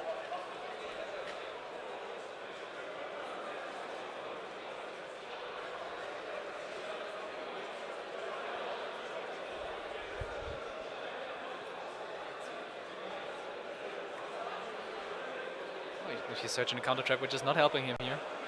Not at all. So, okay.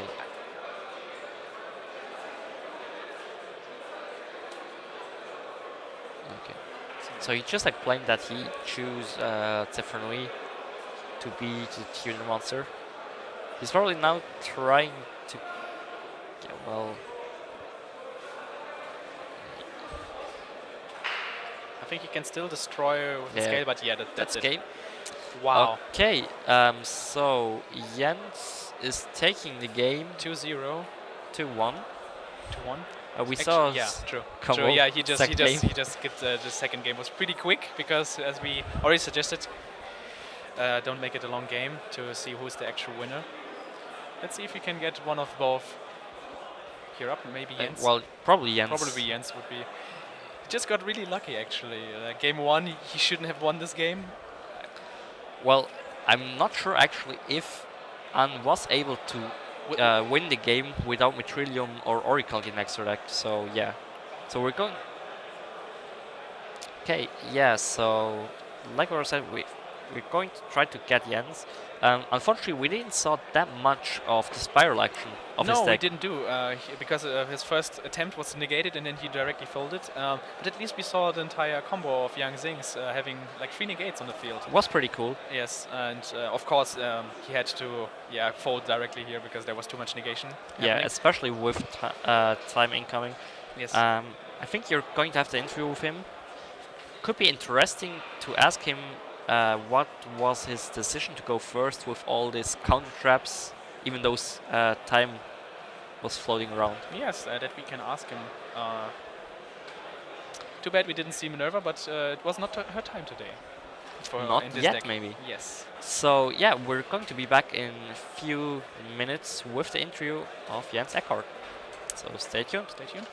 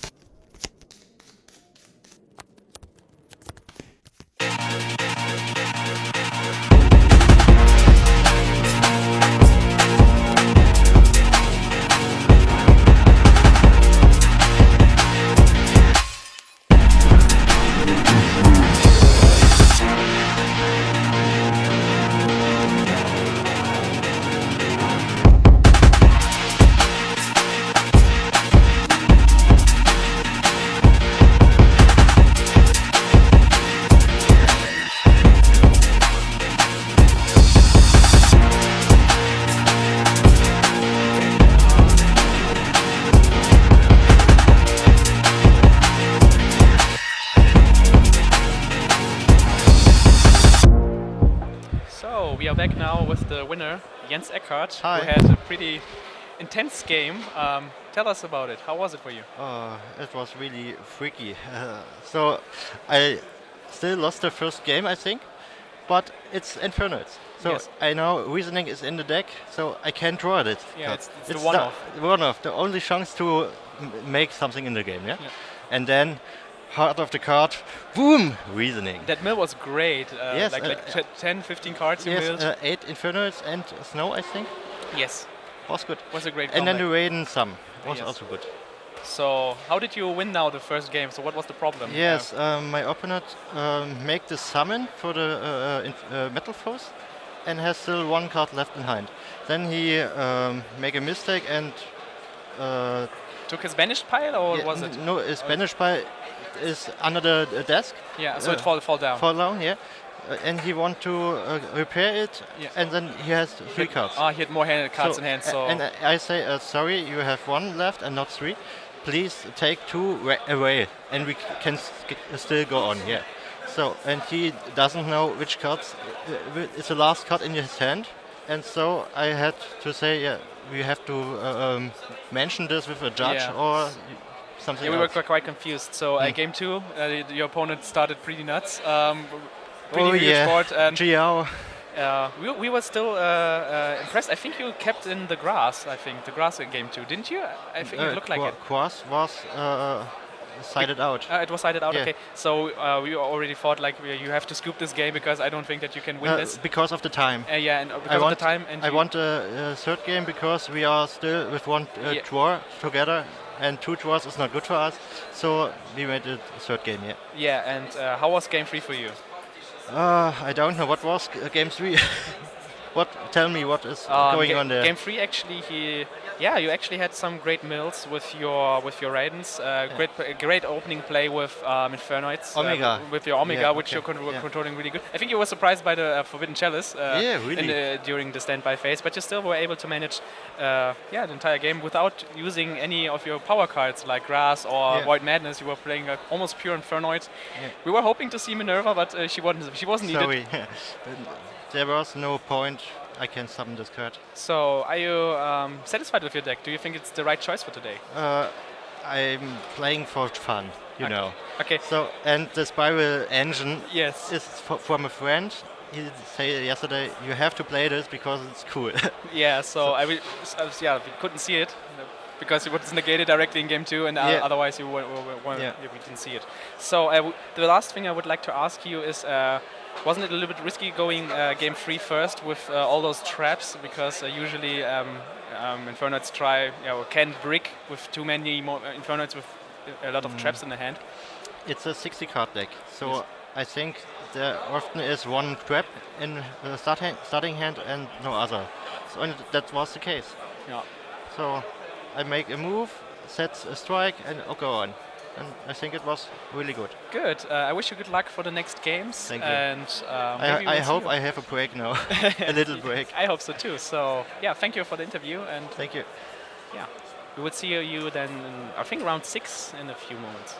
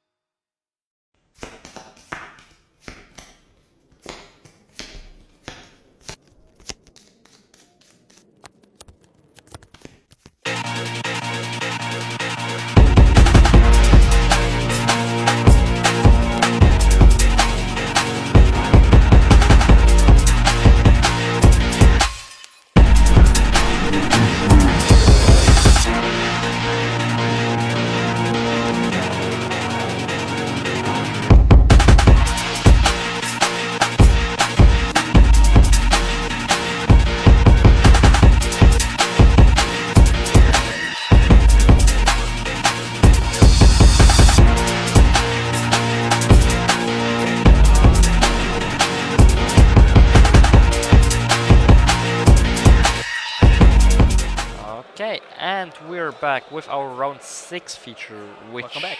will be pretty big game, I think, with Joshua Schmidt, the wisest Prague winner, against Joshua Osters, or Östers, I think it is. Ulsters. Yeah. Östers. Interesting deck from Joshua's side. It's Well, Ulster's side, you have to say it like this. actually, yeah, that's true. We have some Spiral Zoo on Joshua's side. And on Mr. Schmidt's side, we have like his signature deck. I don't have an apple here, but it is Paleozoics. Yes.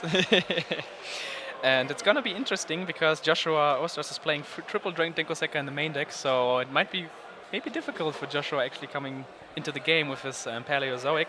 And I think that he's playing round about 55 cards in his main deck, so he has a pretty huge main deck. He told me about his Spiral Zoo deck before the tournament, and I was quite excited about it. Hoped that he's doing well, and so far I think they're both XO, so should be 5-0. Yeah. What else to say before Dolphin? I was a little bit surprised that Joshua Schmidt is playing Paleozoics, mainly because he asked around for Baboons in the team chat. So, and he said that he was like a little bit sick of playing Paleozoics. So it is a little surprise, but well. He was successful with this deck twice in a row. So Absolutely. He was second at YCS Bochum with Paleozoics. He was first at Prague, so it's a pretty good I deck. mean, why change a winning Never change the running system. Exactly. And yeah, Joshua is interesting to see here Osters that we finally see some more of a pure zoo variant, like something zoo related, because right now we just saw it as a splashed engine yeah. in Metal Foes. And that's it, I think. I don't think that we have seen it anywhere else. So it's going to be interesting. A lot of fusion cards as well inside of this deck. So Brilliant Fusion, Instant Fusion. Let's see if we see some Garnets in the starting hands. some crying happening for this. It's interesting. So I'm quite excited.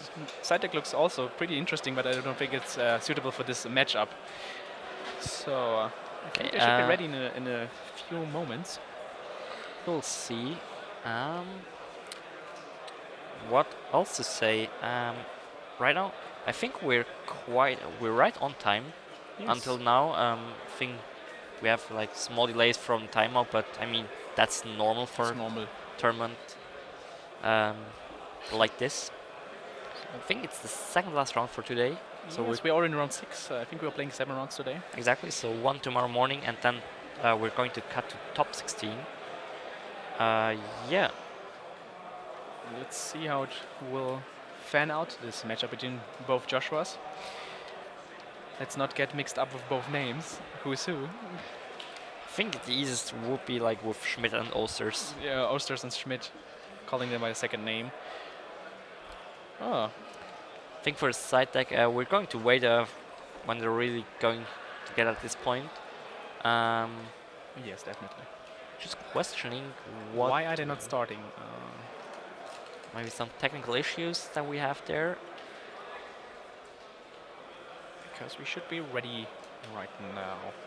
I mean, we're excited. Probably you're also all excited. We can see them here.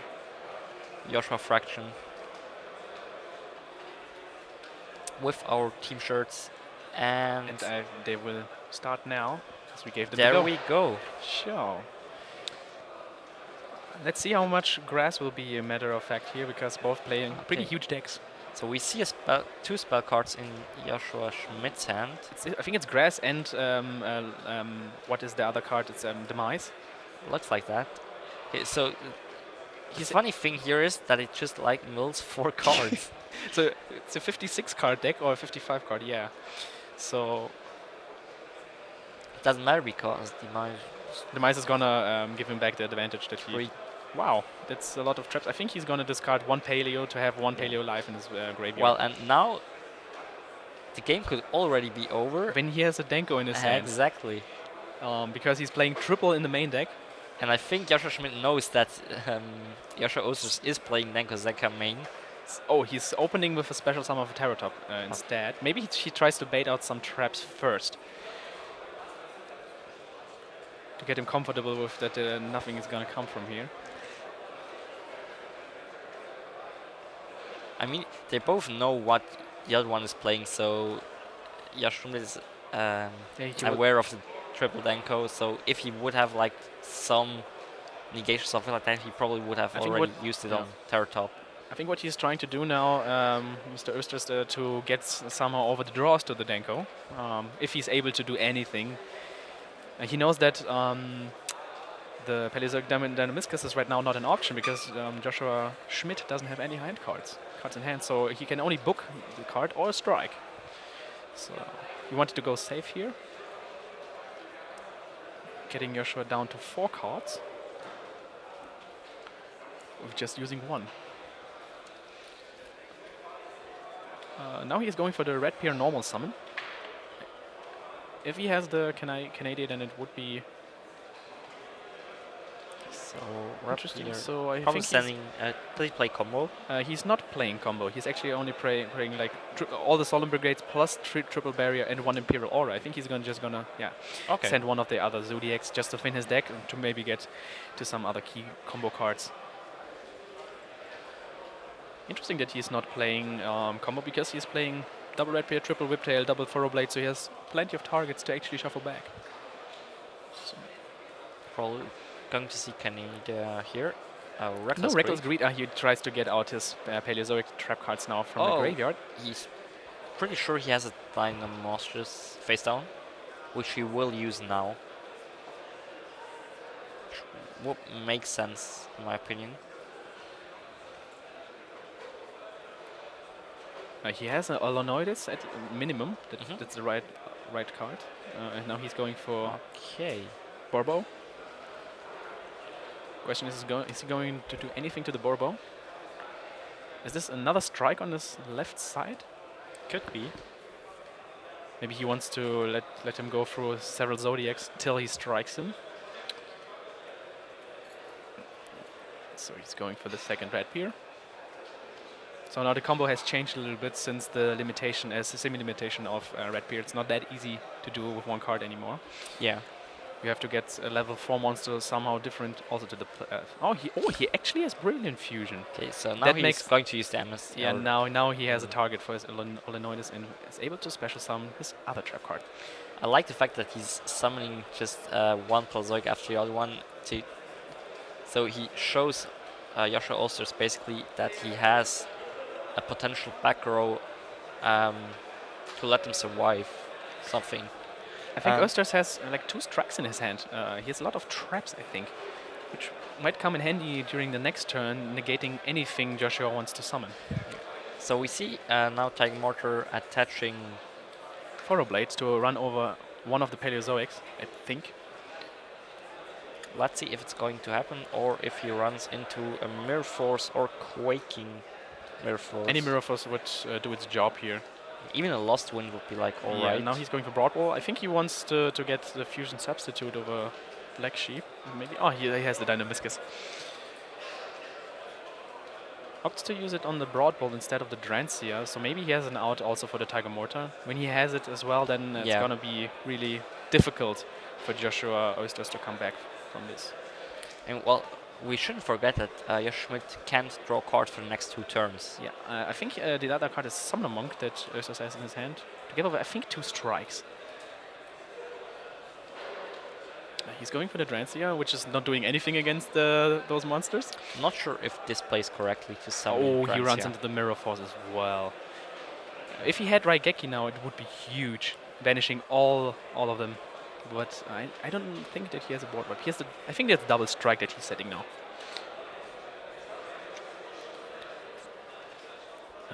Okay, so no dimensional barrier. So he's going to summon probably a Toad, which it's gonna get strike. That's nice. That's nice card. More resources. 2 new cards. Let's see if the barrier and backtrack.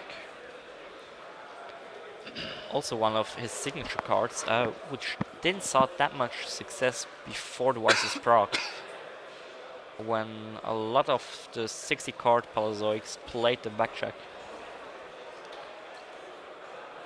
Yeah, so he's going to summon Toad, which gets striked.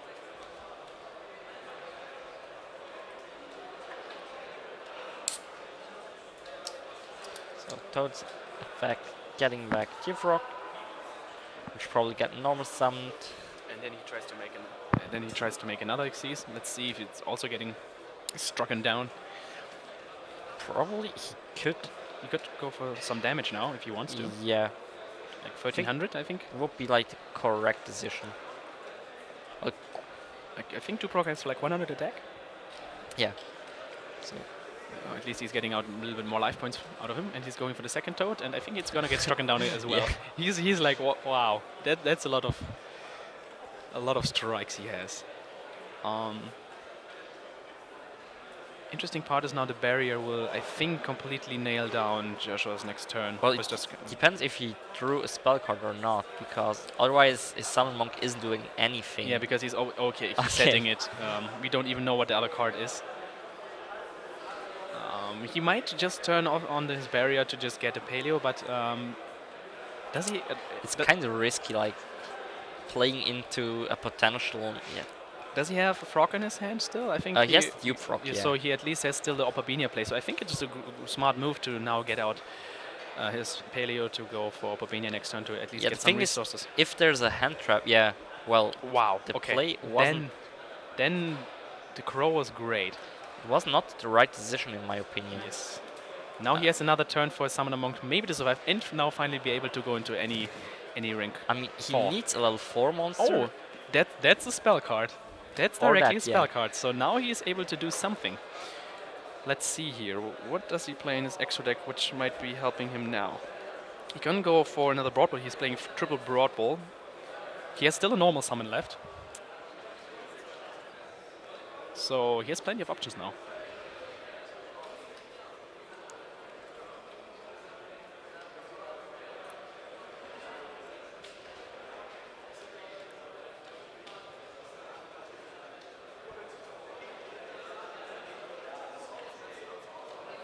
But it looks really good for Joshua Osters, I guess. Especially, you could imagine that he's going to make some Broppel action with a Whiptail under it. Whiptail is gonna be crucial when he's able to actually banish the Dupe Frog so that he is not able to get the search. Yeah. Oh. Especially as he puts Josh Schmidt in a situation where he has to draw like one of his power spell cards, like Pot of Desires or Card of Demise. Card of Demise. Lawn Mowing is not gonna do that much because he has much less card, I think, already in his deck. I'm not sure. I think the main problem is, well, yeah, he used Pot of Desires, but Joshua Osters already cycled kind of a lot through his deck. He also used one Lawn Mowing already for 5 cards. Yeah, 4 or 5 cards, yeah. So I think they're like pretty even on the deck size right now. Is he gonna normal summon it? Oh, okay, he's going for another one. Okay, now he's trying to recycle his engine.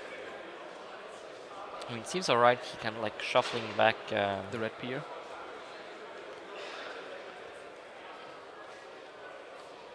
Which I actually wouldn't. Well, yeah. He can still get back the one other red pier over Tiger Mortar as an Xyz material if he wants to. Oh, I know now. I know why he's not playing combo. Because of the Spiral Resort. Because it acts like as a pseudo combo to sending back like the monsters that you used in multiple. Yeah. And we haven't seen any spirals in action right now. Maybe we'll see an agent here or something. That would be spicy.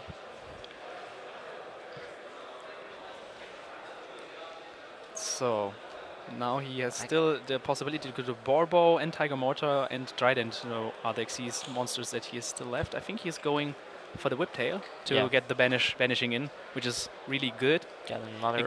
It's the King Blackjack that he at least said, not the Dupe Frog. Okay. So maybe Joshua Schmidt is hoping to draw maybe also Swap Frog to get multiple monsters in the graveyard, which will be also an option. But I think he won't be able to get this play through a Trident. Yeah. So interesting to see. And another back row. Wow. We see that's a Think Reaving. That doesn't do that much. It's a good set. And the Dupe Frog. Don't set it as a Speller Trap, Mr. Smith. It's not. He's just thinking if it's worth to set it face down.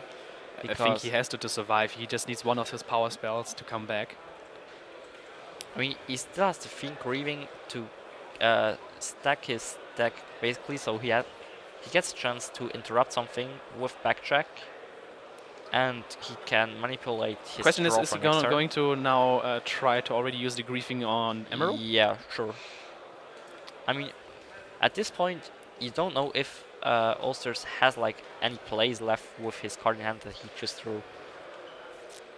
And depending on which trap cards he's going to see, Yasuo Ulsters don't want to like overlay something on Dryden. Like if he hits a dimensional barrier or something like that, it could be crucial. It's an interesting decision that he's giving him back the sheep because he's playing 2 fusion substitutes, so he might be able to just research it back because he's only playing 1 black sheep and he's able to directly use it for a Northern play if he wants to. I still think it's correct to not let him resolve to recycle the Zodiac Exceeds. Yes, but I would maybe just not shuffle back the sheep because now he is still able maybe to do something because he's playing triple broadboard. He can always overlay it over the drain to search for a substitute anyway, Well, if he wants to. I think now Yasuo will use immediately the backtrack, yeah. So we have a Canadia, Marella, Marella, and and a spell. Question is which spell? It looks so dark, looks like a Lure of Darkness. It's it's Foolish. Foolish. Lure of Darkness would make no sense. I think the Foolish will be the 3rd card. Canadia is a pretty good card. Okay. So, what is Oester's gonna do from here now? What's the set card? He's gonna go Battle Phase? He can just run over the Olinoides and banish it. And banish him and his Duke Frog as well. If he wants to. Yeah, I think that's what he's going to do. Getting Joshua Schmidt to less resources. Using the using Backjack's other effect to set the Canadia, so he can interrupt the Drancia. The question is now, is he going to attack with Drancia or not? Yeah, sure. He has to force out the Canadia, in my opinion.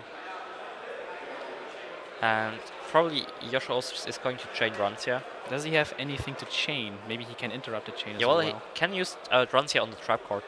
That's already enough. Yeah, that's true. He could just try to pop his Canadia, so he won't be able to special summon. Exactly. Because if he's not doing so, yeah. He's actually destroying his stronger monster, which is the Dagast Emerald. Okay. Interesting.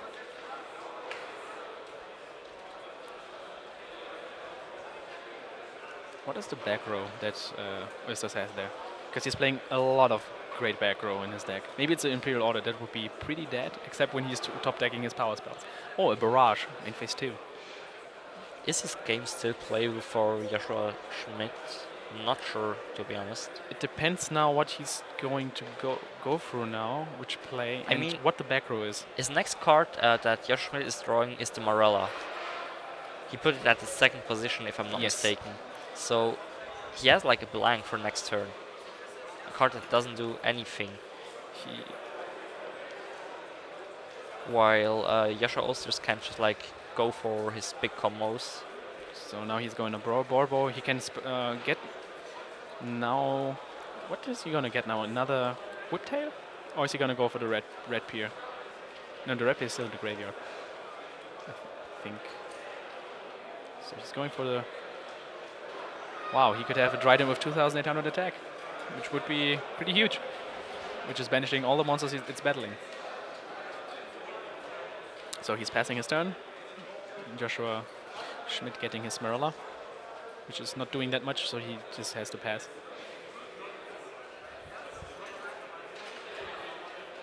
Yeah.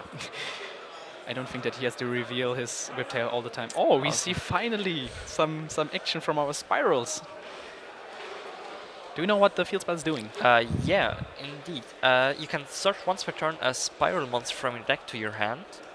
And as long as Spiral Resort is on the field, your opponent cannot target Spiral cards you control except Spiral Resort. In the end phase, he has to shuffle back 1 monster from his graveyard. Otherwise, he has to destroy the field spell. So in Super Agent can be special summoned from the hand by predicting what the opponent has on the top. I think he called something which was wrong because he was revealing that it was a spell. I think he was saying trap. Yeah, it was a Foolish Burial. So yeah. we knew that he has a Foolish Burial, and yeah, when Super Agent is special summoned, he can destroy a spell or trap card on the field. So he's attacking now. I think the most important part why the Spiral Engine is good is basically because Resort is saving them from being destroyed by or being targeted by the Paleozoic trap cards. Like you make it kind of weird, like Canada doesn't do anything, then Meniscus, you have to use it on the field spell, which is also a little bit awkward. So yeah. So is he setting a monster? Okay, is he setting maybe the Super Agent? For which reason? Don't think so. What is he playing which would be worth setting? Maybe, no, I wouldn't set a Garnet. Trick Clown? That's maybe the only card. He has a Trick Clown in his main deck to prevent him from... prevent him from getting OTK'd through some weird cards. And actually, yeah, Osho Schmidt has to draw like... He needs a power spell. The question is, maybe we have an actual a good Imperial Order set there, there's several turns which might have to do something. Law and Morty, but that doesn't do anything against 2 drones, yes? Yes, that's it. And so Yasha Osters takes game 1. Yes. And let's talk about the side decks. We have really interesting side deck for Osters. He has Naturia Beast, Palomuro, and King of the Feral Limbs in the side deck for making some nice stun fields turn 1. He has triple Kaiko the Ghost Destroyer, which might be a good card against Paydo, banishing their Paydo trap cards if he wants to. Can he? I think he can. Why? I thought it was I think it's monsters. I think it's monsters, so you're right. Triple Retaliating Sea, 2 Legacy of the Duelist. That would be interesting. This card is amazing. This card is really interesting. Like 1 Dark Hole at triple Anti-Spell Fragrance, and yeah, that's it. And for your Schmidt's side, we have the Penguin Soldiers, which could get... They're fine because no Zodiac can go over face-down monster. That's easy. Especially as they're pretty good out to Denkozeka. Yeah. To get them... Which he's already playing in a main deck. Yeah. We didn't saw it game 1, but... Maybe he will have it now in the starting hand. So for Dark Hole Raigeki, I don't think he's going to side them because going first, time does the same thing. They're not needed in this particular matchup. So Morning, pretty sure that it gets in the Breakthrough skill as well. And Imperial Order, I could also see. Yes. Stopping the Barrage. Yeah. Or any of the fusion plays, because he's playing a lot of spells. Like half of his deck is spells, the other half is monsters. So yeah, why not? I presume he's playing the Apocryphs already in the main deck. Joshua Smith, so he does not even need to side them. He doesn't play them. He doesn't play them at all. Yeah. Not even the side deck. Because they're usually really great against those Xyz They're like fields. They're alright, but they're especially just good in a matchup which is already in your favor normally. And this game 1 was like... he was already in a bad position when he started with this Reckless Crit that he had to do like on almost nothing. Yeah. But I'm still not sure why he didn't choose to use Dynamostrus immediately on the Red Pier. To like prevent Yasha Osters to go into multiple Xyz. So he's starting with Card of Demise, Mirror Force, I think in Ronin Totem. I think Joshua Schmidt will start this game by setting Dupe Rock or what? Dupe Rock. Okay, he will have a 1/1 monster left for Card of Demise, which is not that great, but also not that bad. I mean, as long as he's not drawing another 2 monsters. So he has 2 monsters. Or what does he have? Yeah, he has 2 Ronin Totems in hand. 2? Oh wow, that's bad. That's really bad. Getting rid of them, he needs pretty fast. So we're going for the Resort. I'm just gonna play it immediately to get the Super Agent. Maybe now he will have his light coming. And we're talking about 30 monsters, 10 spells, and 37 trap cards. So he finally needs to hit that trap card on the top. It has to be somewhere. Let's see. I presume he will activate it immediately and say trap. Oh, he's hitting a barrier, so yeah. now he's able to destroy the back row, which is a mirror force. So now he can do anything he wants, because I don't think he fears Max C.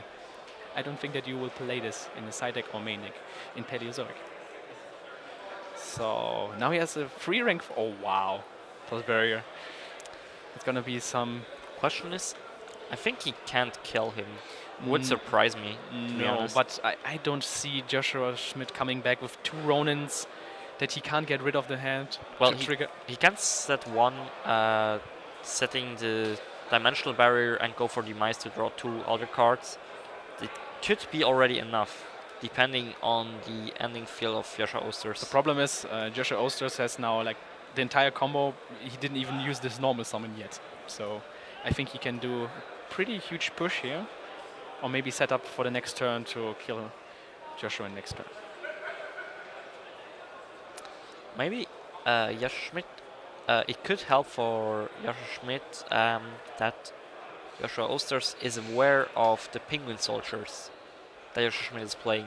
So yeah, that could might be possible that he's playing a little more passive to not get blown out by a well-timed Penguin Soldier. Yeah, he has no outs to face down monsters except... I think he does not even play Raigeki or Dark. No, he's playing Raigeki and Dark in the main deck, which are the only outs to face down monsters. He doesn't have anything in the extra deck like Diamond Direwolf. Something else.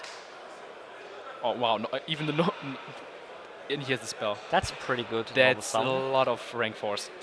I think a Penguin Soldier won't be able to remove like that many monsters.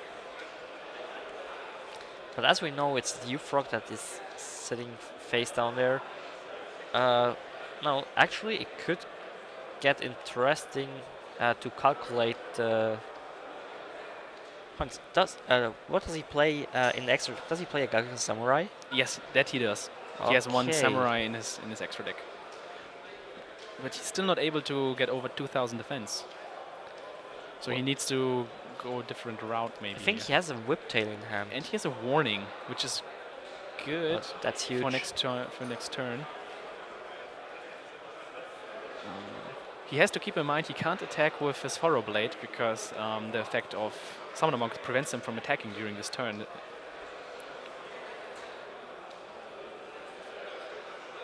Yeah, he goes for Samurai, or it looks like that. Yeah, he's thinking. Yeah. Not even using Redbeard this turn. That's interesting.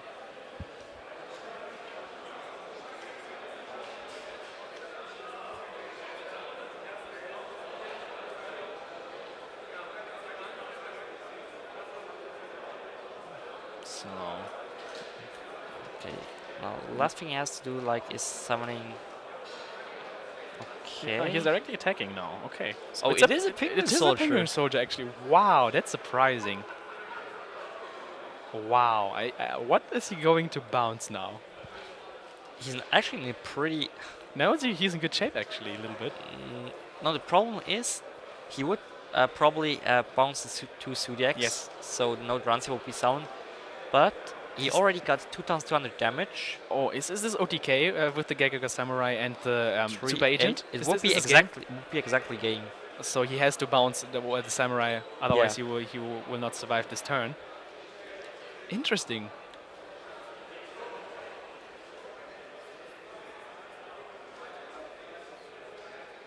So I think he will go main phase 2 for Drancy. That's the only Xyz left that he can make.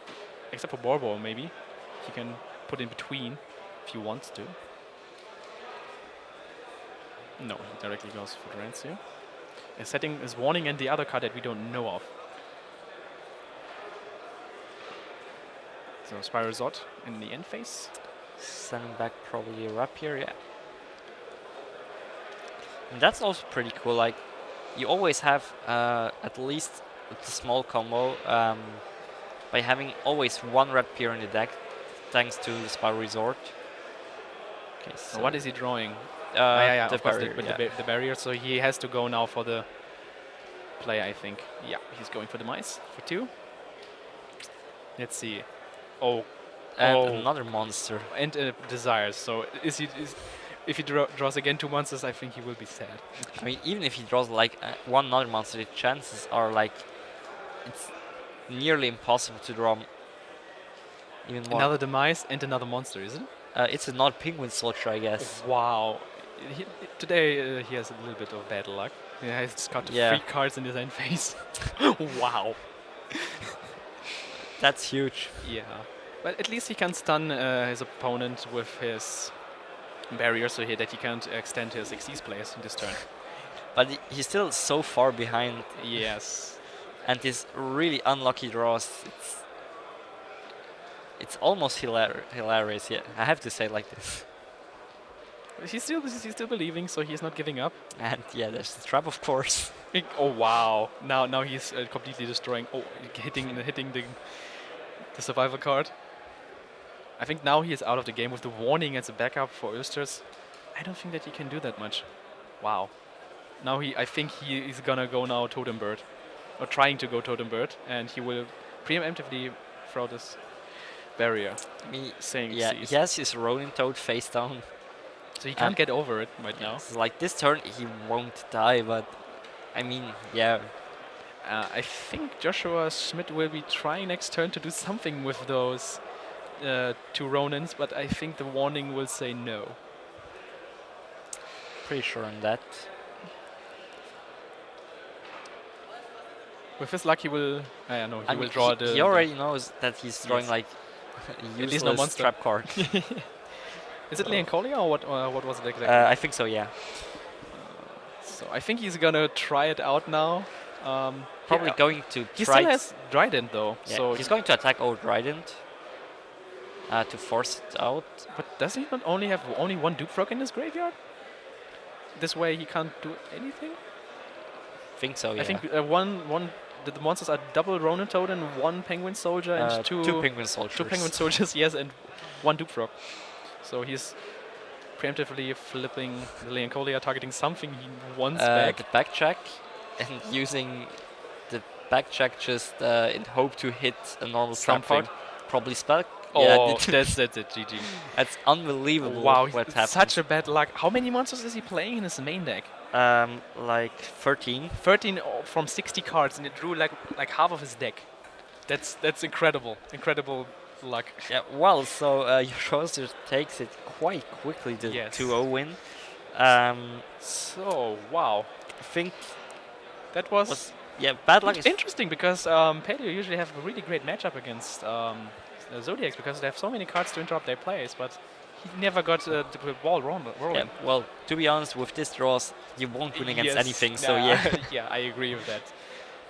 Yeah, well, I think we're going to get Joshua Osters and talk to him a little bit about the match and also about like the whole tournament because he's also one of he's from the Netherlands, so traveled here to Cologne to participating. So yeah, so stay tuned for the interview.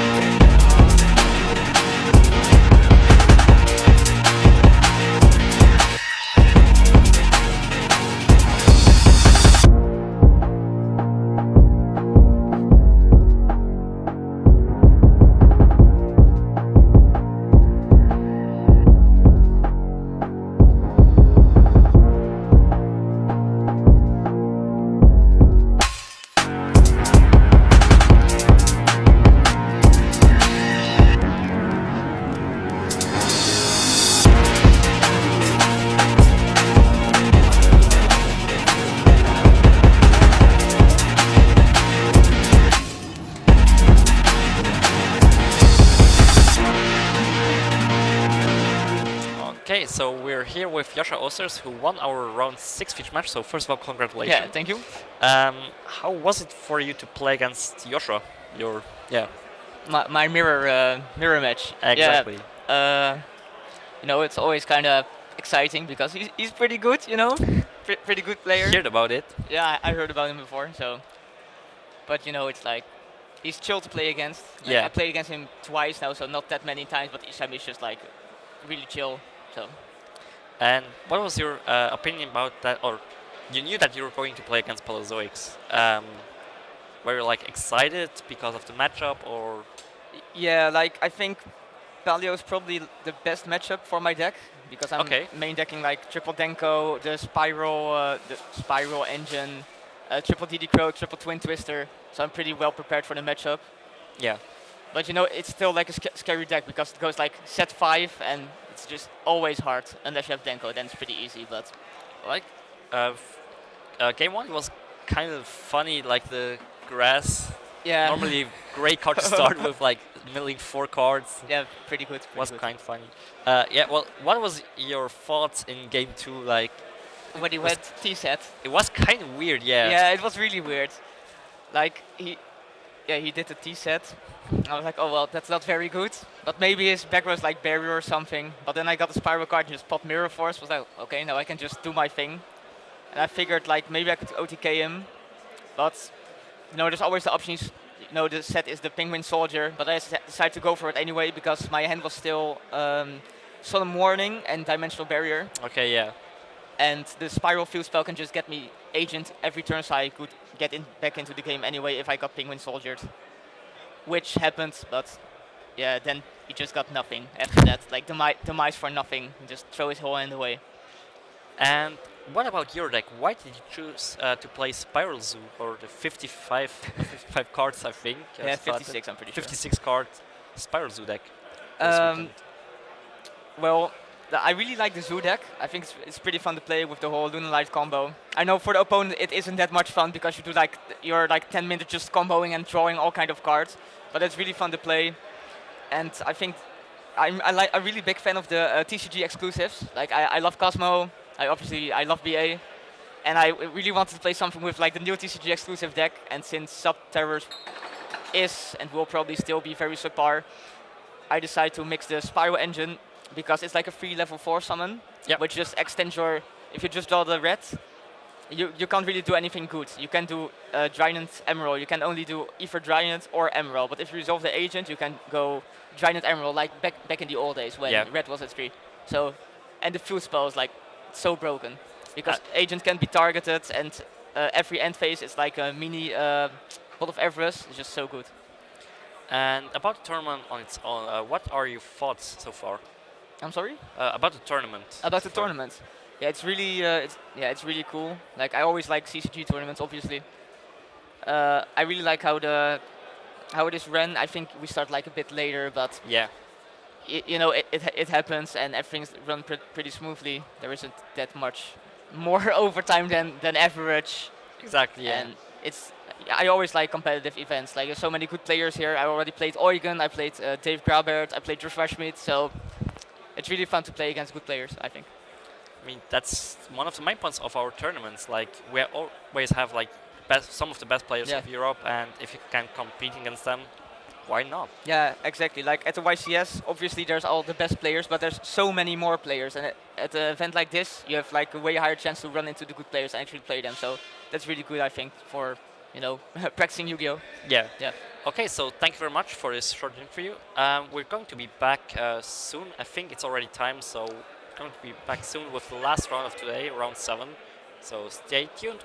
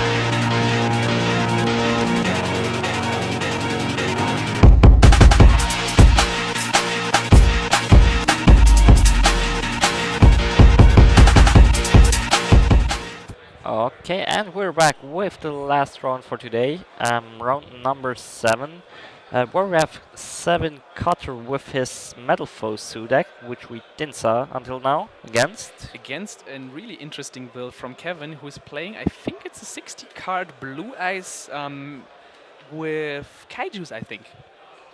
Okay, and with grass looks greener. Okay, that's interesting. Okay, so we will see it now live in action as they're going to start the game. We haven't seen any Blue Eyes today, so this is the first time we're seeing some Blue Eyes and Kaijus. We haven't seen that much during the entire day as an engine.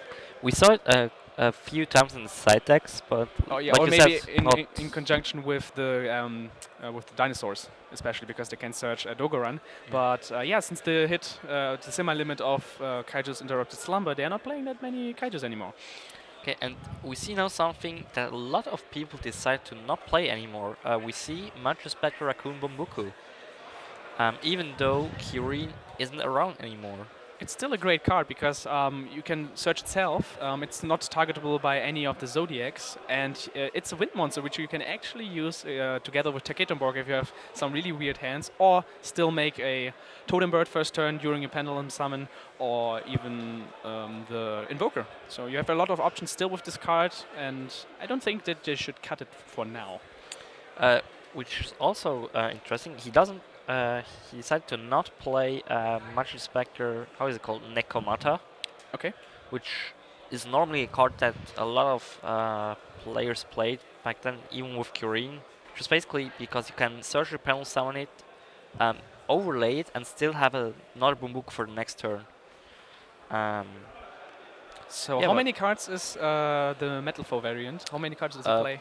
55. Okay, so maybe the Grasslux Screener will have some time to shine. Oh. He has like 4 spells in hand. One for one. I think Twin Twisters and I think a Silver Scry. So also for 7, he's also playing he's playing 3 counter, which was for a long time standard. Don't agree too much on it, to be honest, anymore, because it was good, especially with Zodiac was able to OTK quite easily. It was a good defensive card and a good grind card during the grind game. So he's going for his regular shenanigans with his Metal Foe. So he has, I think, 2 counter set and 1 fusion right now. He's going for a major Pendulum Summon of, I think, his entire hand and extra deck. Okay, so what we could see now is Invoker. Yeah, I think we're gonna see now the Zodiac combo, especially since he has another level 4 in his field with Gold Driver. Well, the question is if he really wants to go into Invoker for the Zodiac combo, or if he goes like the normal Metal Foe shenanigans and the Totem Bird, because he knows his opponent is playing 60 cards. So you could play a little bit around that grass looks greener. Now he's using actually one of the Bunbukus, which is interesting. Maybe he still wants to make the Invoker combo. Because it looks like that. He can't do the combo for with Totem Bird anymore because Silvered is a fire monster.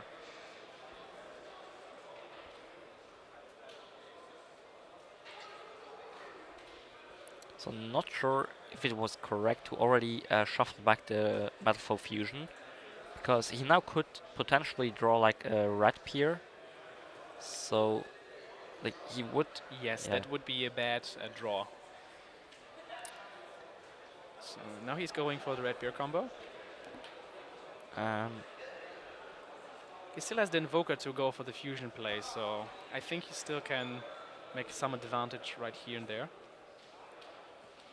I mean, he's also playing like a small Zodiac engine in the extra deck, just 3 that you need for the normal combo. So everyone was a one-off in the extra deck from the feast.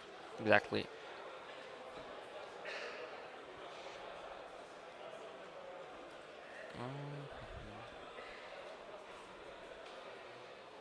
So standard plays, but now, yeah, it looks now a little bit weird because after the combo he will be like at 40, 42 cards, something like that, left in the deck. I don't know the 4th spell which the Blue Eyes player has. Like, what is the 4th spell he has? It's a Dragon Shrine, I think it is. So yeah, when he hits a grass looks green on top, then it might be game changing. I mean, yeah, it's kind of weird. Like you're going to you're try to play 60 cards in Metal Foe to play around the grass looks greener. Dweller. Okay, yeah, well, I think he knows what his opponent is playing. So Dweller makes actually sense. I don't know if he knows that he's playing Blue Eyes, but yeah, 60 card decks usually indicates that they're using something graveyard related. He's actually playing 2 Fairy Tale Snows, which are really great in the graveyard. So, but we will see. But actually, I'm not sure if the play is correct. You don't think it's the most optimal play what he's doing right now? I'm not. It looks a little bit weird. I mean, he's walling up with a lot of traps. If it works for him, that's cool. But yeah. No Trident right now. Well, Trident will still be summoned. So now yeah, now like the quick play fusion. With I don't know the card in hand. So he passes his turn. 7. Now. And what's the 6th card that he draws? It's Fairy Tale Snow. And there's the Dweller immediately, so he knows for sure that his opponent is playing preemptive Dweller. What can? Well, it's still not that great, to be honest. I mean, what is he playing that he can special summon with 1/1?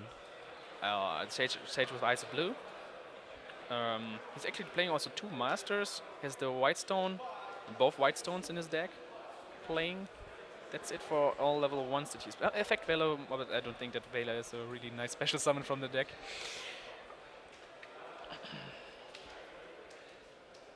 Yeah, he's playing a lot of Kaijus. He's playing actually 8 Kaijus in his main deck.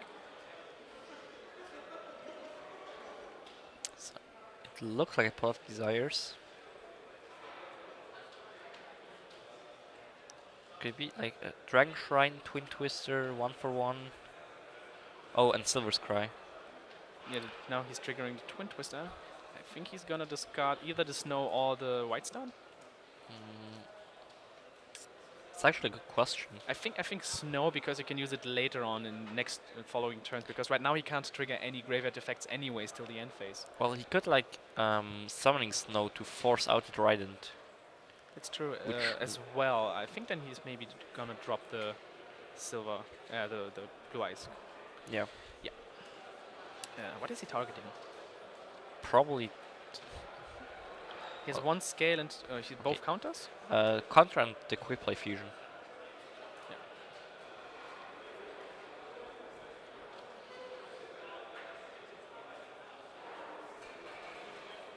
The problem is the Dweller. He's doing a lot of work now. He can't work with his graveyard at all. Well, yeah. He's now trying to flip down Drancia, which he probably will chain. Yes.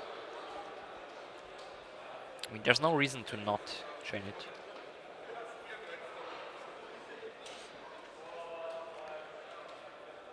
Or apparently there is a reason. Okay, so now he goes... Not sure about that play. I mean, he just kind of like run over it. And he has the Dragon's or Silver Cry to special summoning back any huge monster the that Spirit he wants. To banish the counter that is face down or even the Scale.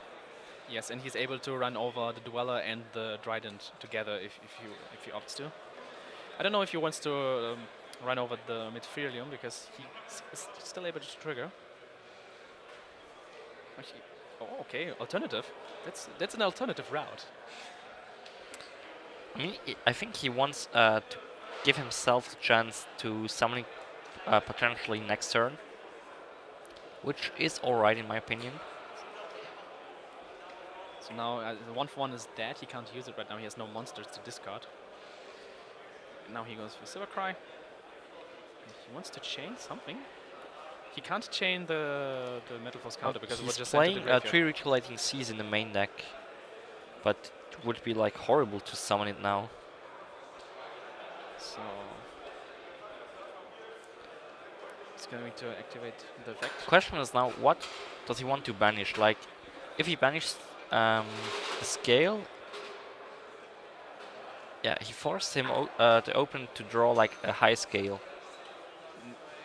Mytherium will be live anyways next turn. Exactly, and he can't clear Mytherium without triggering it. Yes, that's the problem. So he's targeting the last counter. Okay. I think he is in a tight spot here.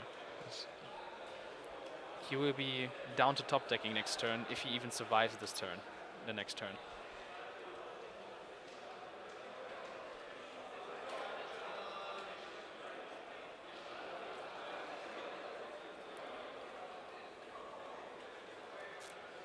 Let's see if he will bluff set the back row. I think he has to. He has to, There's like to maybe pay, give the material the attention to the back row. Apparently not. Is he passing his turn? Yeah, maybe he's trying to like bluff a blue eyes white dragon. No, okay, no, he's actually setting it. Yeah. Which is the correct play, in my opinion. I don't think that you will get that much value out of it anyways, right now. But it's really to force the Metrilium on the back row. So that he can keep his monsters? Yeah. He's using now the Fusion Substitute. Just sending back to Norden. Wonder why he didn't use it last turn? Norden was still under Abyss Dweller. That's true. Okay, so he drew a Bao Baboon.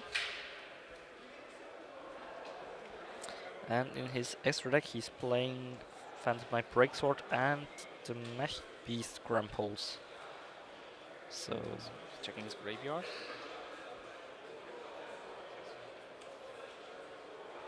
So he is bouncing the Dragon Spirit of White.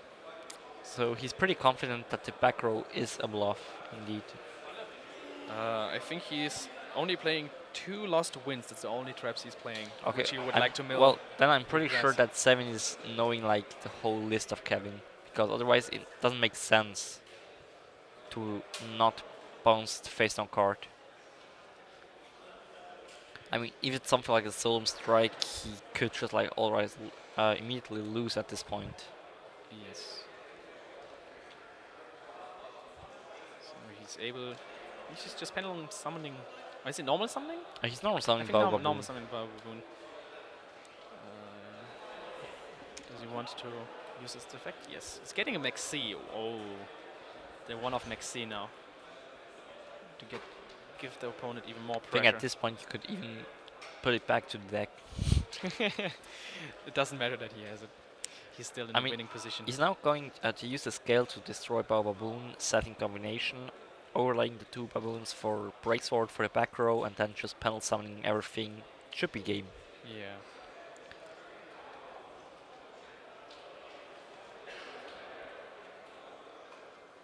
Okay, no combination.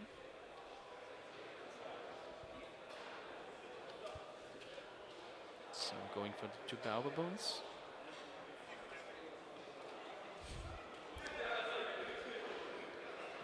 Maybe he will also force the last back row with a Breaksword. Yeah, or just I think Breaksword or Gramples. One of both will be fine. Afterwards, with the 4 spots left, or 3 spots left to pendulum summon. I'm not even sure if Kevin could use like Fairy Tail Snow. The card count is really low. His maximum 7 maybe, but then he's like investing everything. Out of resources, yeah. Yeah. So he's going for Gramples. Hitting the 1-for-1. So now he knows everything because he knows this card in hand. He bounced it. He has perfect information. And a Maxi, even to back it up. Pendle summons Terratop. Always an interesting play. Another rank 3. Well, he doesn't have to go for game at this point, or probably can. Just thinking about it. I think he can. He just needs to destroy his scale and Fairy Tail Snow. I think that should be game already. What the Oh, it's pretty tight actually, because Grampus and does not have enough attack together with a Gold Driver. Isn't it with Freedom? Yes, it wouldn't be enough. No. Or it would. Sorry, it I would think be it enough, would but for like 300. I'm not sure if it's worth, because he could like trigger Fairy Tail Snow, and your book field or would something. look kind of awkward Yeah. in the end. I think he's gonna make main phase 2 another Totem Bird to seal the deal.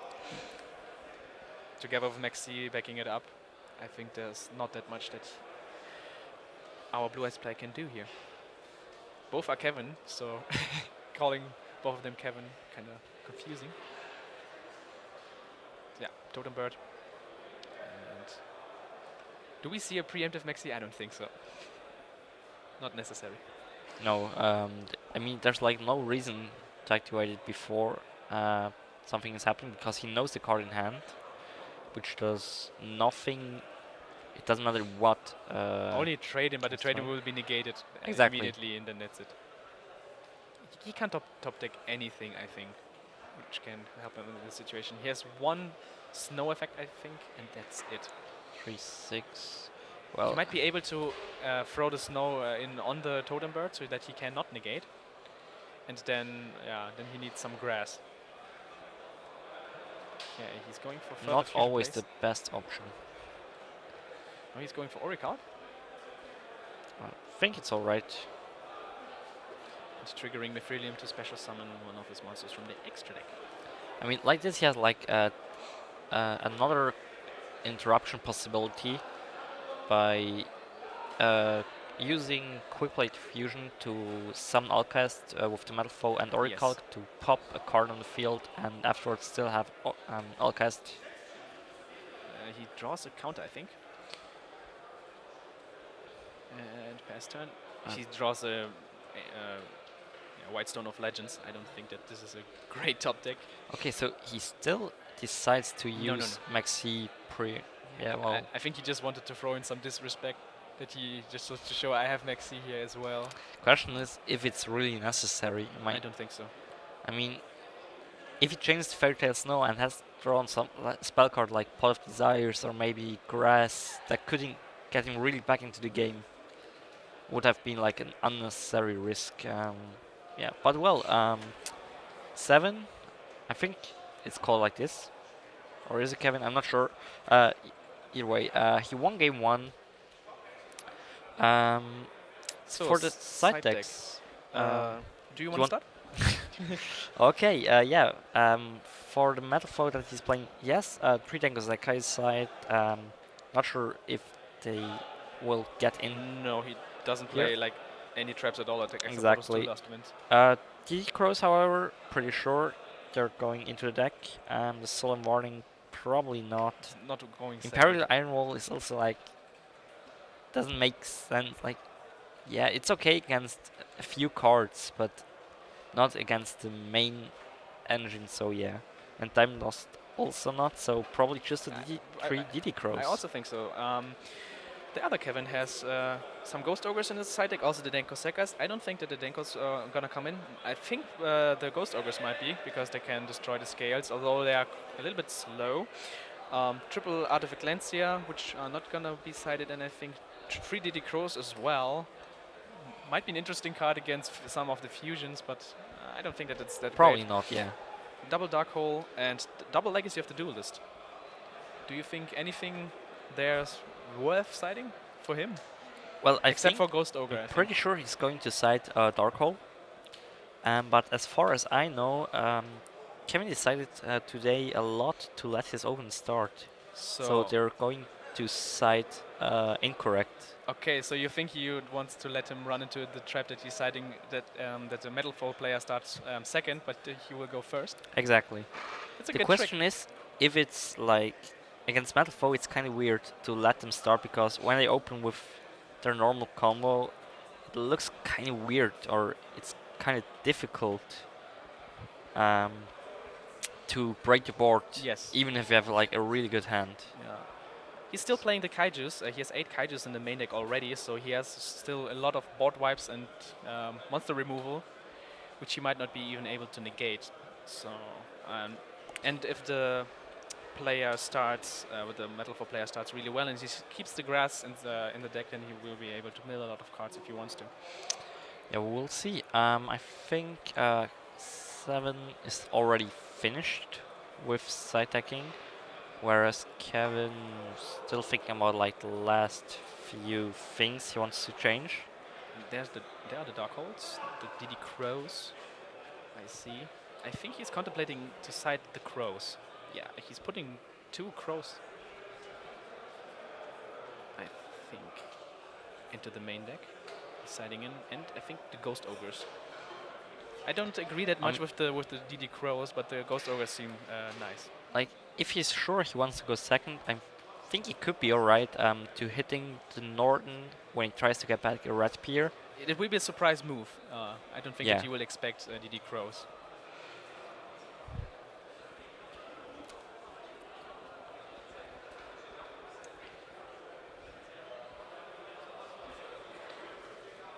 So last pile shuffling. The endless pile shuffle of 60 cards. So many cards.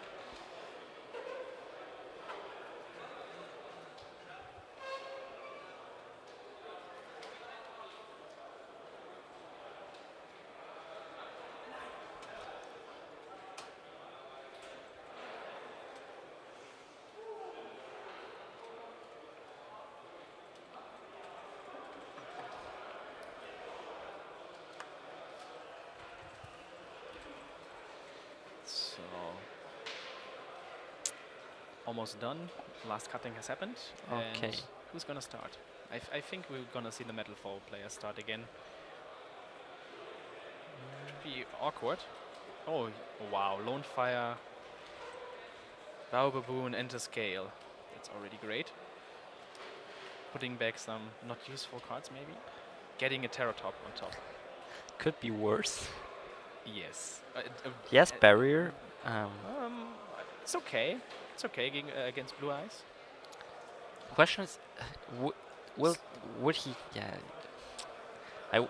I'm not sure if you should think on the activation of the Metal scale because you're implementing your opponent that you have the Ghost Ogre. Or the Ghost Ogre, yes. Pretty sure, and I'm not sure if that a smart move. Well, maybe he could mind tricking him. Yeah, maybe bluffing. So, but I think he has the Ghost Ogre in hand. What else does he have? I think the Master, the level 1 guy, alternative, and 3 spell cards.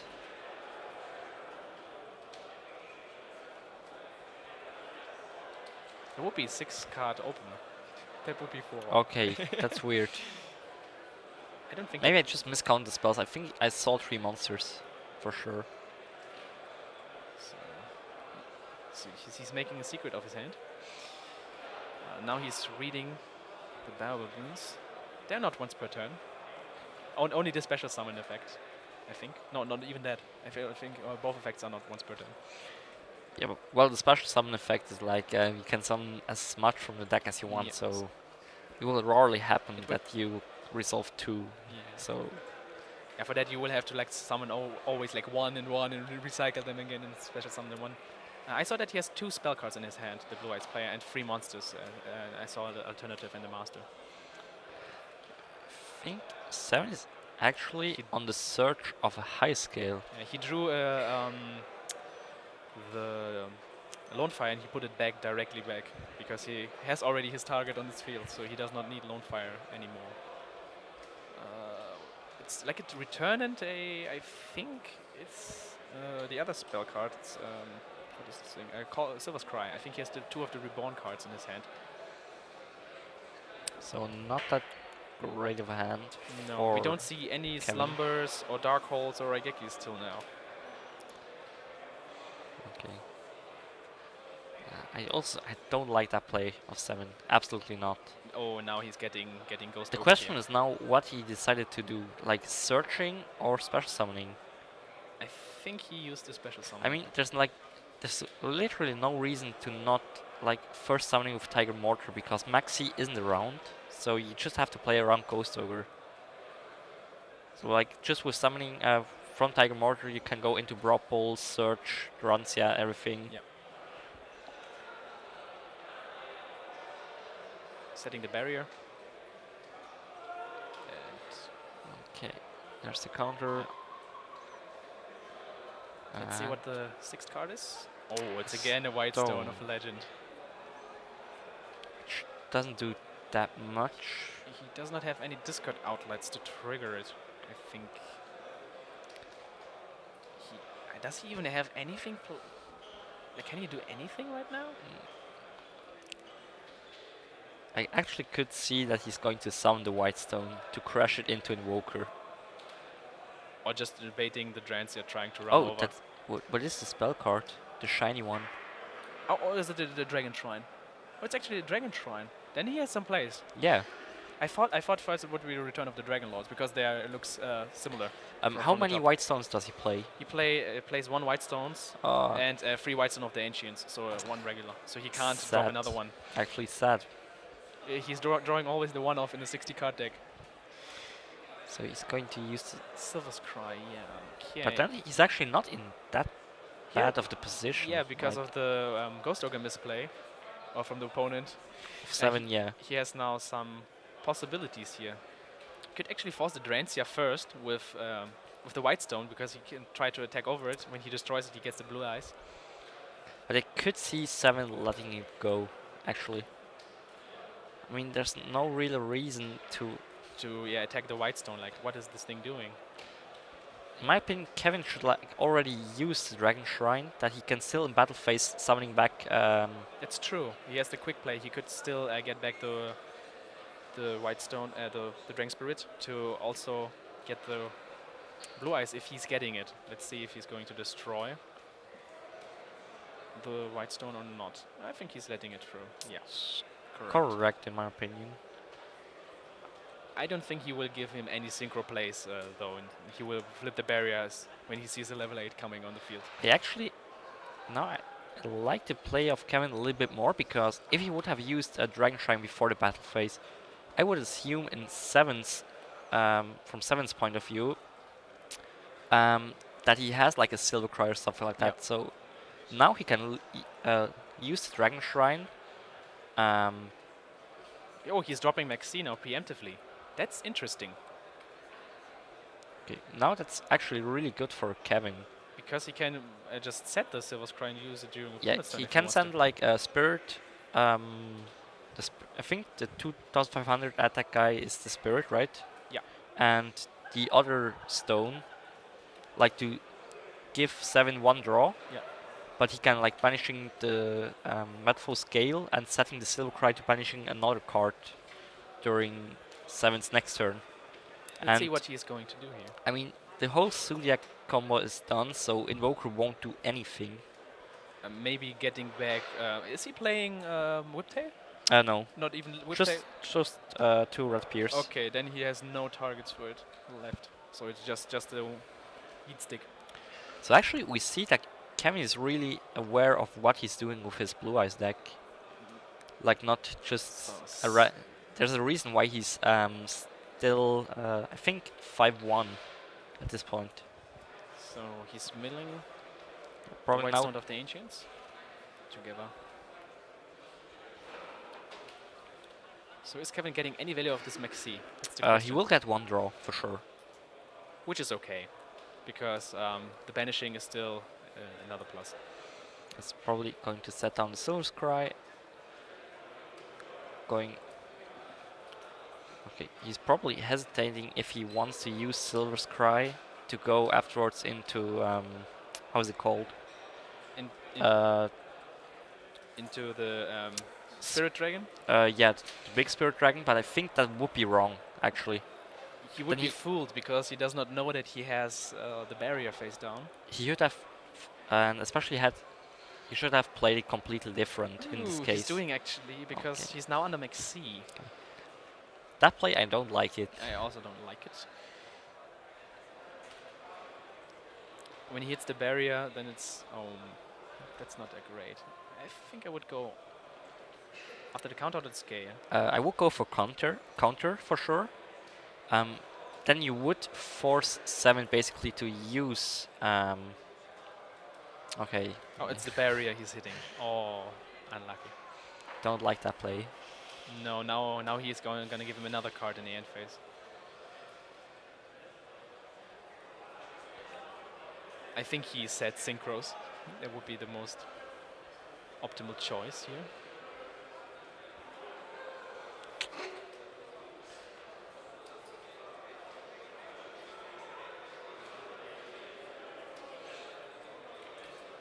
think he's going to his end phase now.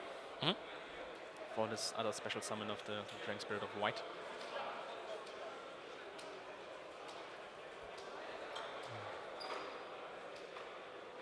Or he goes for the normal Blue Eyes White Dragon because he has the alternative in hand.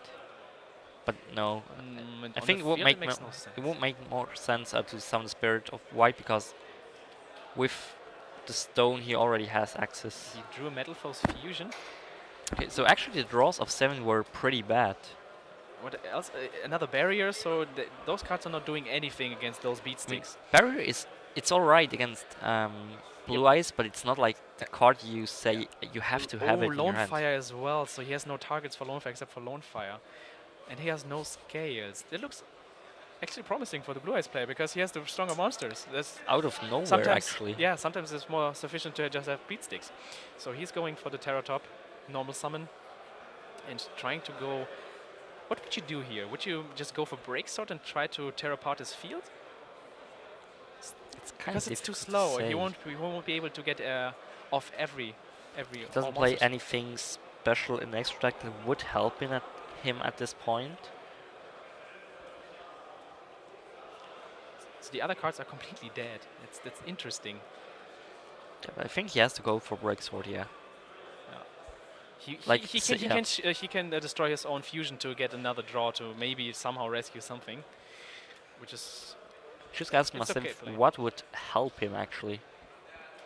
one scale is not enough. I mean, he also doesn't have anything like to pendulum summoning properly. Like just the Lone Fire and yeah, a barrier. So Dragon Which Spirit doesn't of have. White is gonna go down now.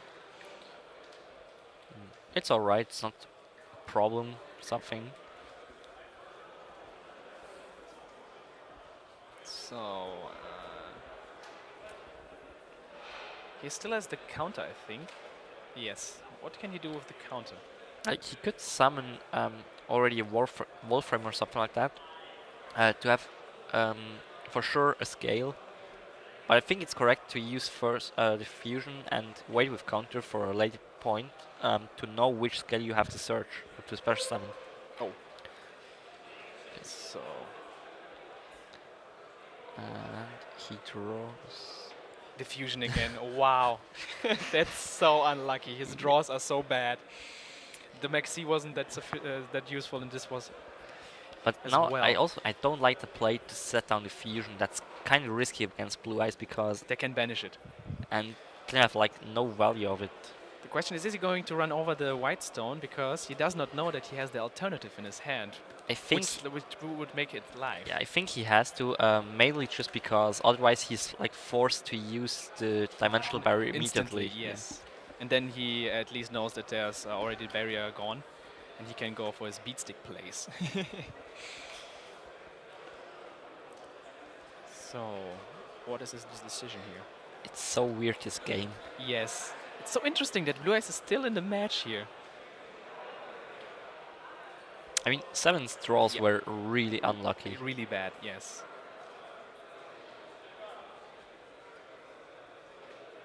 So he's running over the White Stone and searching now for the classical Blue Eyes White Dragon. Kaiba would be proud of him. So what does Master of the Blue Eyes say exactly? That I actually don't specifically know because he's not played that much. I think when it gets summoned, it can take back one level 1 tuner light monster from your Maybe graveyard to the hand. Maybe we can show the effect text of Master of the Blue Eyes to see what his actual effect text is right now.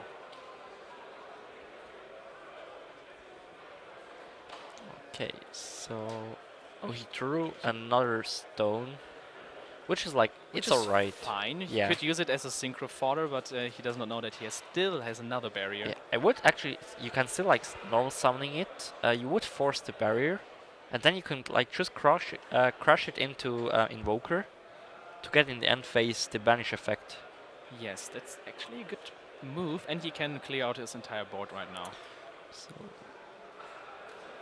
So there we have the effect of Master.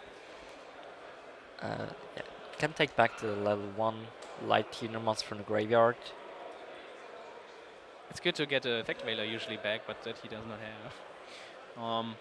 I don't think that he's gonna use it this way. I think he's gonna go with the White Stone when he wants to normal summon. Either one of both will, I think, force the Metal Foe player to activate the barrier, because both of them are tuners, level 1, so he does not want to see, I think, the Spirit Dragon. Let's see if he... Yeah, he's going for the Ancient play. So White Stone of Ancient. See the Let's barrier. see. I think we're gonna see preemptive barrier.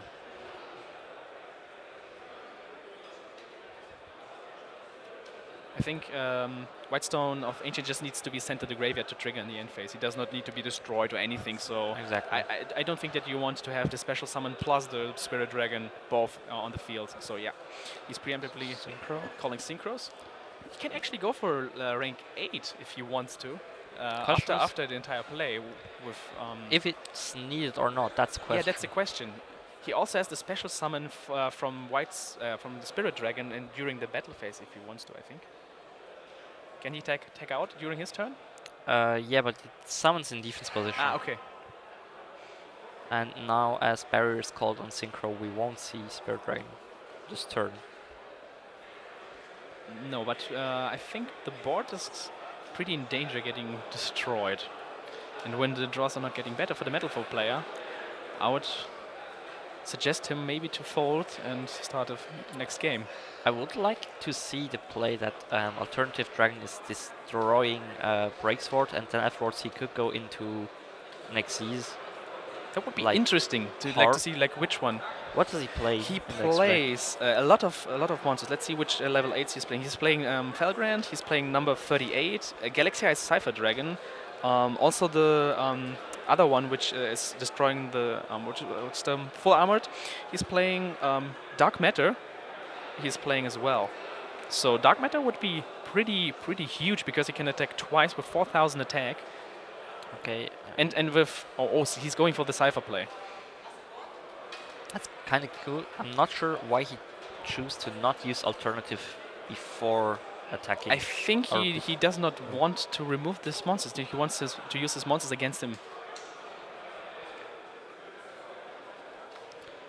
Does Cypher negate the effects? I think so. Yeah, effects negated. Otherwise, it would be huge to take the breaks for. Yeah, and use its effect against him. Yeah. Okay, that's game. Wow, that's surprising. Didn't see Blue Eyes actually really coming back. So we're gonna see a game 3. And now I'm actually curious about 7. What his decision will be. I would actually like to see the Blue Eyes players start now to see what is he able to do first turn.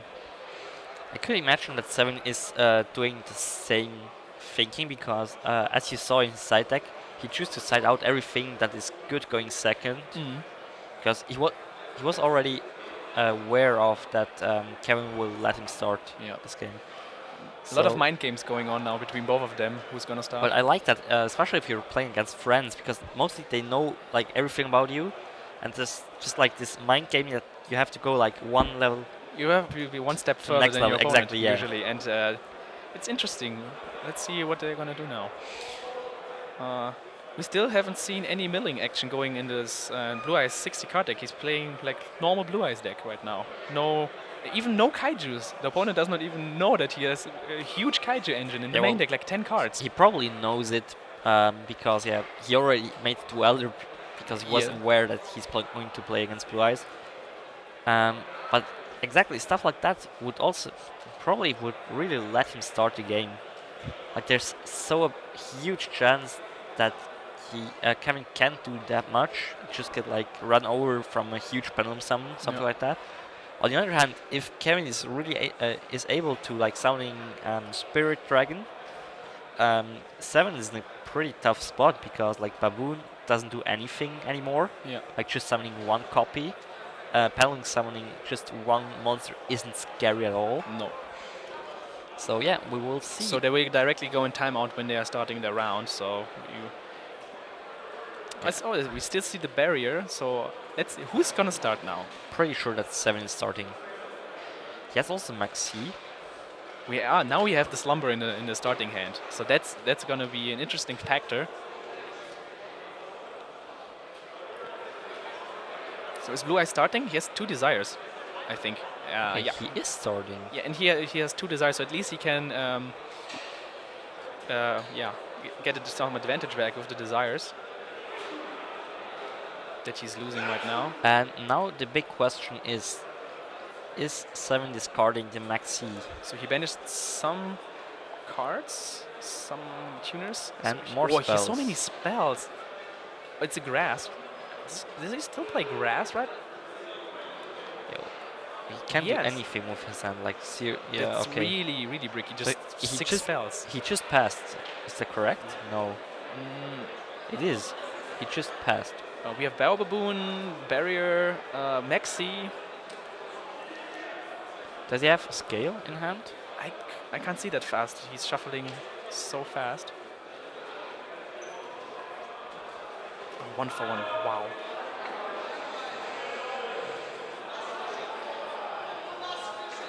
Second desires will be hopefully played next turn. Maybe he's gonna lose already.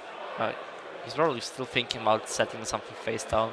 I think the I mean, weakest card is like grass and maybe the 1 for 1. They're both not that great right now. The other cards are maybe alive depending on what he's gonna draw. I think setting 1 card is correct. He's actually setting 2 Twin don't- Twister fodder. Yeah, I don't like that.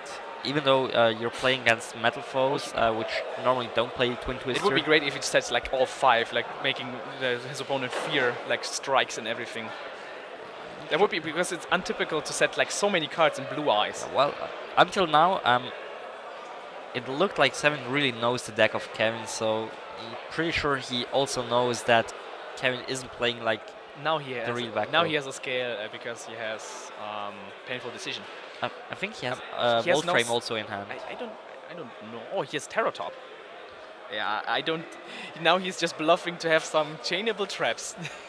I mean, he has to do something. He can't just like say pass. Okay, Of it's course, fine. because otherwise he would just go ham on him. I'm curious now to see how is he gonna play. Is he trying now to like actually bait out the back row, which is not there?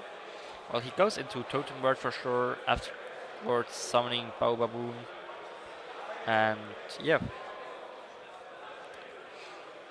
do the normal Sue stuff probably,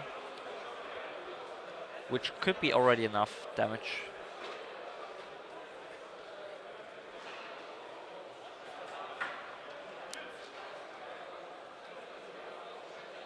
So he's going for Totem Bird to back up his place.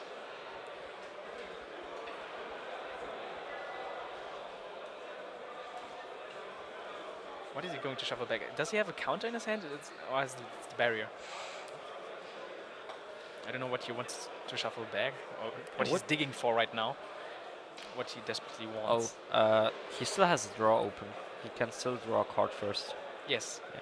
of course, but I don't know what he's digging for. Or No, he's it's Red Bear's gonna go back to the deck I mean, immediately. there's like no card he would like to have in hand other than the cards that he has at the moment. I think he's just using it just to see what is there.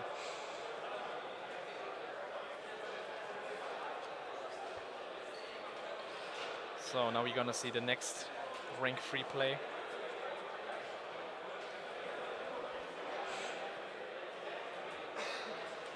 Going for counter.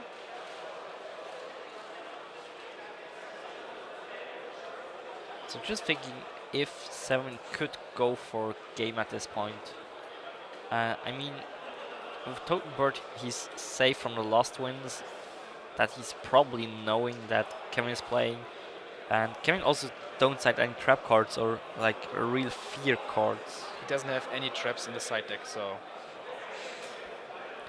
So it's actually I don't see the, or it looks interesting in my opinion, because a lot of players would like just let Blue Eyes start because they can't do that much with their 5 cards, and the best play is opening with desires. Almost. I mean in the even in the side deck he doesn't have like a plan in case his opponent would let him start. For example, we had that with Jens Eckert's Infernoid.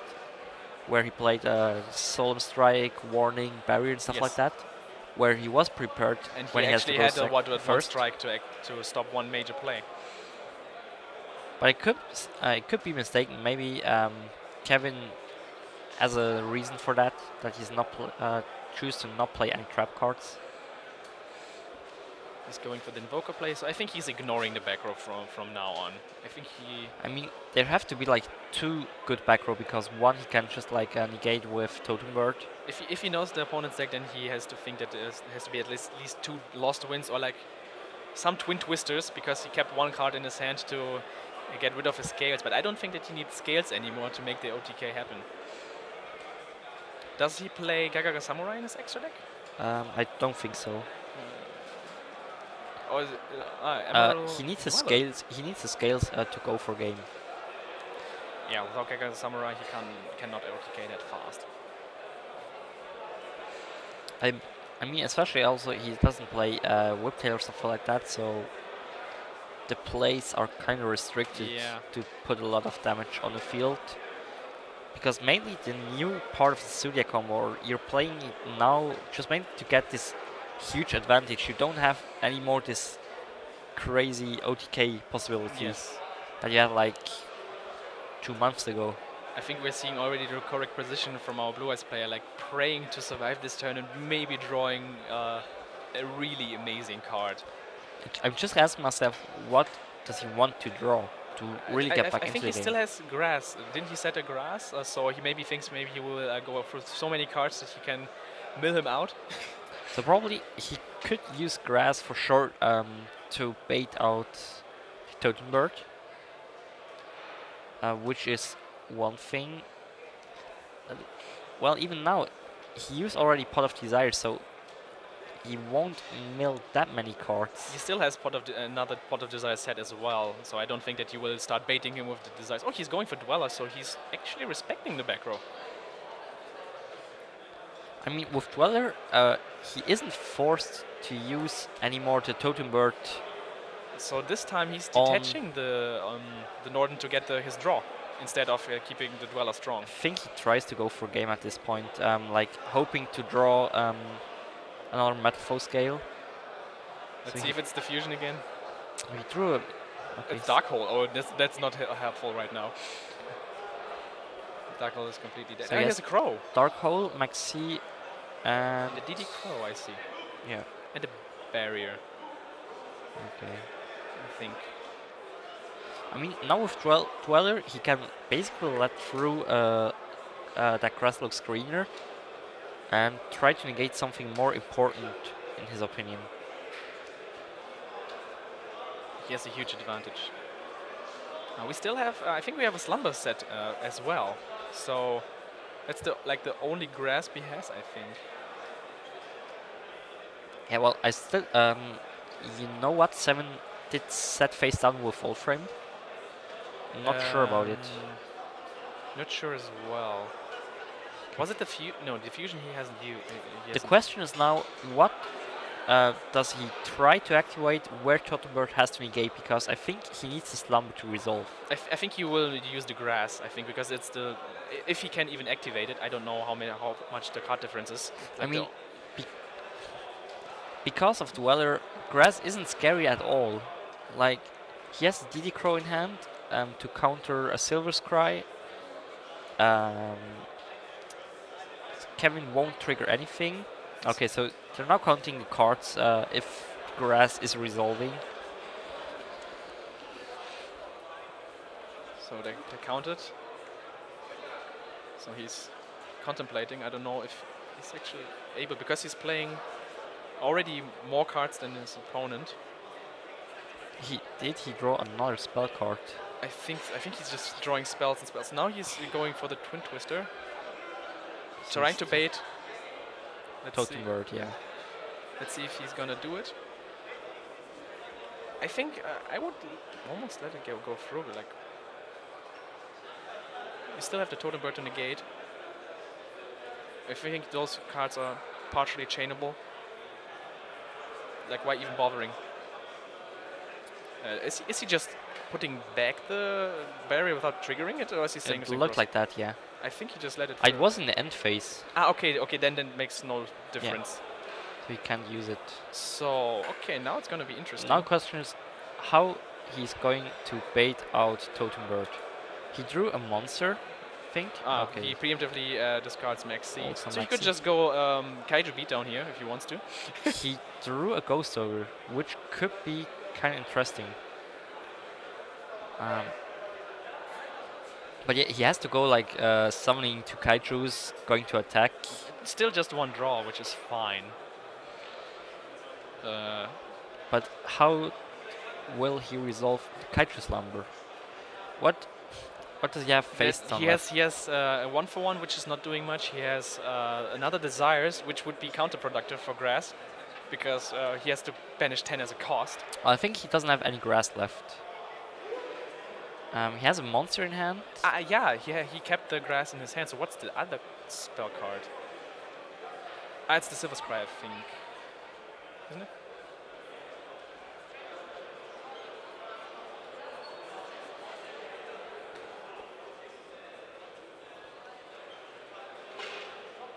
Problem is he has, I think it's like, he has another turn, so he needs to do lots of damage during timeout. There's a difference of 3,000. Okay, he is trying to bait. Let's see if this is gonna go through. I mean, I think he has to negate it with Totem Bird.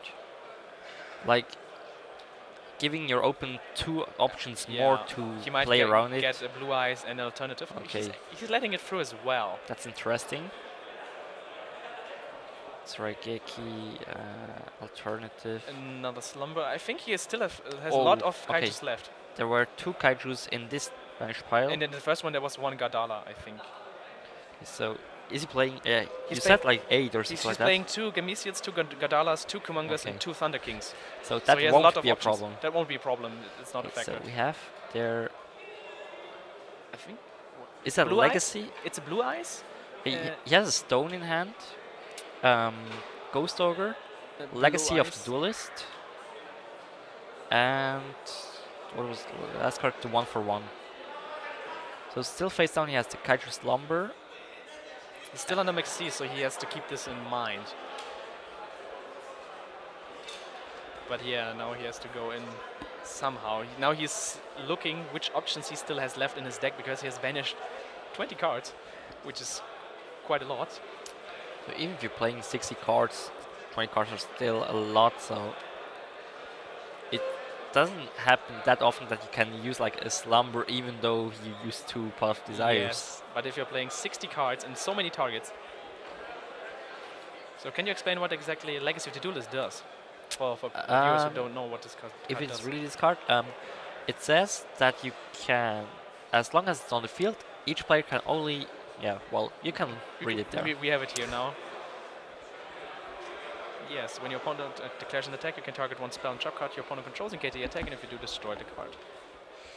Each player can only set one spell and trap card from their hand per turn, which is interesting, because Metal Foes usually set a lot, but not from the hand.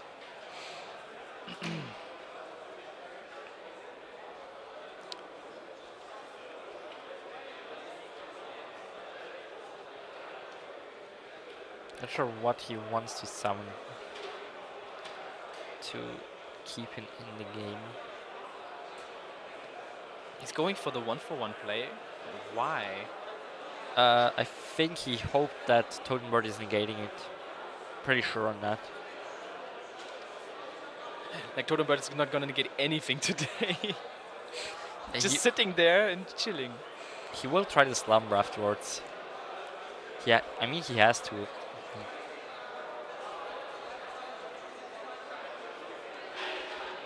Now he's going to activate Legacy of the Duelist.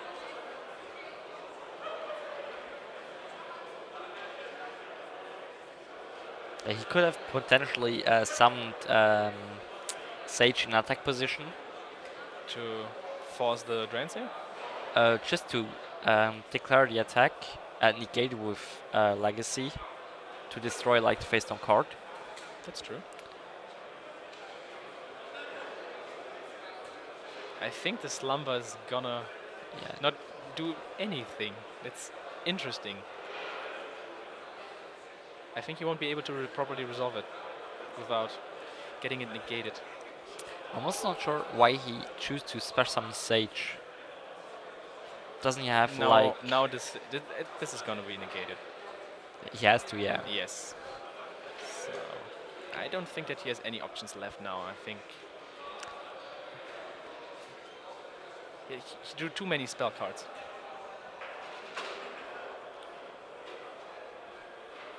We're not getting that much benefit out of them.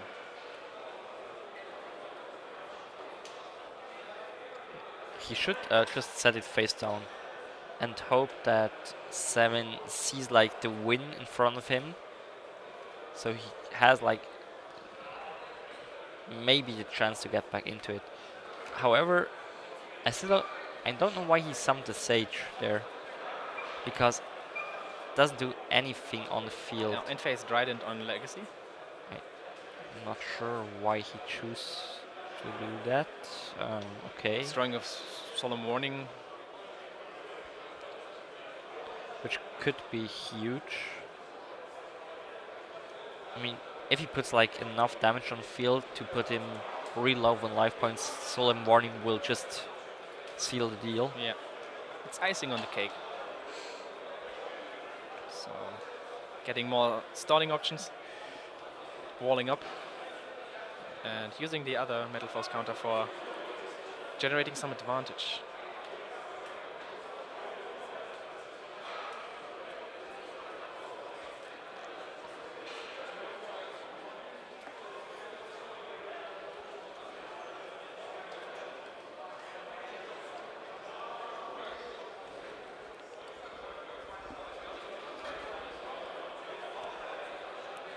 To the bird attacking over the Sage, over the Master.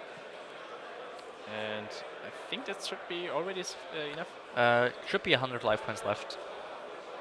2, 4, and 1, 9. So it's would be one of the Yugi stories if Kevin could get back with this 100 life points. Yeah. If he would play Dinos like 1 infinite, like attacking with like 9,000 attack and something and win this thing with 1 hit, that would be true story. But now he's probably going to use TD Crow on the stone. So that he cannot resolve it. Yep. Yeah. Taking in the last options. So what is the last face down card? It would be funny if he draws another Pot of Desires and is able to resolve it again. Like would be only way. Yeah. Well, so that was the last duel or the last match for today. And it was a Silver Cradle last face down. Yeah. So 7 takes it, going 6-1 with his Metal Foe deck. Blue Eyes stood a great game too against Metal Foes. I was surprised that they were able to compete there. Well, to be honest, the draws of 7 were like really horrible. Bad. So yes. Yeah. Well, but I was actually surprised that the Blue Eyes is still X1. Mm-hmm. For a deck that not a lot of players are playing. Especially in the 60 card variant with all those kaijus, I think he's anticipating huge boards which you just want to nuke pretty fast and getting the advantage out of grass, although it didn't have any time to shine today in this match. Well, he's still in the tournament because being X2 isn't the end of the war because you can still top the tournament. So we're going to get 7 for a short interview. So stay tuned, guys.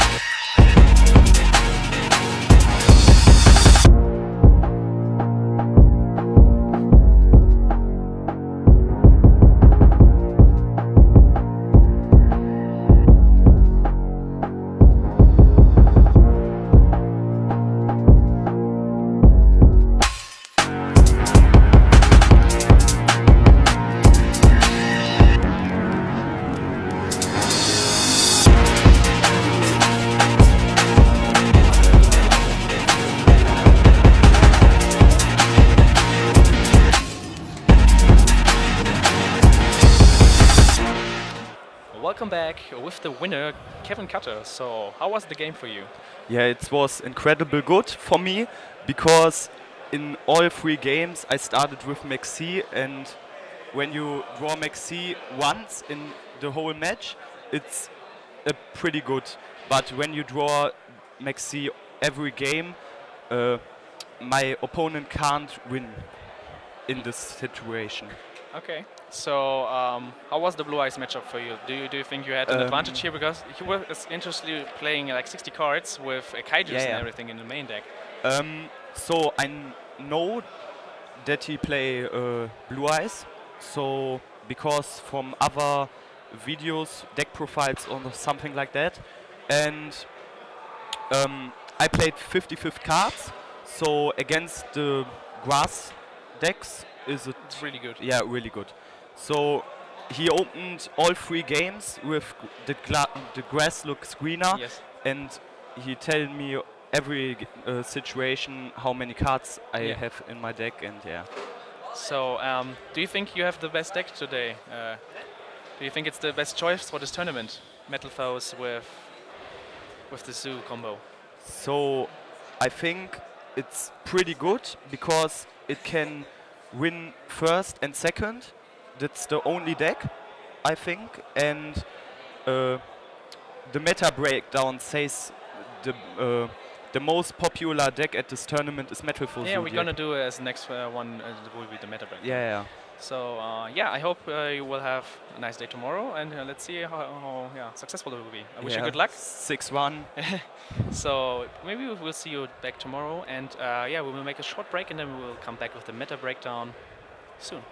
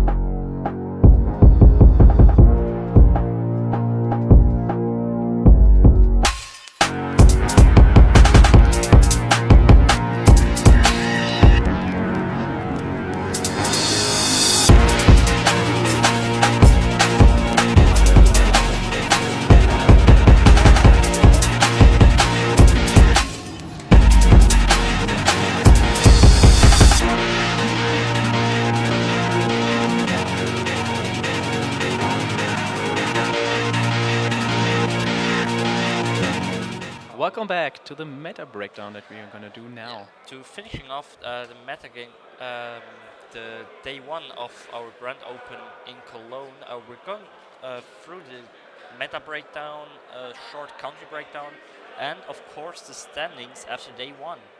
As you can see back, Metalfoes was the most played deck today. Almost 20%, which is a huge part. Kind of huge. I think a lot of them also with Zodiacs, but also some more creative versions with Yangzing, dinosaurs. Yes, there was a lot of different variations of Metalfoes with different kind of engines that we have seen today over the entire day. For the Zodiacs, it's kind of hard for Zodiac. I mean, it's potentially in a lot more than this 12%, but I think the 12% were like this poor Zodiac decks, which where it is like the main engine and not like just where they play psychic. Furrow Blade and Triple Whiptail, so this Exactly, is like the Zodiac engine. I'm actually a little bit surprised that Polzog is just like on third place. Yeah, it's interesting. Only 10%. I would have expected much more of them, but I think they maybe they know that a lot of Denkos will be running around. We saw a lot of Denkos in the main deck. Not seeing them summoned in the first game, but yeah, the possibilities are always there. And also, I think the problem that Paleozoic is facing right now that too many other decks are playing 60 cards, so they can't get any advantage out of that aggressive screener. I think well, Invoked. That's surprising, actually, that so many Invoked are there. We actually also had them in one of the feature matches. I mean, it's still a deck that is around. Like, it doesn't win like the big tournaments because it's still something missing. Like, the plays are okay, but they're not that. How do you call it?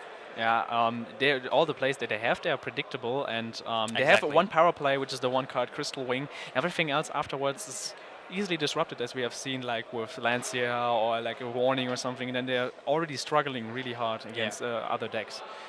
Which surprisingly is that the Dinosaurs not that much. I think that's a problem that we don't have that many structure decks around right now, that so many people can actually purchase them and actually play them right now. Or could also be like that people don't see the strength of the decks right now, because if you're going like on YouTube to search the dinosaur combos, most of them are like already with the new cards that come in out 2 weeks. Like Next or 2 weeks with Maximum Crisis. So I think the dinosaur decks are just waiting. But we saw some splash with Metalfoes. So I think there we have also some dinosaurs running around. Infernoid, for me, actually surprisingly a lot of Infernoid decks. We had one in a feature match, which won, which was interesting. They're also taking now some interesting stuff like spirals.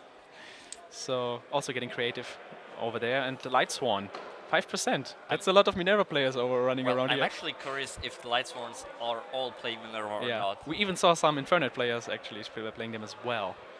But I mean, it's still like, it's a cool deck. You can make this multiple Omega fields. It would have been interesting to see some variants with Judgment Dragon to see. That would be interesting to see. We didn't see any of them. Probably something you have to wait for another year or something like that.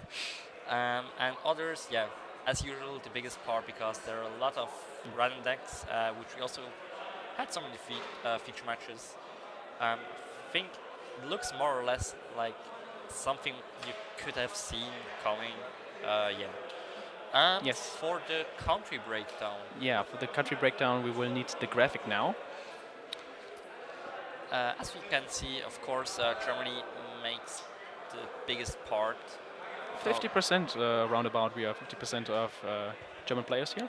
Well, we have to say for the unknown part, it's also possible that there are some German players in there. We don't know exactly the criteria for the breakdown. I think Netherlands was predictable. Expected, yes.